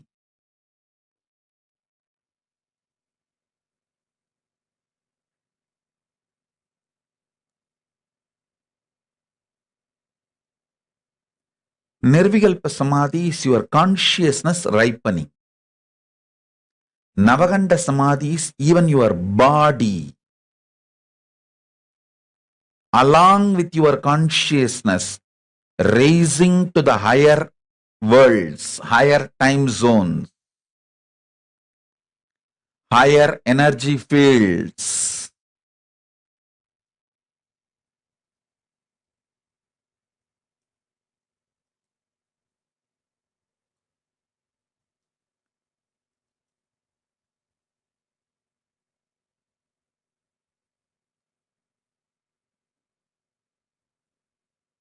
People who mastered Navaganda Samadhi only go to the higher worlds and bring the great gifts from the higher worlds and share it with us all, with the human level.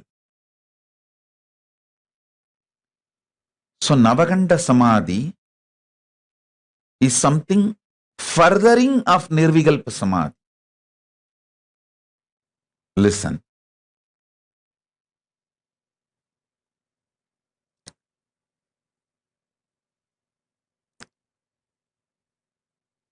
See, yesterday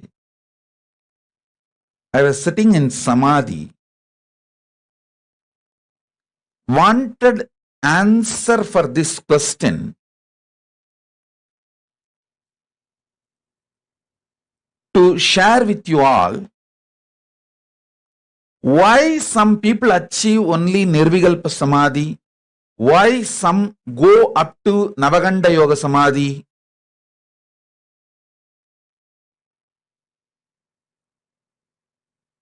What is the ingredient, unique,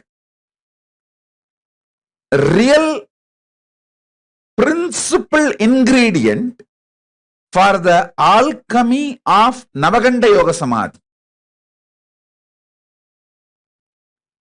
Understand?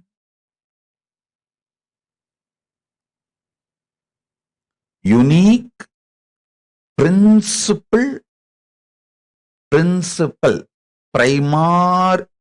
primordial, or I should say that true, right, source reason for someone to travel to Navaganda Samadhi. How Paramashiva decides to give Navaganda Samadhi to some people? Why he gives Navaganda Samadhi to some people? I saw clearly, the Paramashiva revealed the reason clearly. It is sheer will persistence.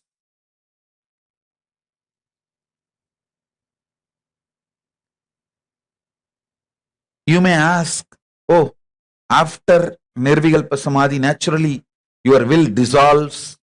Then how can you have a will persistence? Listen. Will dissolves into Paramashiva's will does not mean your will disappears.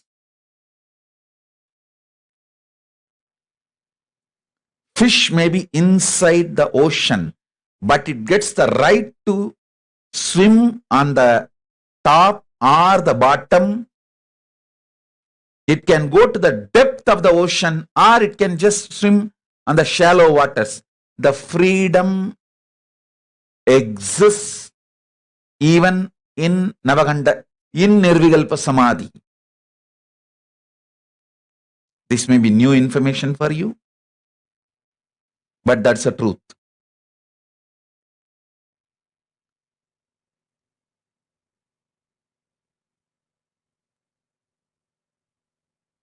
Decision. Who moves towards Navaganda Samadhi is basically done by Paramashiva based on the will persistence of the individual.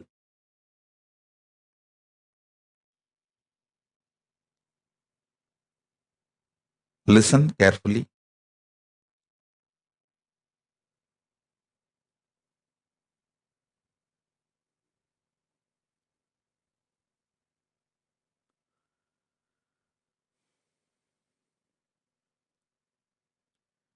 For any normal human being,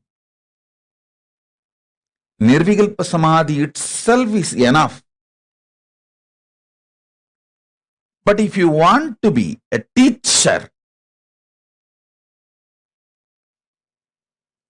guru, an incarnation, to bring great things from vertical time zone, higher worlds, and share it with the world, then you need Navakanta Samadhi.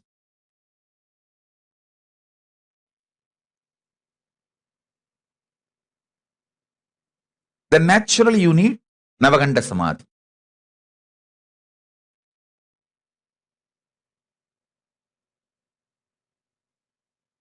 So understand,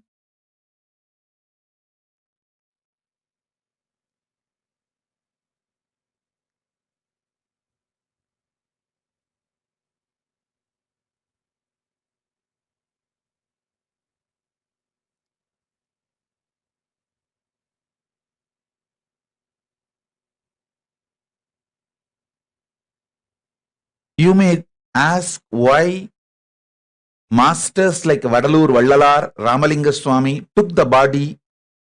He just used the Navakanta Samadhi and made the Divya Sarira and left. He just took the body and left to the higher worlds, KAILASA.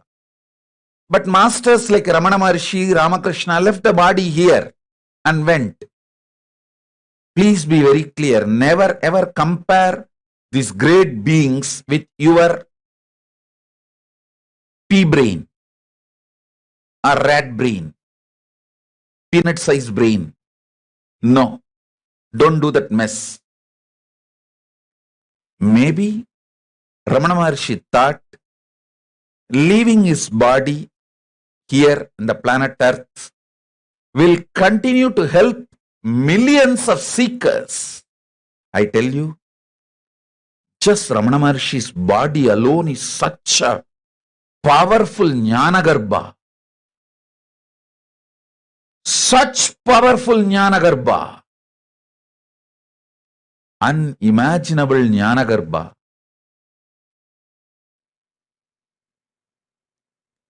It made millions ripe into enlightenment, including me.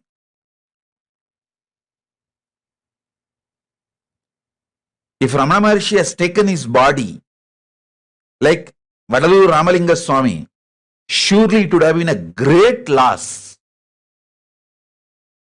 So they have their own reason.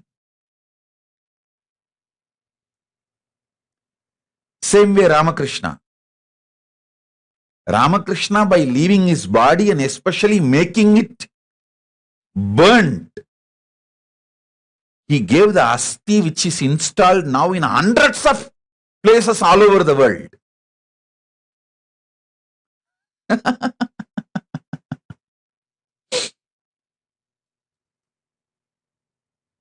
So each one of them have their own reason.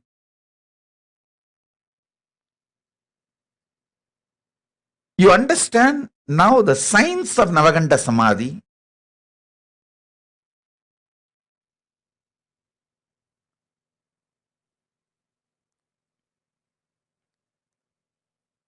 Fundamental qualification is will persistence. Listen.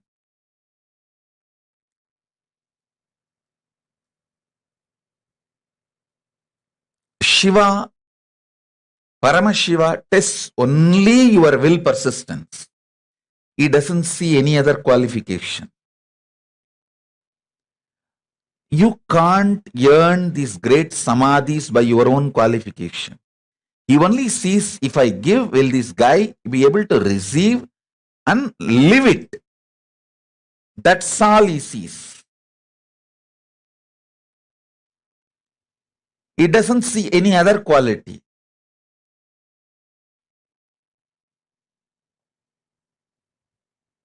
He tests your devotion. That's all, nothing else. Devotion means will persistence, that's all, nothing else. Navaganda Yoga Samadhi can happen in you just by breathing along with me in same rhythm, same tune. Nothing more is needed. Sit with me, breathe in the same rhythm, same tune, same mode. The vibrations I am creating while I am inhaling and exhaling, it can just penetrate your inhaling and exhaling. Go and sit inside your consciousness and manifest as Navaganda Yoga Samadhi. That's it. Nothing else is needed. You don't need any other qualification other than your will persistence. That is why your will persistence is thoroughly tested. By your own effort, you can't get it. It has to be only given from guru to disciple, because I myself got it from my gurus. I did not make it on my own. Human beings can't make it on their own. It is that kind of a highest frequency, wavelength experience.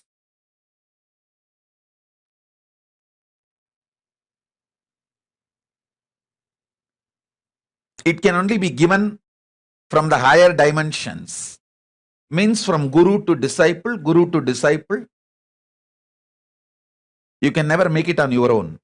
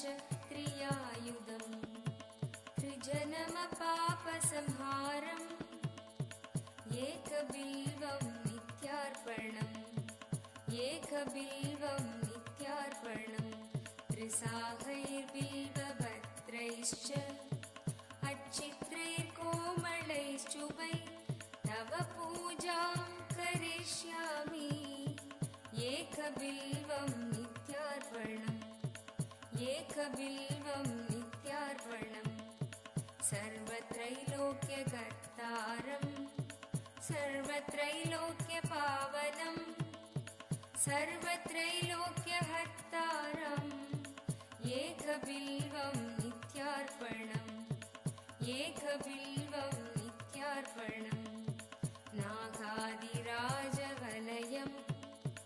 नागहारेण भूषितं नागकुण्डलसंयुक्तम् एकबिल्वं नित्यार्पणम् एकबिल्वं नित्यार्पणम्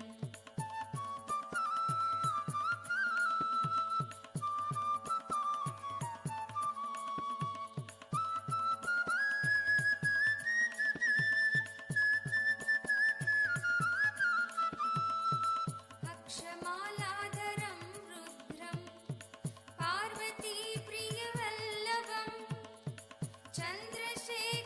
चन्द्रशेखरमीशानम् एकबिल्वं नित्यार्पणम् एकबिल्वं नित्यार्पणम् त्रिलोचनं दशभुजं दुःखादेहोर्तधारिणं विभूत्यपर्चितं देवम् एकबिल्वं नित्यार्पणम् एकबिल्वं नित्यार्पणम् त्रिशूलधारिणं देवं नागाभरणसुन्दरं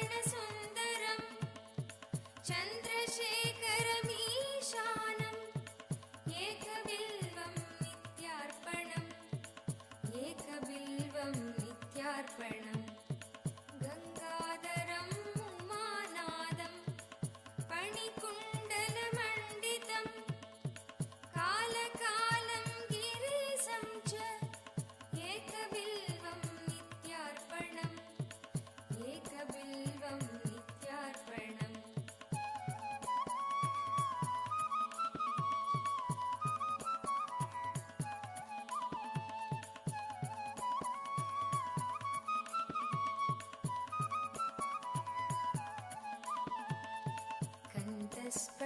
कण्ठस्फटिकसङ्कासं चितिखण्डं कृपानिधिं सर्वेश्वरं सदा शान्तम् एकबिल्वं नित्यार्पणम् एकबिल्वं नित्यार्पणम् सच्चिदानन्दरूपं च पारनन्दमयं शिवं वागीश्वरं चिदाकाशम् एकबिल्वं नित्यार्पणम् एकबिल्वं नित्यार्पणम् सिविविष्टं सहस्राक्षं दुत्तुभ्यां च निषङ्गिणं हिरण्यबाहुं सेनान्यम् एकबिल्वं नित्यार्पणम् एकबिल्वं नित्यार्पणम् अरुणं वामनं दारं वास्तव्यं च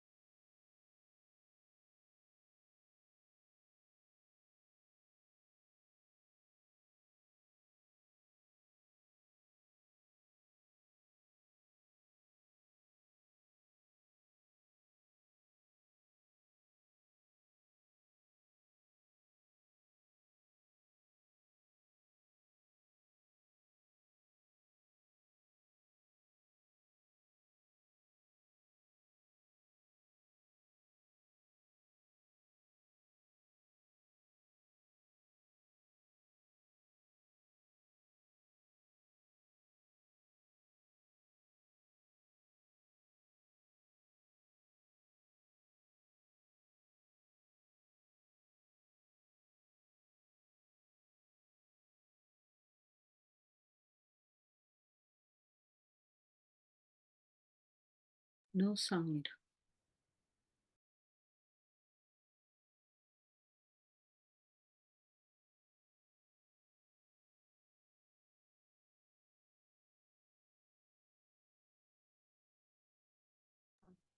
Sorry for that. I hope now all of you are able to hear me. Great. We all just listened to such an extremely powerful science, the science of Navakanda Yoga Samadhi. This one science so powerful that it can directly, you will physically you'll see the experience will manifest for you. I see Ezekiel sitting and doing the Trinetra Kumbhaka. Understand all the participants that are here with us. This one science of Navakanda Yoga Samadhi can manifest so intensely through you, and it can only be given as a direct gift from Swamiji to us. And all of you will see how this powerful experience is going to be transmitted to us as an initiation. I'm so delighted to see so many participants. Ma Purushananda has posted, I did not realize that will persistence is so powerful. That's all you need and the Guru to have Navakanda Yoga Samadhi. Absolutely. First, did all of you understand the powerful science behind this Navakanda Yoga Samadhi? See, listen carefully. We all see only a certain frequencies of light. Only certain frequencies are visible to us. I'll give you an example. Who all have microwaves in your microwave oven in your house? Can you just raise your hands? Okay, so many of you. Great. You heat up your food. You see the food is getting heated up. You put the food in the microwave oven and you take it out. You know it's getting heated up. But can you actually see the waves? No, right? Why so? They're also waves. Light is also a wave. Why are we able to see sunlight but not the microwave lights? Because that is in a frequency which is beyond the human's visible range. Same thing. We all say we wear sun protection, right? It's called a sunscreen we wear. We see the SPF number. We say, I want to get protected from the UV rays, harmful UV rays that's coming on me. But can you actually see those UV rays? No. Why? Because it's beyond this human's visible range, the range of wavelengths that we can actually see. Because it's beyond this range, we are not able to see what exactly is actually happening as a ultraviolet rays or infrared rays or microwaves. We are not able to see them. We see this great night vision cameras, which is able to capture some things which our normal eyes cannot see. We see this infrared vision. If you have been through, like even if you might have seen in sci-fi movies or even in our normal infrared cameras, sometimes CCTV cameras, sometimes some security cameras use this. Why is it that we, through our normal eyes, we are not able to see, but we can see it through those lenses? Simply because your normal two eyes, the wavelength it is able to actually perceive is very limited. It's only from 70 nanometer wavelength to 700 nanometer wavelength. Beyond this range, anything lesser than this or more than this, simply our human eyes cannot see. All of you are clued in so far with this concept? Listen now.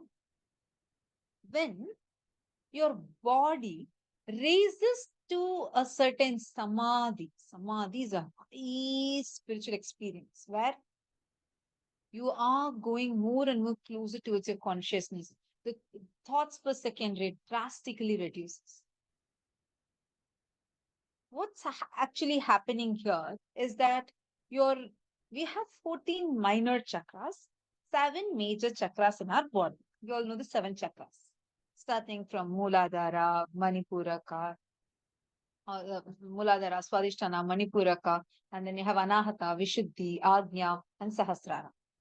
Like that, we have 14 minor chakras in various joints. Like you have minor chakras on your shoulder blades. You have minor chakras in this part, this elbow. Like this, in various joints, there are minor chakras. These are minor energy centers. These minor energy centers, what happens is when the samadhi starts increasing more and more and more, when your frequency increases higher and higher, these minor chakras, which is there in our body, all of them start going to that high frequency. They vibrate an extremely high energy, simply becomes invisible. They will just disappear. They are existing, but human eyes won't be able to perceive them. Like how, for example, you could see a fan, but suddenly when you turn it on, it appears as if there's just one wing. Why? Because the speed of it as it increases, you just feel like you just cannot make a clear distinction between each blade of the fan. Same way, when the energy is so high, when the chakras reach that high frequency energy, they simply disappear. Meaning, it's not that they're becoming non-existent. No. When you turn on the fan, the blades are not disappearing. It's just that it's going to a frequency where you are not able to perceive. How many of you are so far with me? How many of you are understanding this? Okay. Thank you, Ma Saroj.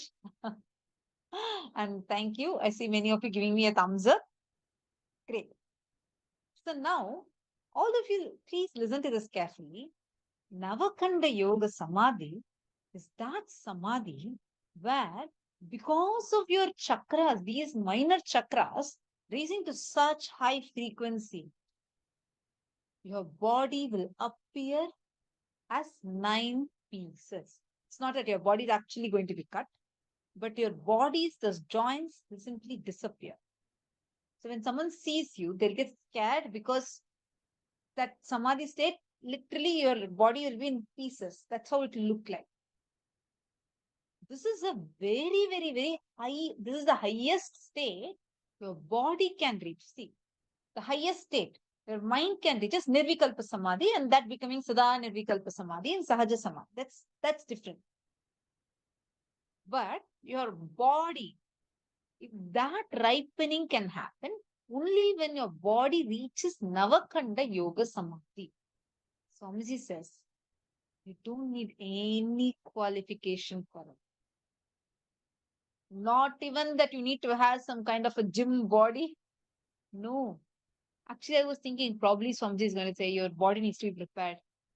Simply Swamiji said, it's not anything else, it's your will persistence. Your connection with Swamiji and your will persistence. Today, all of us are going to be receiving this as a boon from Swamiji. Just this one boon, you see extremely powerfully how the Navakanda Yoga Samadhi's possibility opens up in your life. Hope all of us understood. Ma Purushananda is asking, did Swamiji say that will persistence is devotion? Will persistence is not equal to devotion. Understand, Ma? Will persistence. When it increases, intensifies, yes, it becomes devotion. Like the devotion will also, with a lot of will persistence, your devotion will be very strong. Will persistence is not defined as devotion. Will persistence is the devotion you carry towards that intention that you want. That is will persistence, means the staunch will, the will that says, I will do it no matter what. The will persistence, not will arrogance. We learned about it 2-3 days back. That will persistence which you have, which is exercising your will without any past failure, pain, past suffering, past problems, past happenings coming and loading your present. Without that, what you manifest is will persistence. Actually, one of the most beautiful things is, even if you don't understand,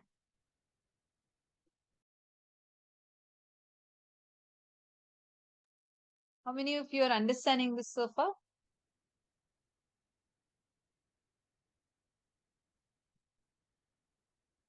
Great.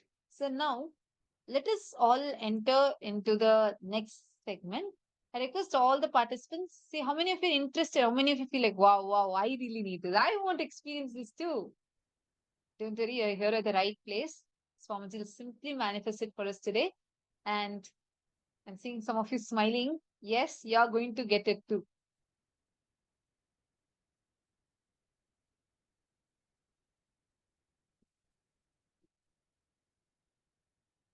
All right. So now let us all enter into the next session. But before going into that, I request all the participants take a few minutes, sit and write this down. Your understanding, the cognitions that you have for this is too important. Please sit now and write this down intensely.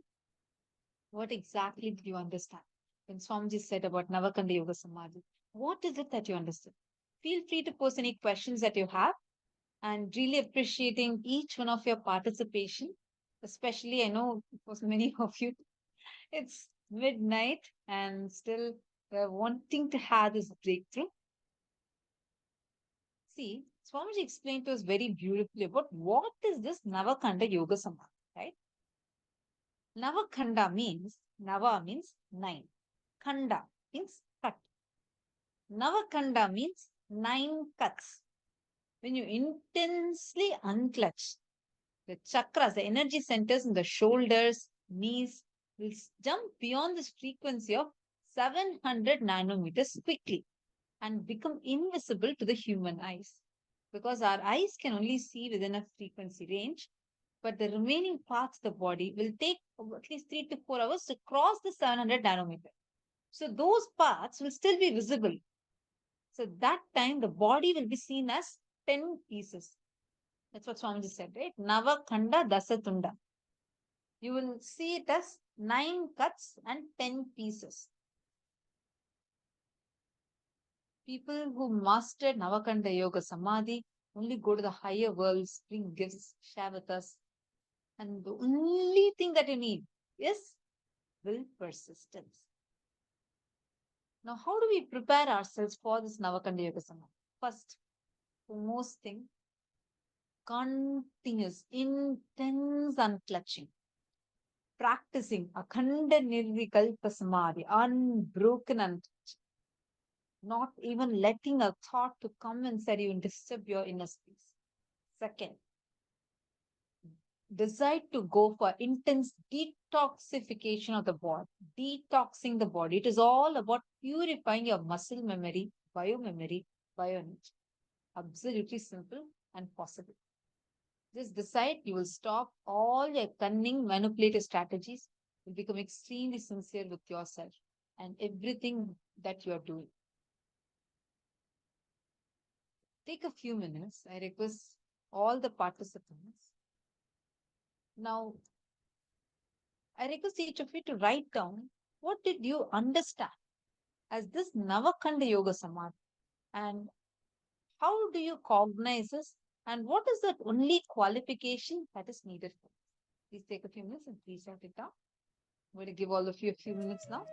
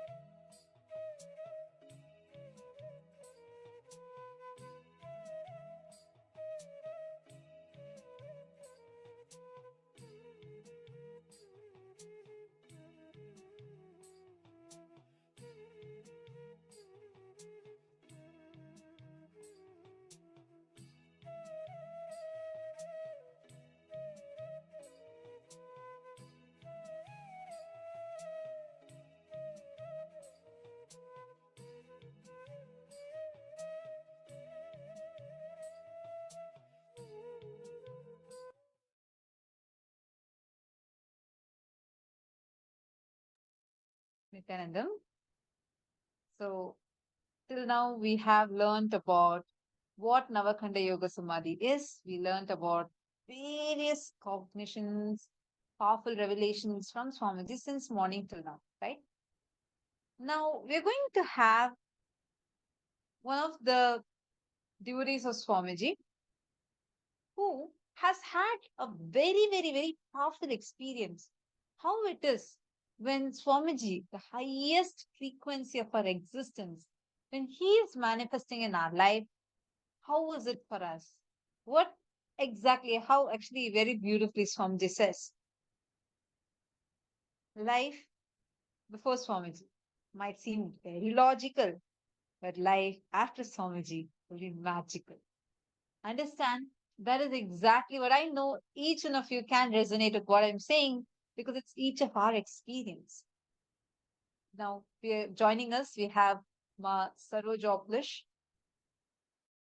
You has joined us here to share with us how her experience was and what exactly she had as a great blessing from Swamiji.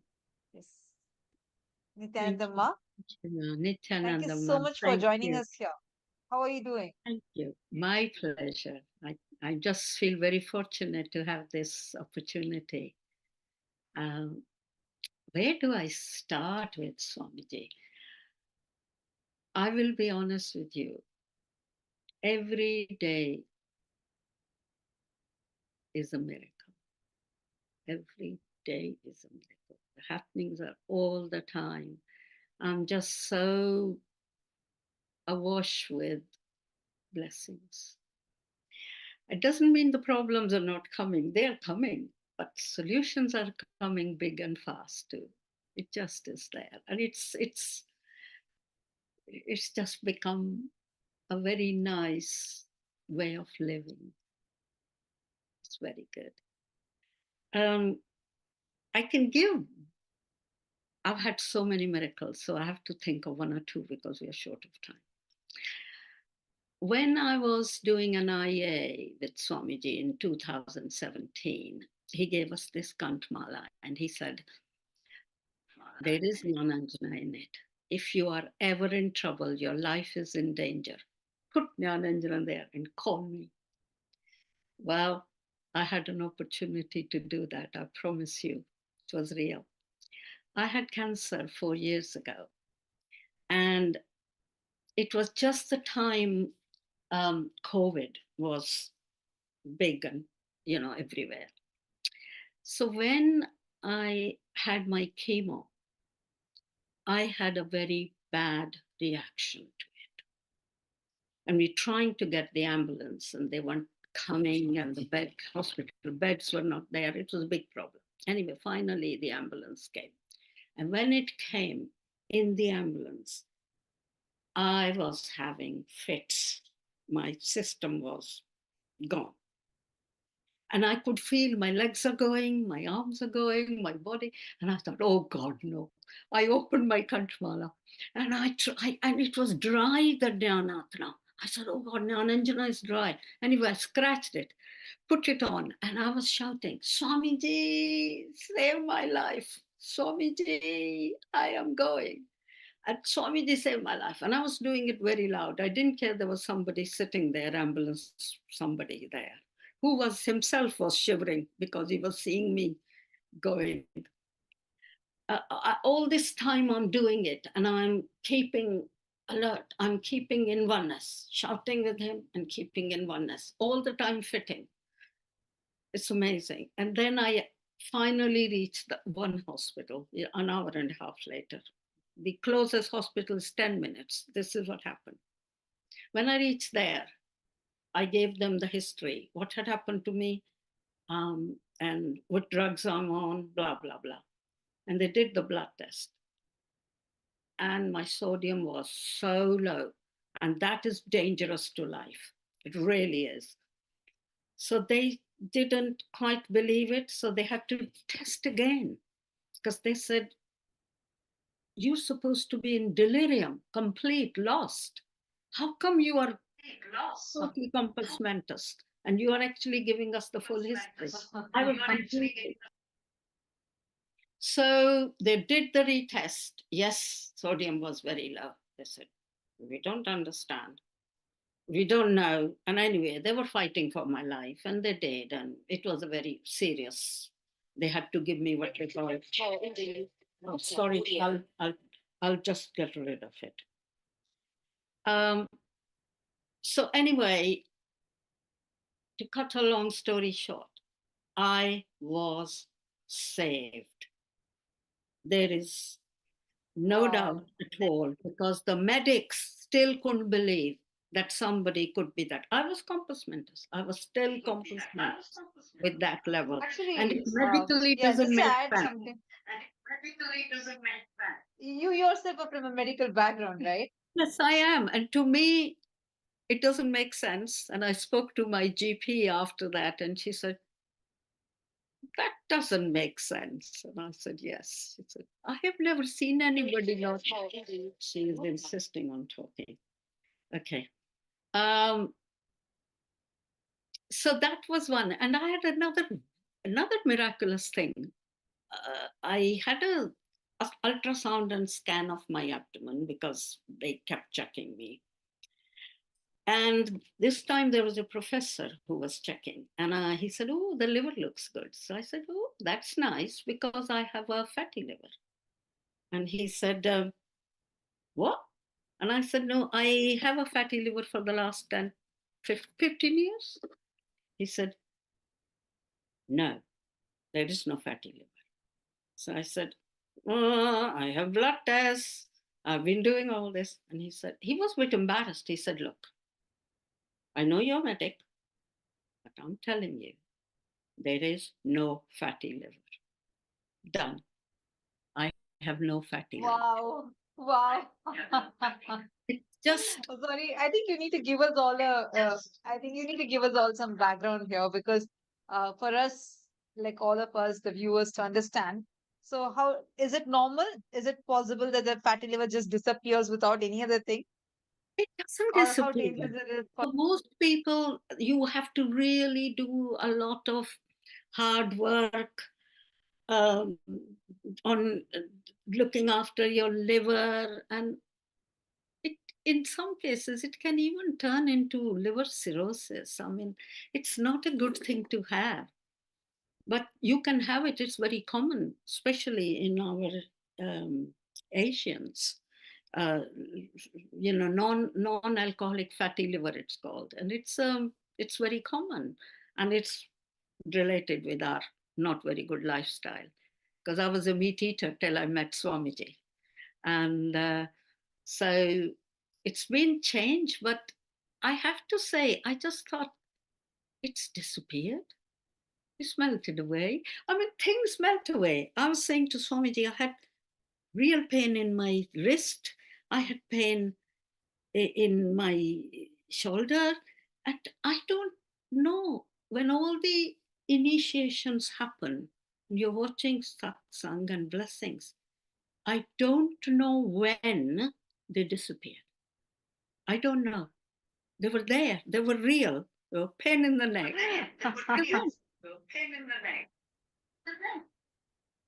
That's so nice. I just wanted to highlight what you said just now, because I feel that's something, very important.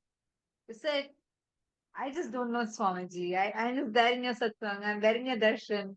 And somehow these pains just disappear. We don't even realize when it disappears. Like, Yes. that's something that really amazes me. Like when shoe fits, leg is forgotten. When belt fits, hip is forgotten. When the chain fits, neck is forgotten. When you become so healthy with Swamiji's blessings, even the remembrance that at one point they was having this pain, not even, it was like even a day before. It is just that day you would have been having the pain, but you don't even realize that when the pain disappeared. Wow, what a blessing it is. Right? I'm I feel thinking so that, fortunate that we have Swamiji in our lives. and I'm sitting there thinking, oh, I'd forgotten. A few weeks ago, I was in a lot of pain. It's gone. So I cannot tell you I cannot actually imagine what life would be like without him. Actually, it's not possible now. You know, we are synonymous. And when I met Swamiji, it was just basically I had family problems, issues. I wanted him to solve them and I would get on with my life. That's all my intention was. But I don't know how and when he grew on me completely, totally fell in love, and I'm hooked. It's just happened. For all of us, we can say, Swamiji, I didn't come here for any specific purpose or like, I don't know why I came here. But one thing I can say is, I cannot even think of leaving because of you. Like, right, we don't even know when we fell in love with Swamiji. When we, experience this devotion blossoming in us, that also with his grace, his blessings, and the amazing experiences you're showered with, right? Actually, I had an opportunity to speak with you a little bit earlier in this before this session, right? And you had shared with me something. You said, Ma, I don't even know where to start from. Like everything in my life has been miracle after Swamiji. And you shared with me very powerful experiences too. How was it like, when did you first meet Swamiji and how has it been? Like, when did this start? What was your powerful experience or how has it been? Well, my sister, who lives in Houston, Texas, she first met Swamiji when he was very young, long time ago. And she said her husband was a surgeon and they had some kind of big conference there in the hotel. And somebody told her there is a young Swami down there. He's healing. So she said, oh, well, I'm going for my wrist surgery. I might as well see him. So when he went here, she said, I don't know, something happened. And he said, okay, Ma. He said, I've got this pain, Swamiji. And he looked at it and he obviously did something, touched it. And she said, I was fine. It went. So she then went back and her husband's, he was quite shocked as well. Being a surgeon, he just thinks, this doesn't make sense. So he did feel the, the miracle. And then she went to IA and she went a few times. And then my husband was very sick. And when he passed away, I knew I had to go and I was going. And that's the time I went in June 2017. I met him first time. What is amazing is that I was actually doing a Pad Puja at that time when Swamiji had appeared in another ashram where some sannyasis been attacked at the same time when he made 2 presentations. And I mean, I went through the whole thing. It was tough. Sleeping at 12 o'clock, waking up at 4, everything was new. I didn't realize how fortunate it was that we saw him. We were in his breathing space. I didn't realize at that time. But of course, now looking back, every day he grows on me more and more. And all I pray is let this never stop. Let this never ever So stop. beautiful. So you see, actually, it's so powerfully you shared. Wow, it's true, ma. It's such a huge blessing, especially the people who got the opportunity, the rare blessing to experience his physical presence. Being in Swamiji's physical presence and experiencing that moment when we go and stand in the queue for the darshan, and as we approach, Swamiji's sitting there and radiating the divine fragrance coming. You're just on the stage and standing just waiting to receive that one touch from Swamiji, receiving that blessing from Swamiji. It's just so sweet. Even to remember, it's like, wow, what a great blessing we have received. You also shared saying that Swamiji healed you from cancer, right? Like you completely got healed from cancer. Yeah, As completely. a person with a medical background, means you having a medical background, I just wanted to understand, is it actually possible to get healed from the stage that we're in? Is it even like logical to get healed like that, or how was Yes, it is logical. Many people, at least it's a 50% rate. So you have a very good chance of recovering. But my life was slipping. I reacted very, very badly. And so there isn't given that fits came, whatever that came, like you're saying, that your life is gripping away, and that time the healing that you, wow. Totally. He was there. I remembered him. He said, "This is for you. When your life is at risk, I will be there for you." And I hadn't forgotten that. And I was in trouble. It just did that several times. It's,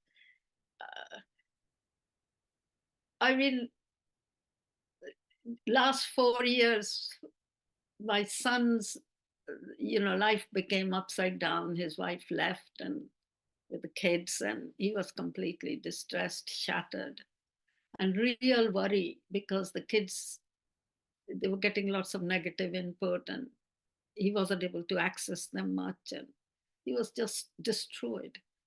And I said to Swamiji, please let him have his children, let him have the most loving relationship, let him keep his house, let him have his job properly. I can't tell you, he has the loveliest, strongest relationship with his daughter. Nothing and no one is stronger than Swamiji. No problem. You are never deadlocked when you are with him. No matter how bad it looks, nothing is insolvable. Nothing is impossible. He is bigger than any problem you have, if you can ever have. So absolutely. So I think you, just some time back, you were also sharing saying that you're looking forward to offer Pada Puja on Swamiji's Jayanti. I think you've offered multiple Pada Pujas, right? I think I've lost count. Experience with that? I've lost count. I must have done at least 10. I did.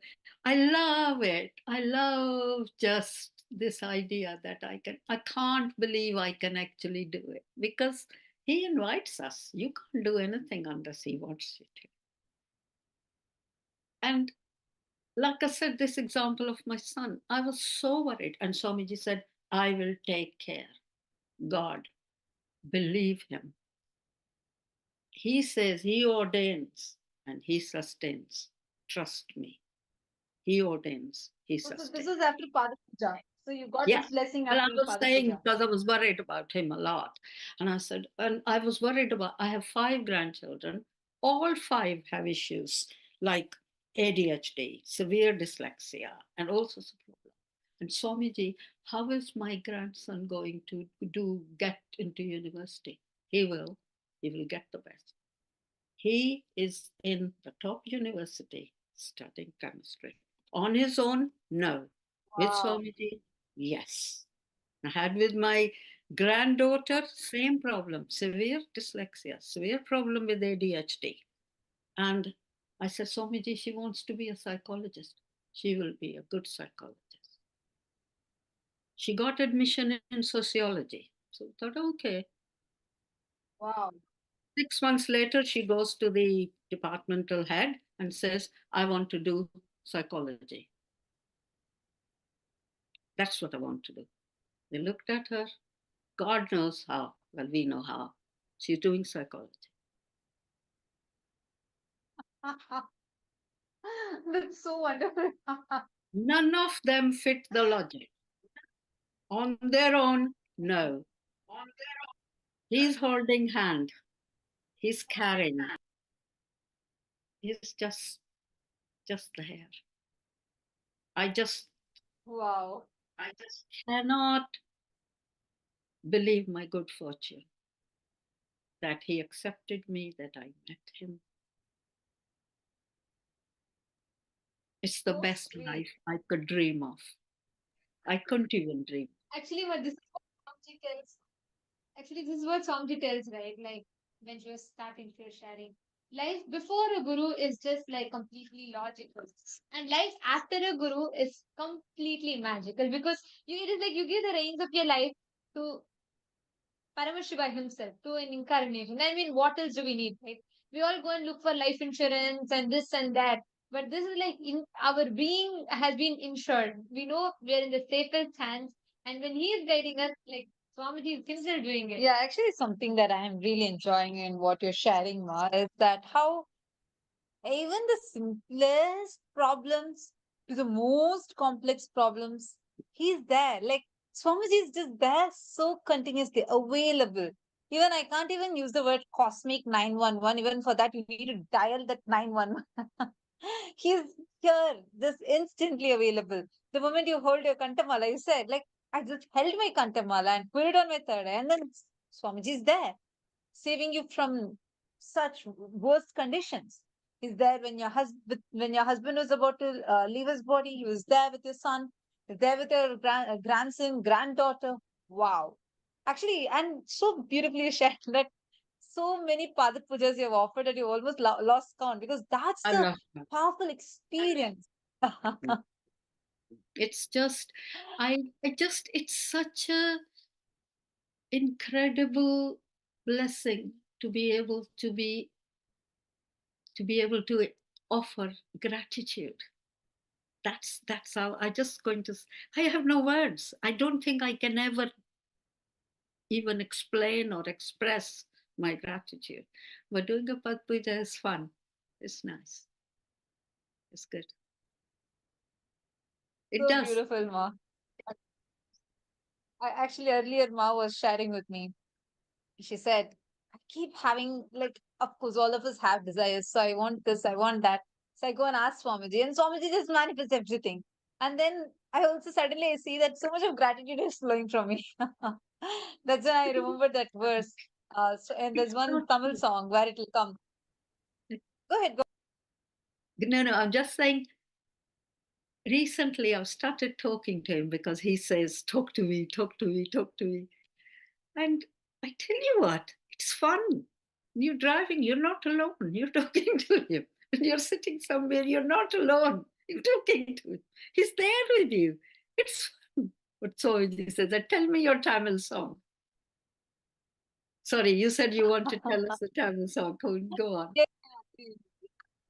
So there's like one Tamil song that comes where it says, where he says, whatever you ask, Parameshwar will just go on showering, showering, showering.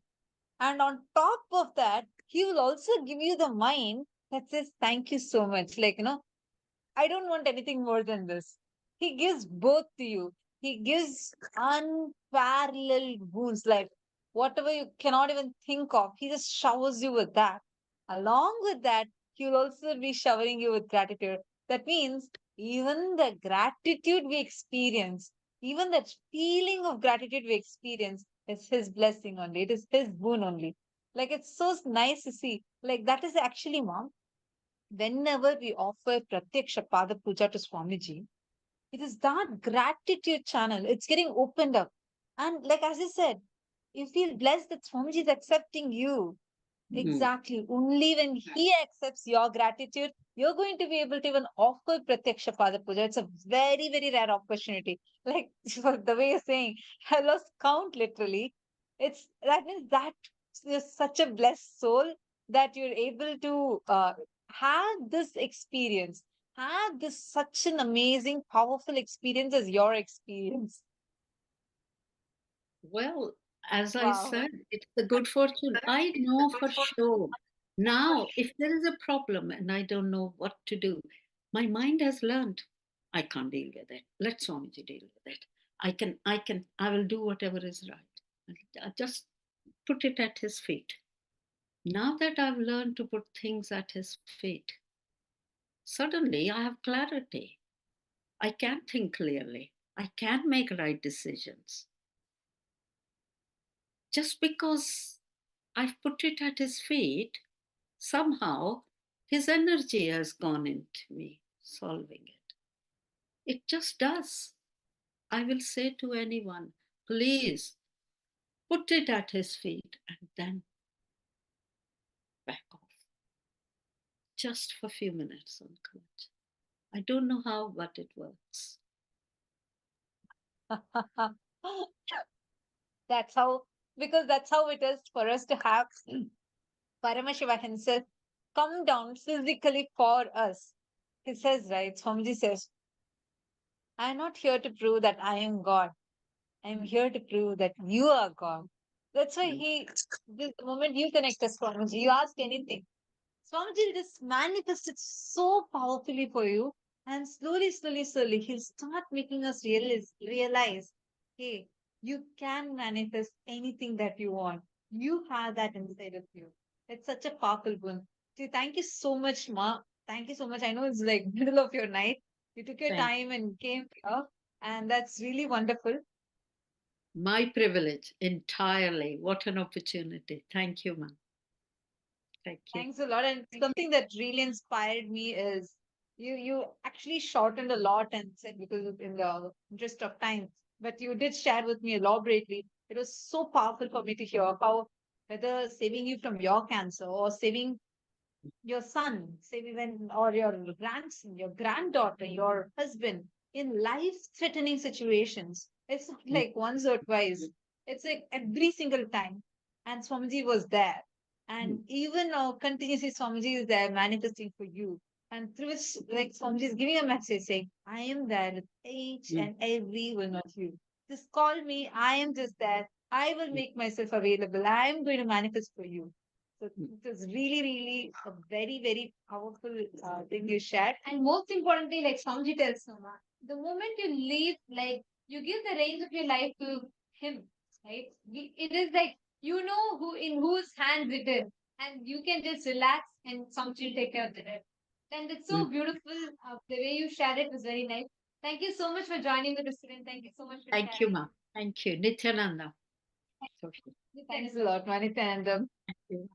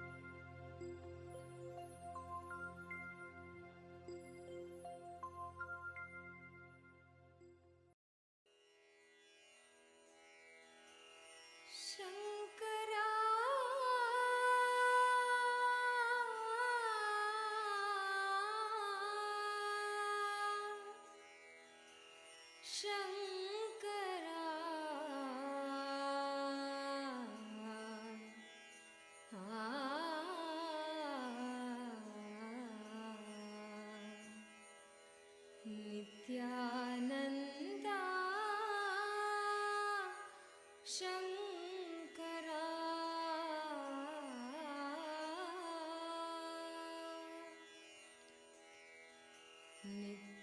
Nityananda Shankara Anandeshwar Shankara Nityananda Shankara Anandeshwar Shankara Nityananda Shankara Anandeshwar Shankara Nityananda Shankara Anandeshwar Shankara Shankara भयङ्करा Shankara भयङ्करा भवभयहारी Shankara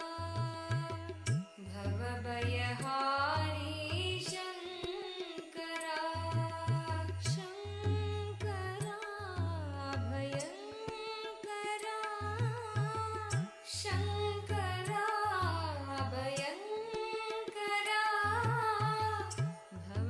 भवभयहारी Shankara भवभयहारी Shankara Nityananda Shankara Anandeshwar Shankara Nityananda Shankara Anandeshwar Shankara Nityananda Shankara Anandeshwar Shankara Nityananda Shankara Anandeshwar Shankara Shankara भयङ्करा Shankara भयङ्करा भवभयहारी Shankara भवभयहारी Shankara Nityananda Shankara Anandeshwar Shankara Nityananda Shankara Anandeshwar Shankara परमात्मा शिव शङ्करा पावन पुरुषा शङ्करा परमात्मा शिव शङ्करा पावन पुरुषा शङ्करा परमात्मा शिव शङ्करा पावन पुरुषा शङ्करा परमात्मा शिव शङ्करा पावन पुरुषा Shankara नित्यस्वरूपा Shankara Nityananda Shankara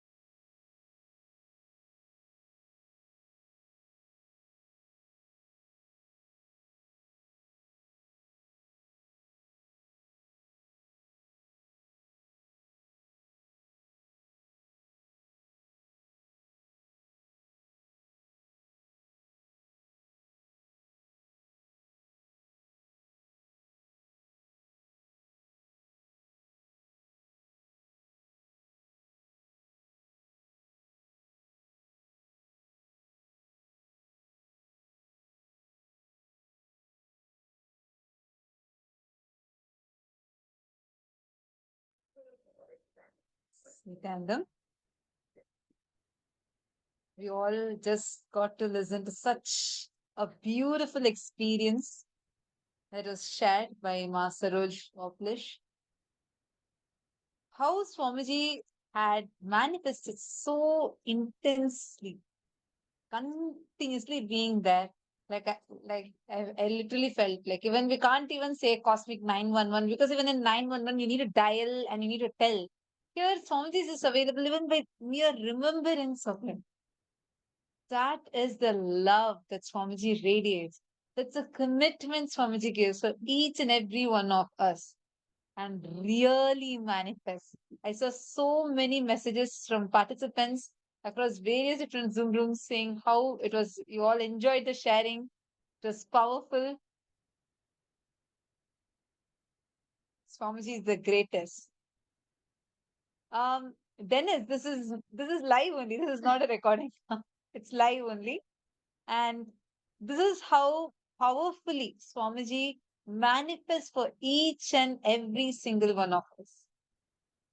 Ma Saroj Oprish so powerfully shared. Actually, when she was sharing, her whole thing, she didn't even say that, like, it was like a big miracle as a surprise. She said, Swamiji's made my life itself as a miracle. Like, whether healing her from cancer or from the fits, even the doctors couldn't believe that how someone was able to even be conscious when the platelets count, the sodium levels were so low, or when her grandson or her son faced similar situations, life-threatening situations. Swamiji manifested each time, every single time, and saved them and showered her more and more and more with boons. Understand, any one of you, when she said about how offering her gratitude to Swamiji, Father Puja is something that she really loves and enjoys. And it's like so beautifully, so continuously Swamiji is showering her to be able to offer that. Like she's lost count of it. Understand, anyone who felt inside of you, oh my God, I too want to offer it. Be very clear. You have the blessing from Swamiji because even the gratitude that you can feel inside you can only be there with His grace. So anyone, we have Swamiji's Jayanti coming up, the day where Swamiji descended on this planet, a statement of love, unconditional love, directly from the cosmos. The very decision to descend for each one of us. That day is coming up very, very soon. 5th of January, we are going to be celebrating Jan 5th, 2024. All of us, not just in this world, but across all the parallel universes, are going to be celebrating the grand descent of the Avatar. And on that auspicious day of Swamiji's Jayanti, there's a wonderful opportunity we have. Whoever books ahead, like you can book now itself if you want to offer, you will get the unique opportunity to offer Pratyaksha Pada Puja to Swamiji on this day. This happens only once in a year. And this time, all the participants, we are actually having overwhelming requests from various participants, people, like as Ma Saroj was mentioning, right? People, like once you start offering, it's like, it's so powerful, so beautiful. Swamiji will keep showering you again and again, where you can keep offering gratitude more and more and get showered more and more. This opportunity is open and available. Anyone that wants to offer, even if you have an intention, I request all of you to take a moment and please post it here that you want to offer, you are looking forward to offer Pratyaksha Pada Puja. Immediately, our team will connect with you and we will help you with the further steps. I request all the participants, this is specifically if you want to offer Pratyaksha Pada Puja to Swamiji, where you get the opportunity to sit at his divine lotus feet. Connect with Swamiji. Offer your heartfelt gratitude at his feet in the form of Pratyaksha Pada Puja. Like very beautifully we listen to in the sharing, right? When things in life sometimes happens beyond what we know or what we understand, the best decision one can do is leave it at the hands of the master of the whole universe. The one who orchestrates every movement in this universe will know much better than us how to make the decisions and in all the nuances of our life, how we should make the decisions. Leaving it to the Guru, telling Swamiji, you take care, I'm giving you the reins of my life, you take care, and I surrender to you. The best way you can start that declaration is by offering Pratyaksha Pada Puja. To every one of you that are listening here, do not miss this opportunity to offer the Pratyaksha Pada Puja on the day of Jayanti. That is the best time, the best cosmic alignment for anyone who's willing to offer the Pratyaksha Pada Puja. That is the time where Swamiji is, it is like Swamiji's Avatara Dinotsava itself, right? Like the time that Swamiji descended on planet Earth. And why is that important? Because that time, even astrologically, all the positions of the stars align, creating the most perfect, conducive ambience time ecosystem for you to connect and receive the energy radiated by the avatar. It is like 1,000 times more intense during that whole time period of Swamiji's descent on planet Earth. So do not miss. Every one of you that are sitting here, whoever is willing to offer the Pratyaksha Pada Puja and receive the initiation, please go ahead. You all can sign up in the link, and we'll be projecting the link and also posting it for all of you in the chat. Please head to events.kailasa.org/payment. And if you have, but you'd like to know further details about it as well, you can sign up there and you can mention it, and our team will be reaching out to you all to guide you further as to how you can take your step of Pratyaksha Pada Puja. God, I see so many hearts and so many messages in the chat.